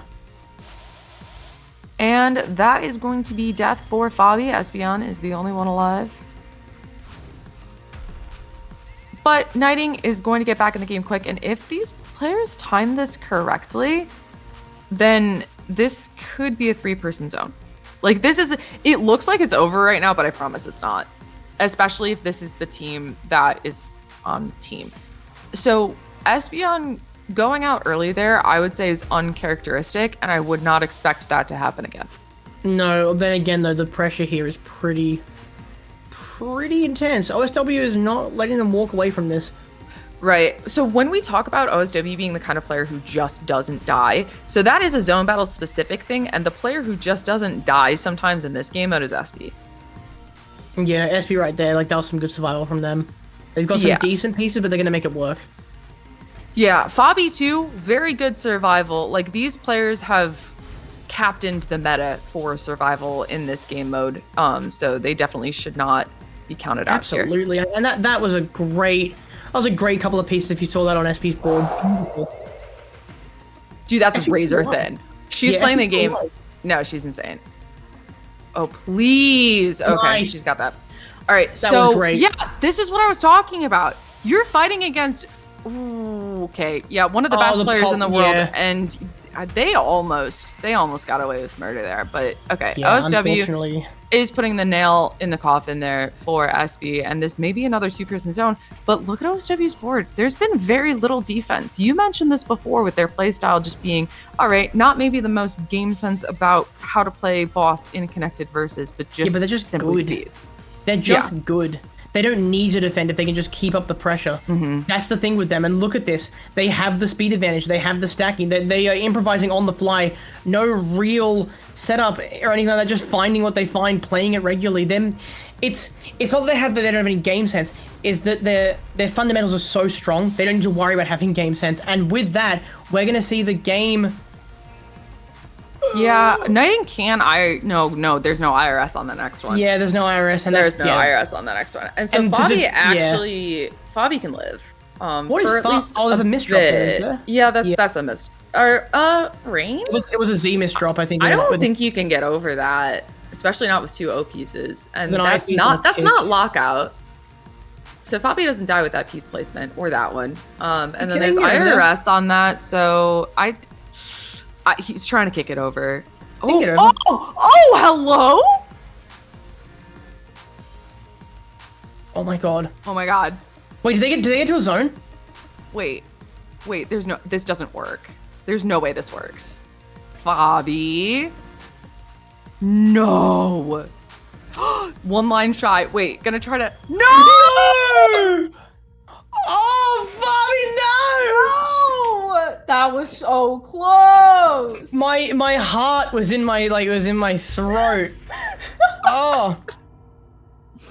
And that was unfortunate. But OSW did what he needed to there. That was kind of crazy. That was insane. That was crazy. But in fact, Team OSW with 7 exclamation marks does take that match.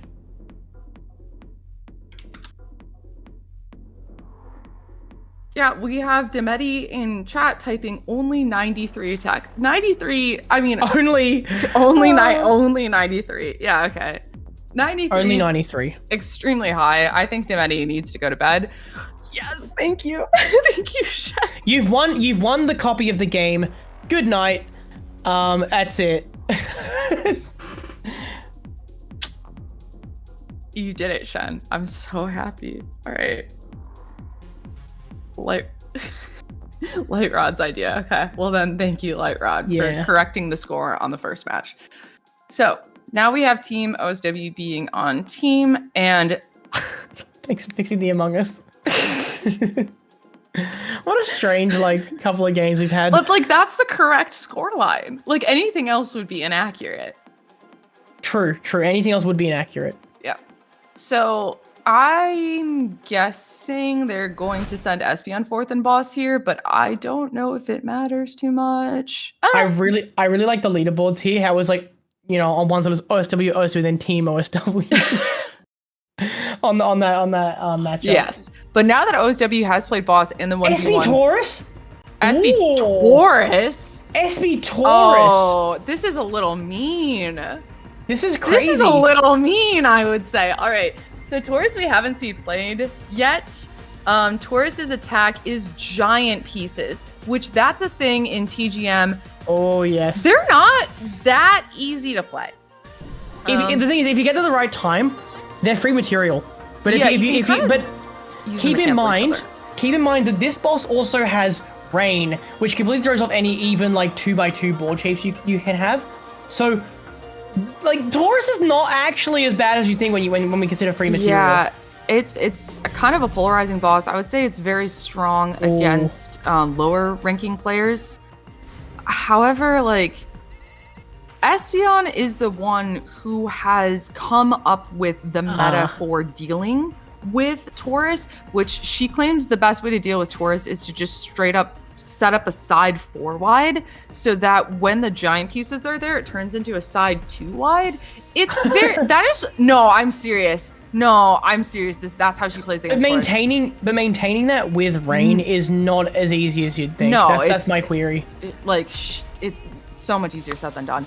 So Taurus is the biggest anti-defend boss. When you're playing Taurus, you should never be defending. Okay. God.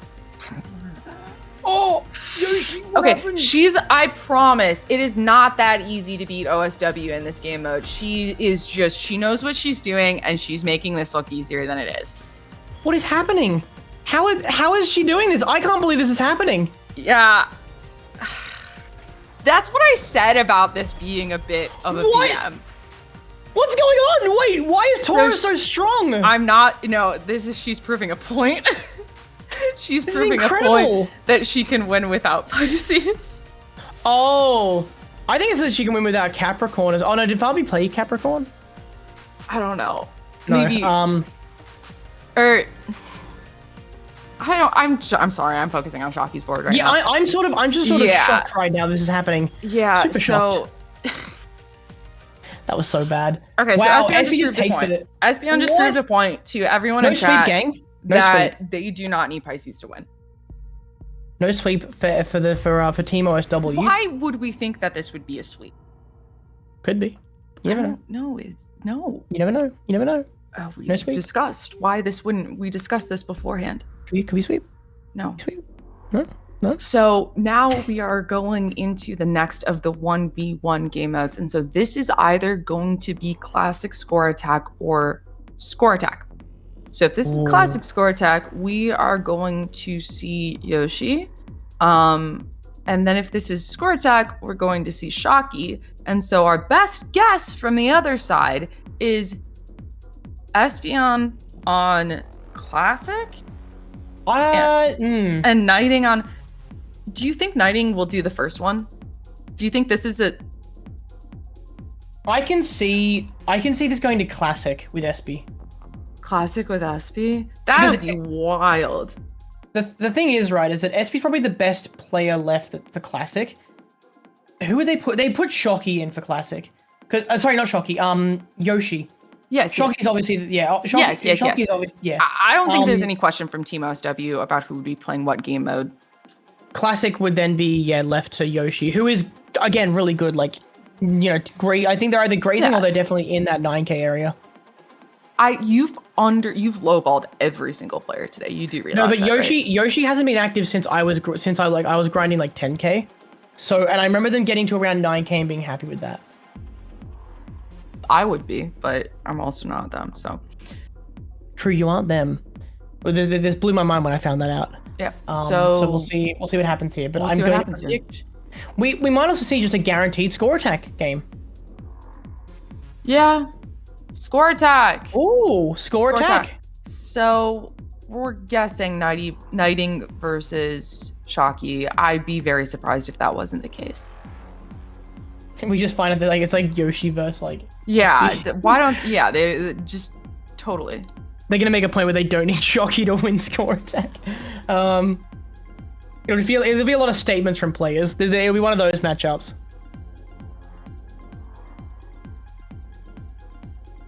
Yep. So our players are getting set up. So we are going to have to do the coin flip. It's coin flip time for choosing. Soon. For choosing the speed. So I guess I haven't really seen Knighting play too much score attack. Wiley, can you give any insight? So in my mind, they're about as good as Ferox because like Ferox and Knighting tend to VC a lot and play the game. They're about on the same skill level with slight variation.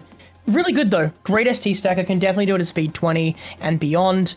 I'm not sure what their PB is. I'm not going to pretend I know like too much about them, but well, I'll put it this way. They're 11K. They're high 11K, and there aren't many of those left. There aren't many of those in score attack that hit 11K. So, all right. That should tell you everything. So Shocky chose heads for level selection for Team OSW, and it is in fact heads. So Super Shocky will get the first level selection here.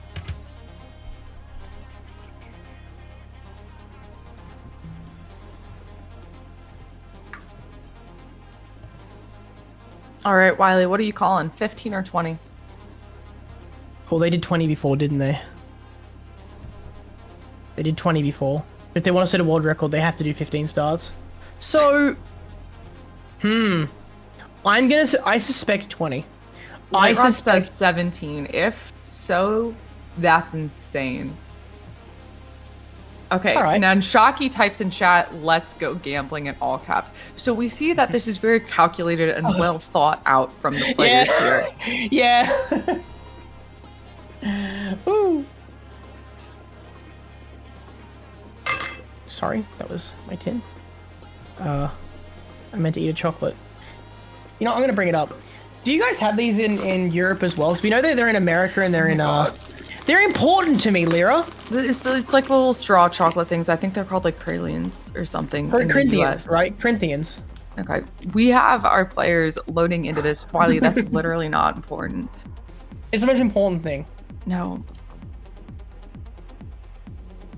You can smoke them. Like, Okay. Right. Anyway. From an anonymous source, Really? I have that this is not going to be a good matchup for We Are Not Connected. Which is expected, given, trifecta champion. Yeah, it's not fantastic. So we do get speed 20. We're just saying that this is more reasonable than Fabi versus OSW in Zone Battle. Oh, Knighting. Oh, that is Knighting. not great. That's okay. Tetris, yeah. I mean, look, they could count to 8 here if they wanted to. That could be a good strat. Basically what happened, you can see what's going on Shocky's board with the Z piece vertical to create the overhang for the ST stacking, but Knighting shifted that. Although Knighting did do the opener correctly. Shocky has 1 point of self-drop. Stop. 1 point of self-drop.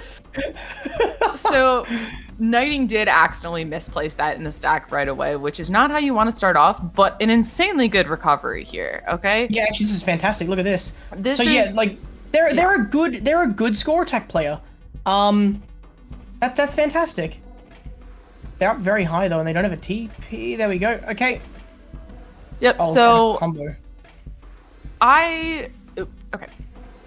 We talk about Shocky's near perfect ST stacking, and I do want to say that there is sentiment in the community that Shocky is actually like clinically insane for that. They're saying that like they did ride it a hospital like. Okay. But more so that like the dedication that Shocky has to this stacking method. A lot of players say that it's worth spending more time to learn how to recover ST than it is to just like learn how to play it perfectly. But Shocky put that time into, I mean, I'm sure Shocky has good recovery strats. There is an entire recovery section of that guide. But yeah, it almost looks at times like Shocky just didn't bother practicing recovery strats and just said, I don't need them. No, he's that good, and I think it's quite amicable to if you really know Shocky, you know his level of dedication. It's impressive, and everyone should study his guide. It's that good, and it's been linked in the chat if you want to give it a read. Highly recommend it. It is a bit of a lengthy read, it is quite intense, but the basics at the start, you need to read the opener stuff. That's the main stuff that I think is really important.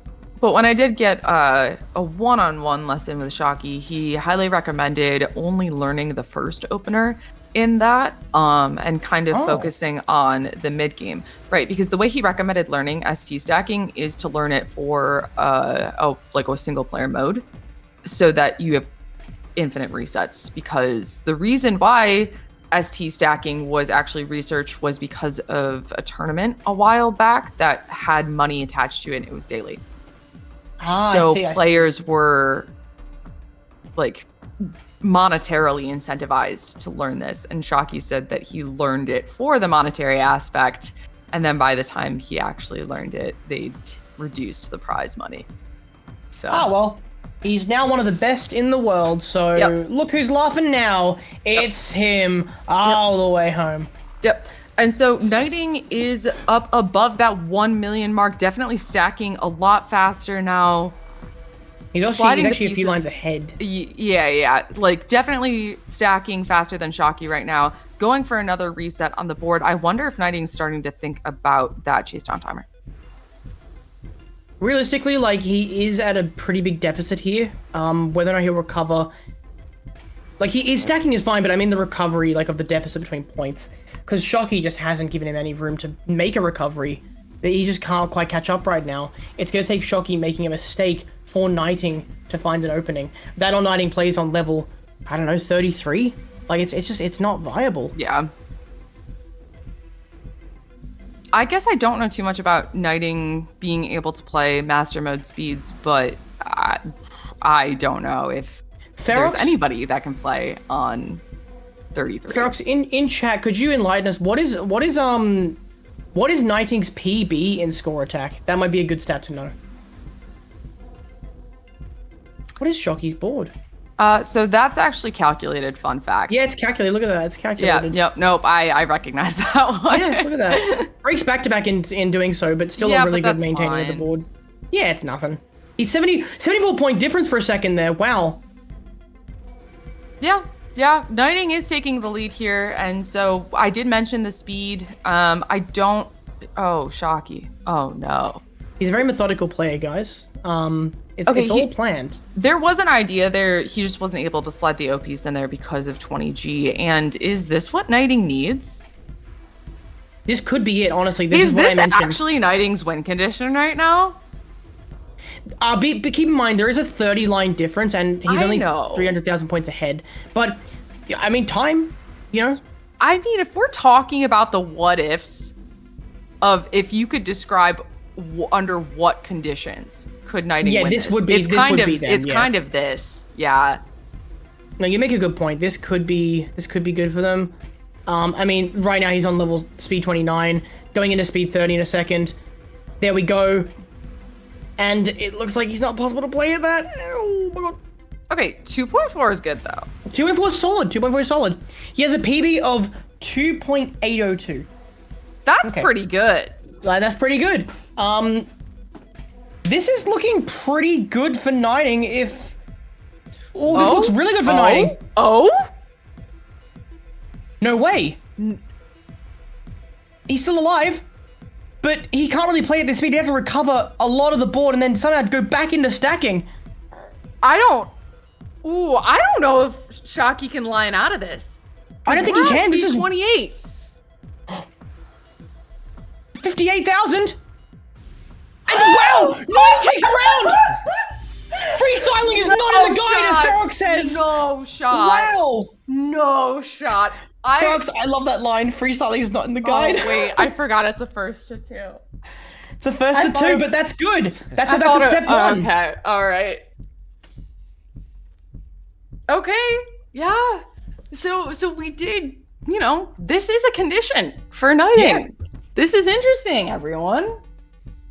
Important thing to remember, everyone, is that a first to two starts by winning one. It does. It can also... I couldn't believe it. Well, fun fact, it can also start by losing one. I don't know if you considered that. That's a good point. That's a really good point. Yeah. Science can't explain it, but you're right. That's crazy. Yeah. Mm-hmm. So we do have Knighting misdropping that OPs. Yeah. We actually, even more impressive, we have Shocky being perfect. That's crazy. A little sarcasm, never hurt anybody.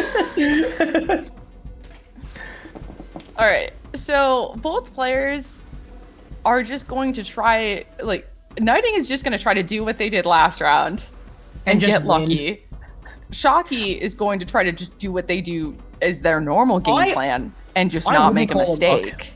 I wouldn't call it luck. I think they genuinely just played really well. And okay, yes, it was a combination of playing well and luck. Yeah. That round was decided mostly by Shocky making a few mistakes. They didn't play perfectly. Knighting did outplay them there, but it's hard to rely on that, is my ideal here. Yeah. Not ideal, I'm bad with words. I know what you meant. Who made me commentate? Who was that? All Austin's fault. That's a great STSD. That is. And that will actually clean up their mistake from earlier, which is really impressive. I do like it. Yeah. Yeah, so straying from ST does not mean instant death, okay? No. Because there are stacking strategies that aren't ST that do yield good points. The main reason why ST is chosen is because of its sustainability and its reset ability. There are a lot of strategies where in the short term, they can get you just as many points or even more than ST stacking, but ST stacking is the only one that you're able to repeat infinitely. ST, without me being able to quote on the math of it or whatever, ST seems to be the best balance between Tetris's and T-spins while maintaining back-to-back indefinitely. Yes. However, like you mentioned, there are some short-term strategies. For instance, if you actually look at points per line, T-spin singles reward the most. Now, unfortunately, you can't T-spin single forever before you have a buildup of material, so we don't see it a lot. But hamburger stacking can get you 7 or 8 T-spin singles, and that's scoring way more points per line than ST. But then it requires getting more Tetrises, which are less efficient than T-spin doubles, and we start to spiral in a horde of math. Which, who likes math? What is that? And since we are on the Classic Tetris channel, I like to highlight things that are unique to modern Tetris. So if you're wondering about, pattern stacking and the idea of it, I think it's really interesting that the mechanic that allows pattern stacking to exist in modern Tetris is 7-bag. You're guaranteed one of each piece every 7 pieces, which means you're perfectly guaranteed a normal piece distribution. ST stacking would not work if you didn't always get exactly 1 L for every S, and so on and so forth. This is like it's unique to our side of the community, if that makes sense. Our category of games. Right. In saying that, there was an event a while back. I can't remember. I didn't play in it, but I watched it, and I thought, they're playing with 7-bag. Like, you could ST stack. you could ST stack in a tournament for Classic, which would be quite funny. But here we go into speed. It's Shocky's in speed 23. We missed the transition ages ago. Knighting is entering speed 21 now. Shocky's so Knighting's behind in the line count here, and a winnable gap, like a not horrible gap in score. Right now, no, it's not impossible, but Shocky's at speed 24 and is about to cross 2 million, and Knighting is fixing that? Wow, okay. Knighting is thinking here, we talk about, this 2-minute chase down timer, although it's there, it's kind of just there as a formality. These players are not going to need the entire 2-minute chase down timer. And so Knighting is taking his time here to think, which is what he should do. Yeah. And again, we talk about Knighting's win condition, and this is it. Shocky currently at 2.2 million at speed 25. That's crazy. That's insane pace. That is insane pace. Shocky is definitely tightening up his gameplay, but so is Knighting. Has he made a mistake yet? I don't think so. Has he broken ST? I don't really think he has. I think that this has been perfect ST the whole time. I'm watching both boards. I don't think I've seen. I haven't seen a mistake yet. I don't think I've seen a single TSS.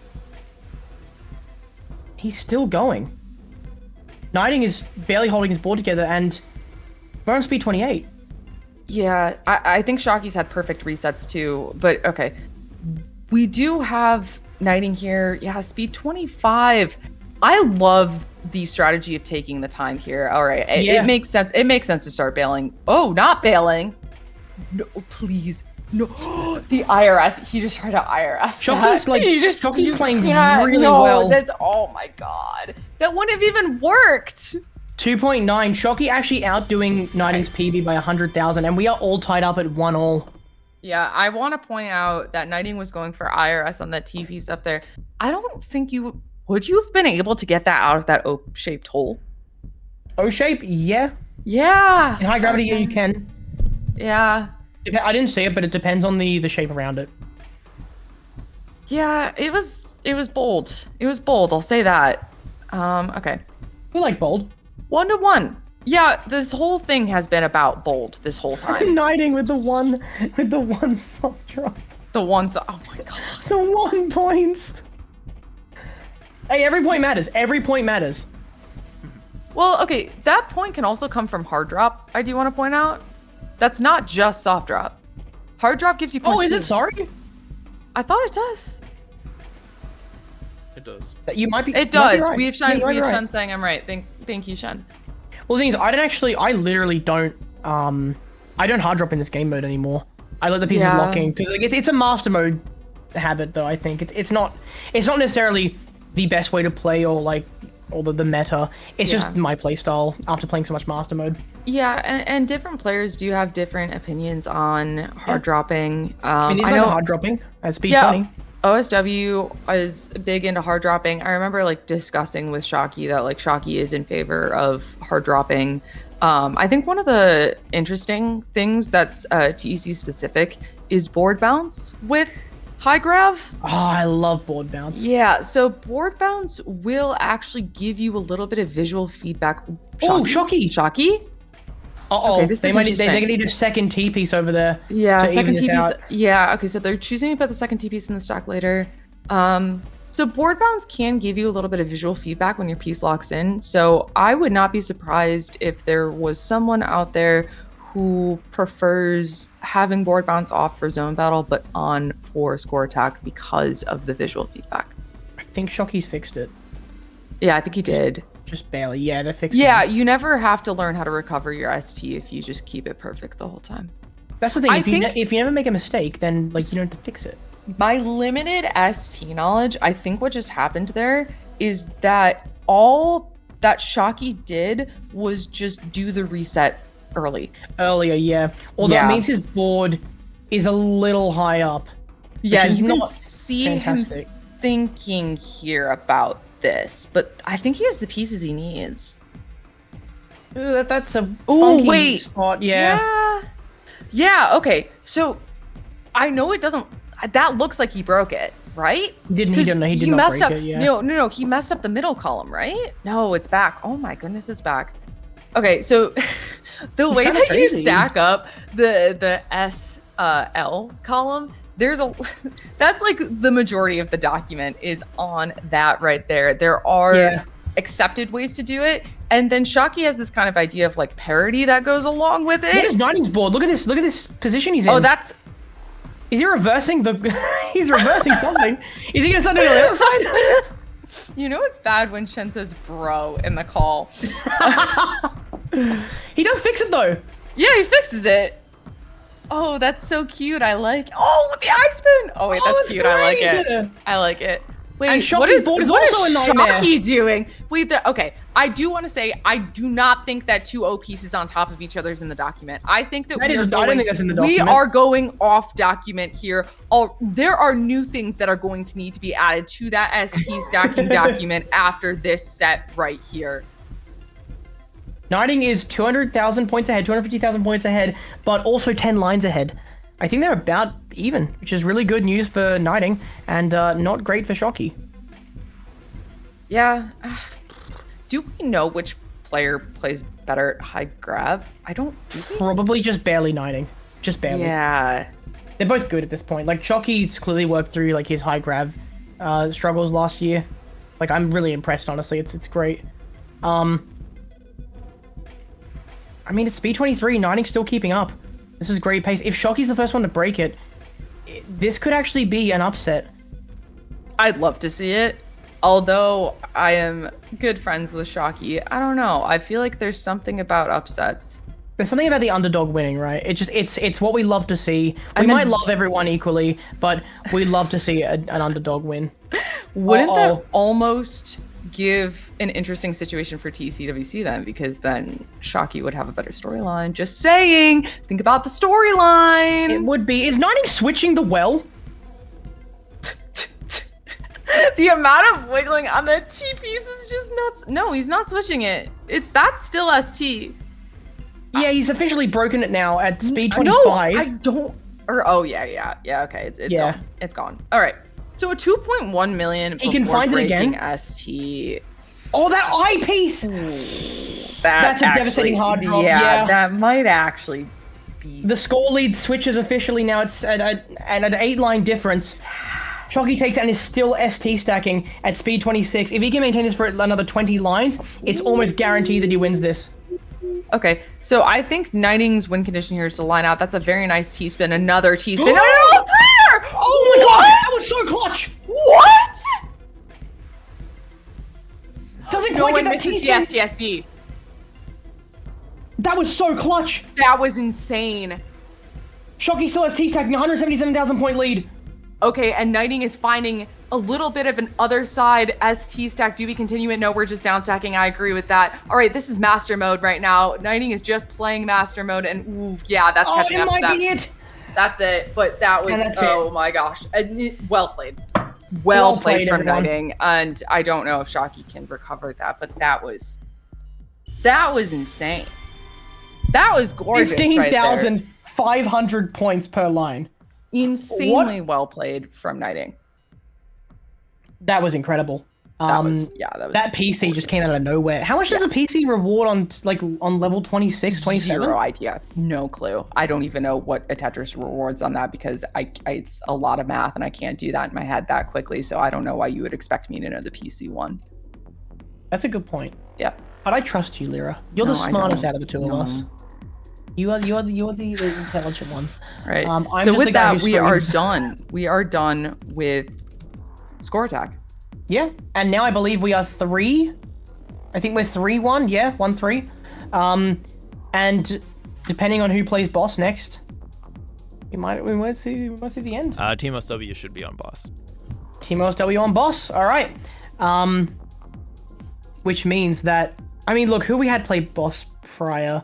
We had OSW on Team OSW play boss. So it's up to Yoshi and Supershocky to pull home a win, to bring home a win.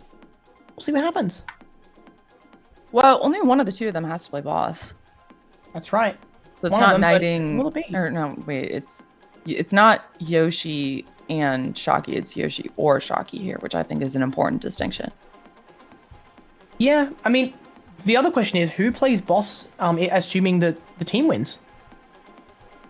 Knighting has not played boss yet, and Fabi hasn't played boss yet. And they're both pretty solid. Fabi's a pretty good boss. Fabi's a pretty good boss. I could see Fabi putting up a good fight. If they can win this next matchup against one of the bosses on Team OSW, they're not out yet. They're not out yet. By the way, guys, this is hot off the press. Would you guys like to see this year's trophies? Trophies? All right, so here are the. Let me see if this is working here. All right. So, 1 sec. They come with the overlay, dude. That is yeah, awesome. They come with the overlay. Yes, and the teams. But there we go. So there are the connected trophies for this year. We have these single Minos, I suppose, with a stand. What? And the colored rings. Yes. Dude, these are awesome. Who made these?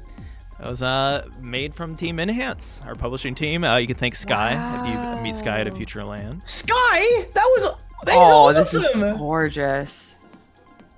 Can you make one for me? It doesn't be official. There are 3 rings on the bottom, and each one of the trophies has a different ring lit up.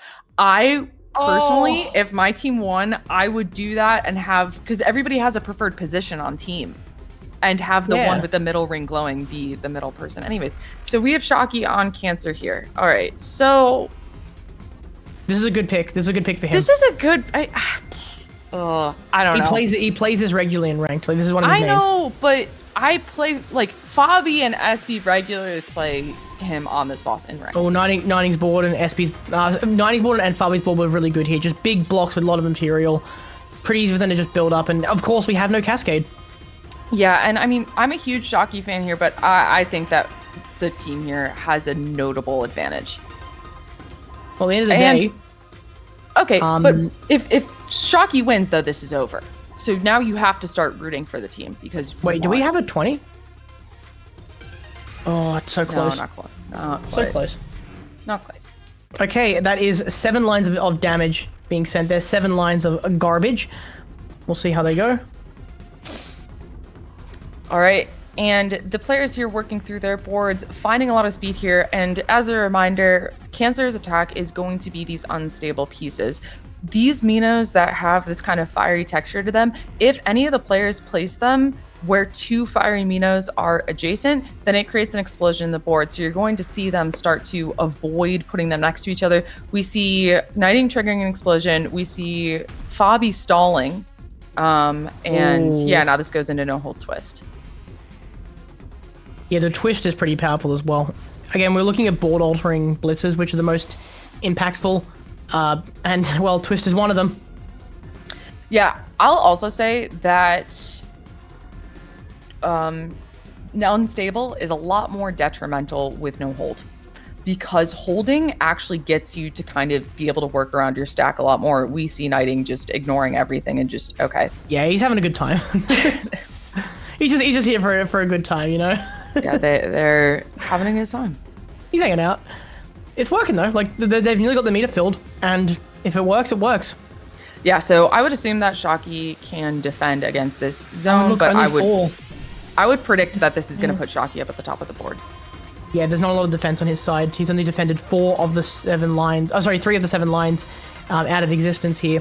He's got a pretty good defense on the way, but the team is already at 14, 15, 16. Maybe they'll even make it 17 in a few moments. This is a fast team. This is a fast team, and this is where the experience in the connected versus queues come to play. This could be a 20. They're going for it. 20! Yes! No! Okay. Oh, now I'm sad. I'm sorry. I'm sad now. No, we're both sad. All right, but now this gets interesting. Yes. That was an emotional moment for us. It was. I really wanted to see cheered with it. joy and then screamed in pain. Fun fact, the first time I ever got an ulti and connected, it was because I didn't know IRS and Espy literally put the piece in place for me and like predicted off of my queue for me. And made it so that we had no choice but to ulti. I like literally I wasn't even trying for it, and she just did everything around me. Like, these players are so good at watching each other's boards, You look at each other's next queue as well. That's what's crazy. Yes, they're looking at each other's next queue to see if each other has an ulti. And I'm sorry, but like, I just can't look in that many places at once. But these players, you get that every game now, don't you? Right. Oh. So 3/4 of the way through this meter here. No, that's important. That's a lot more than I thought it was going to be. That is a lot more, yeah. No, that's a lot more than I thought it was going to be. This team is going fast. That's because Cancer doesn't really have that invasive of attacks. No, okay? Shocky's actually defending this board right now, which is what he should do. Spend the rest of the time defending and hopefully I don't know if it's enough. No, it's not enough. I'm calling it right now. I think that this could be enough. No, he's down halfway. Look how much she's gone down. No, this is... Because look, Espy has a 2 high. Fabi has a full well. Yeah, but it's a lot of material to fill in, and Shocky is sprinting. Okay. I have faith in Shocky, and there's a plane going overhead. Can you not ruin the moment? I can barely hear it. Okay. So one of the things that I think is like kind of relevant, but maybe not super relevant, is ping. I think that if the team is on 2 different continents, it is a detriment. Which this team is on 2 different continents. But that might be enough. Nope. Ooh. All right, this is close. He's trying to I-spin that underneath. Oh, no. Oh my god, he spins this. Wait. Oh my god. He's defending. Wait, okay, this is gonna take a lot more IRS than that, though. Oh my god! Okay. Yeah, that is the right move. Yeah, that's the correct way to handle this. Okay. Yeah, that works. The team's already half filled up their meter. Yeah, they're half filled their zone. They've half filled their zone here. Okay. Yeah. Okay. Shocky gets another line back. Yay! Yep. Look at him go. They're like almost 3/4. Look at this, because these players know how to sprint. Nah, he wins this. Trust me. You gotta trust me. You gotta trust me. This is Jover. Great try though. That was an incredible try. No. Like, that was genuinely a nice try from Shocky there. I like that. That was good. No, that was good. And so now we're either going to see Fabi or Knighting on boss. And since Espy played Taurus, that means Capricorn is open. Capricorn is in fact open. Capricorn is open, along with Area 2, Area 3, and Tetramedian. But Shocky's the only one I believe we've seen so far choose anything that isn't Area 1 or 4, and I'm just going to say that there's a reason for that. Yeah. Interesting enough, we haven't seen a Area 3. I don't know if we need to explain why, but Area 3 is very...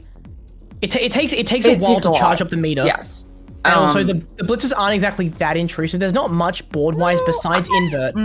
I would argue that Area 3 has some of the most invasive. I mean, invert, no rotate. Excuse me? I meant board-wise, like a board altering. There's just invert, and that's kind of it. Spin and no spin?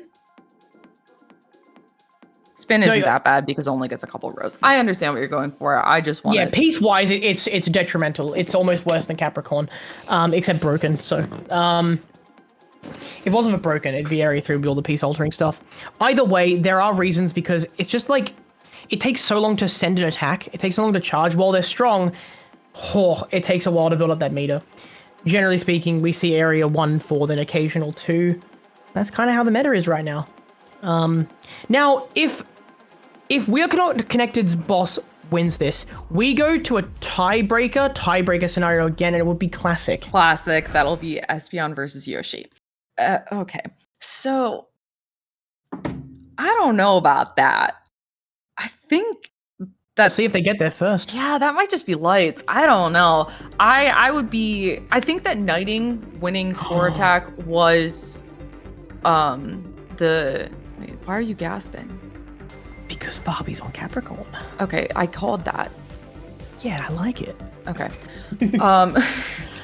Okay, Wiley, you gotta understand I'm getting towards 1 a.m. I'm doing my best out here. Oh, right, yeah, it's kind of late for you, eh? Mm-hmm. All right. And we have our team zone. Yeah.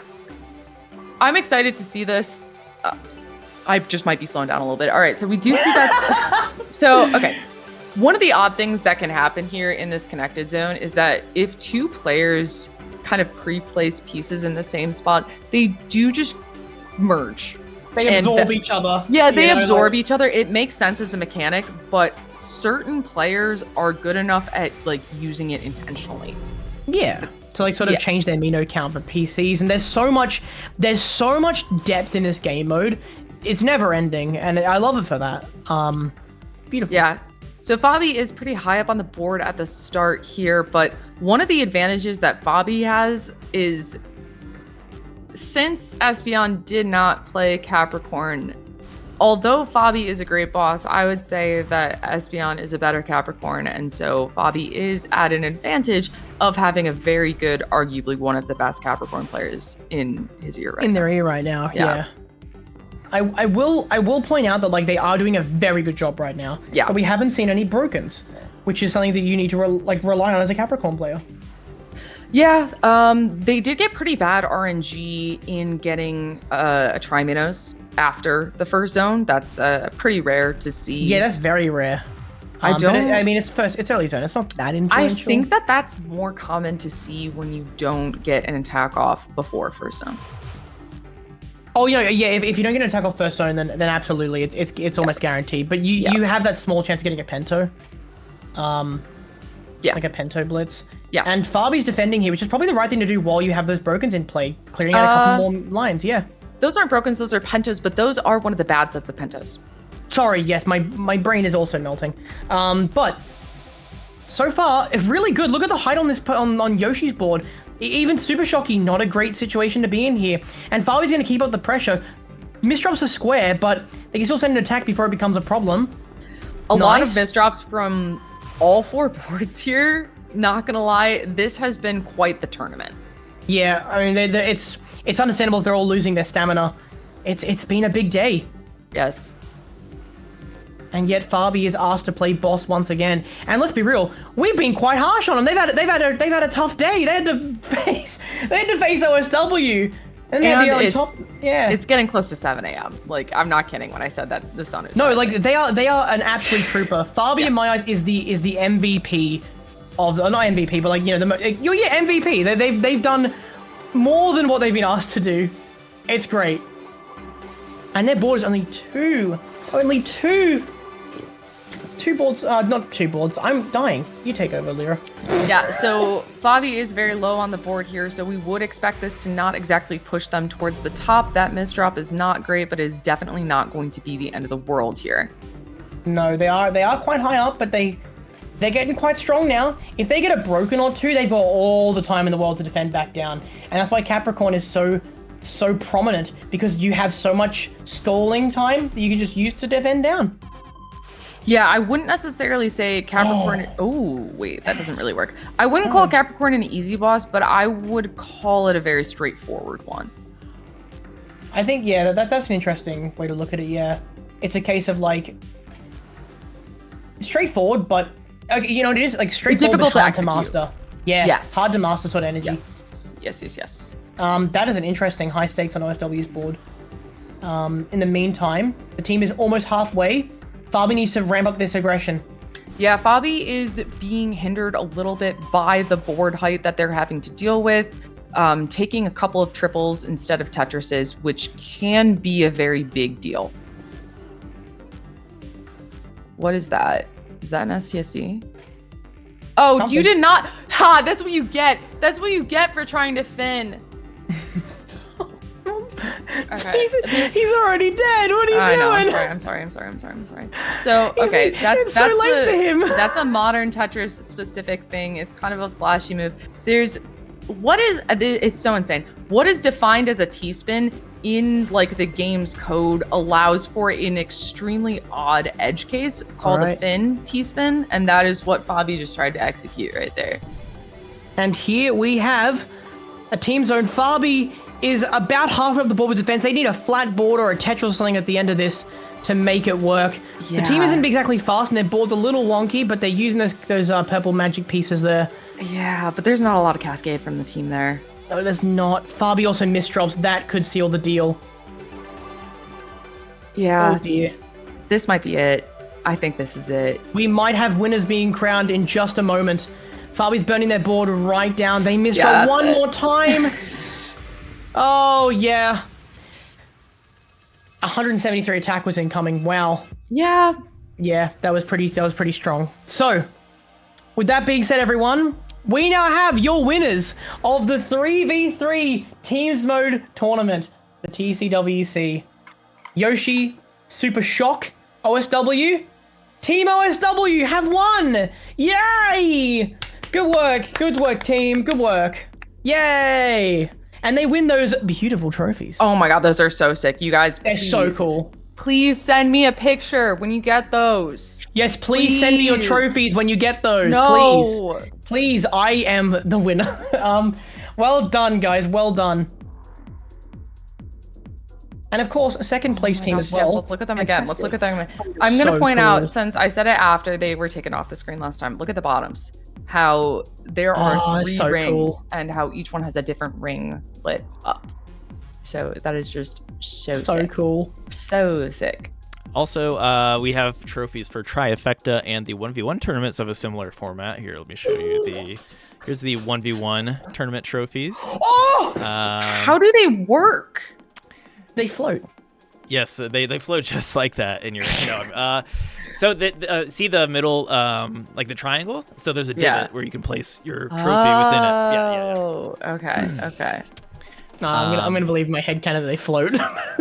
I kind of did for a sec. They're like magnetized. Oh, I thought it was. And then last but not least, the Trifecta trophies, which will be showing off tomorrow too. Oh, they're so cool. Yes. Oh my god. Those are so cool. Actually, are those made of CMYK cubes? Wait, I have one They here. are a custom material cube, yes. They're so cool. One of these. I've got one here. They're these things, so when you look through them they filter different like bits of light. These are sick. It's sharp on my fingers though. They're cool. Ow. Well, congrats to Team OSW, and we're not connected for second place. You guys did really well. You made it right to the finals.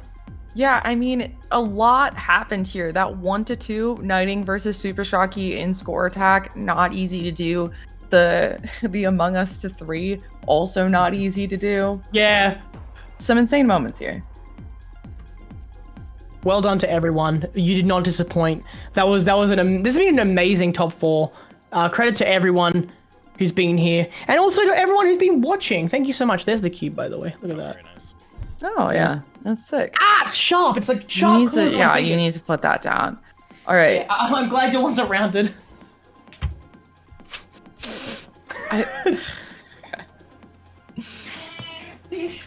Who won the giveaway? It was Demedi. Demedi, yes. Demedi, reach out to Austin Enhance on Discord, or you can just DM Classic Tetris here, and we'll send you your Tetris Forever code if you missed that earlier. And hello, Kitty.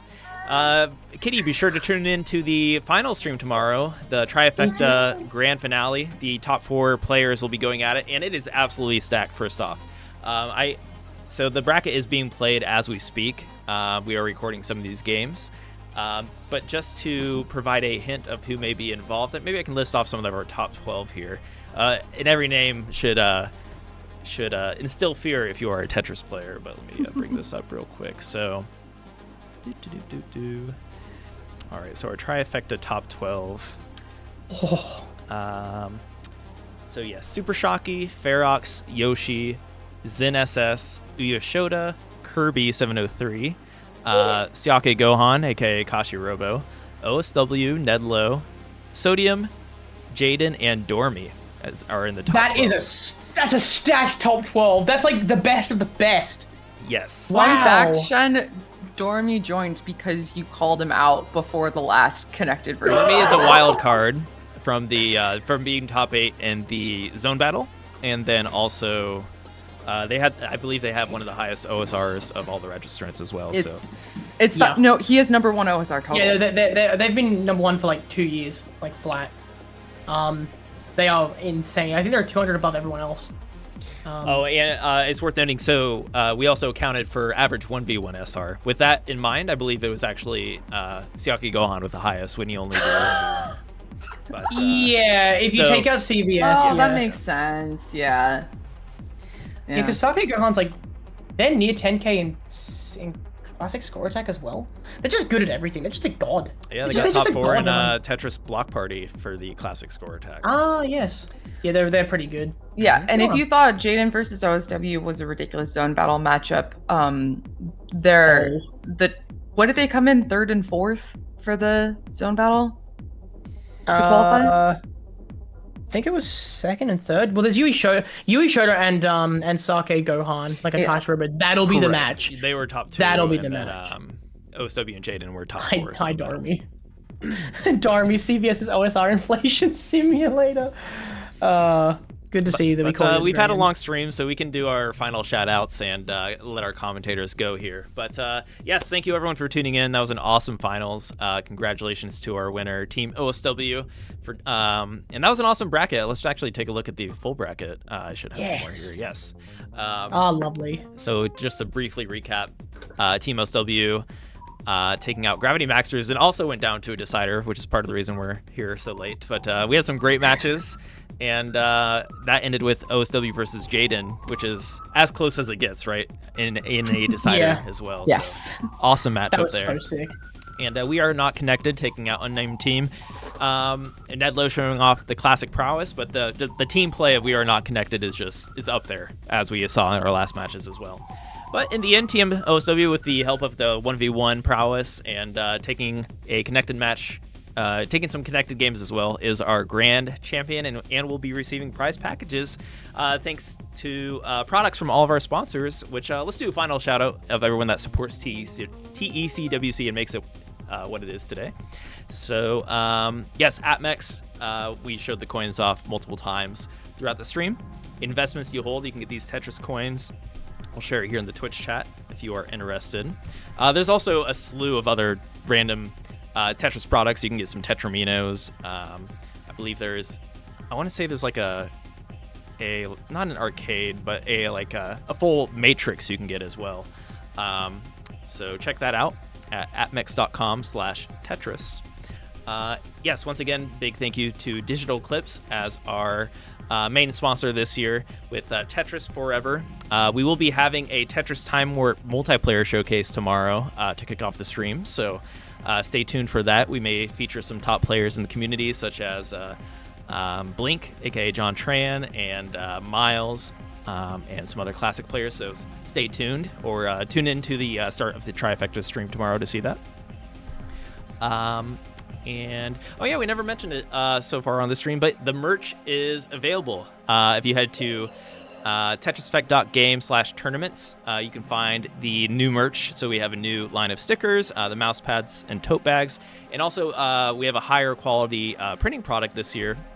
So if you are looking for, it's kind of a heavier shirt in a way. So if you're looking for a nice heavy shirt with a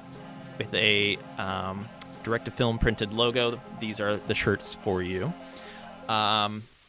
So yeah, check that out at TECWC, or I'm sorry, tetriseffect.game/tournaments, and the merch will be available there if you scroll down.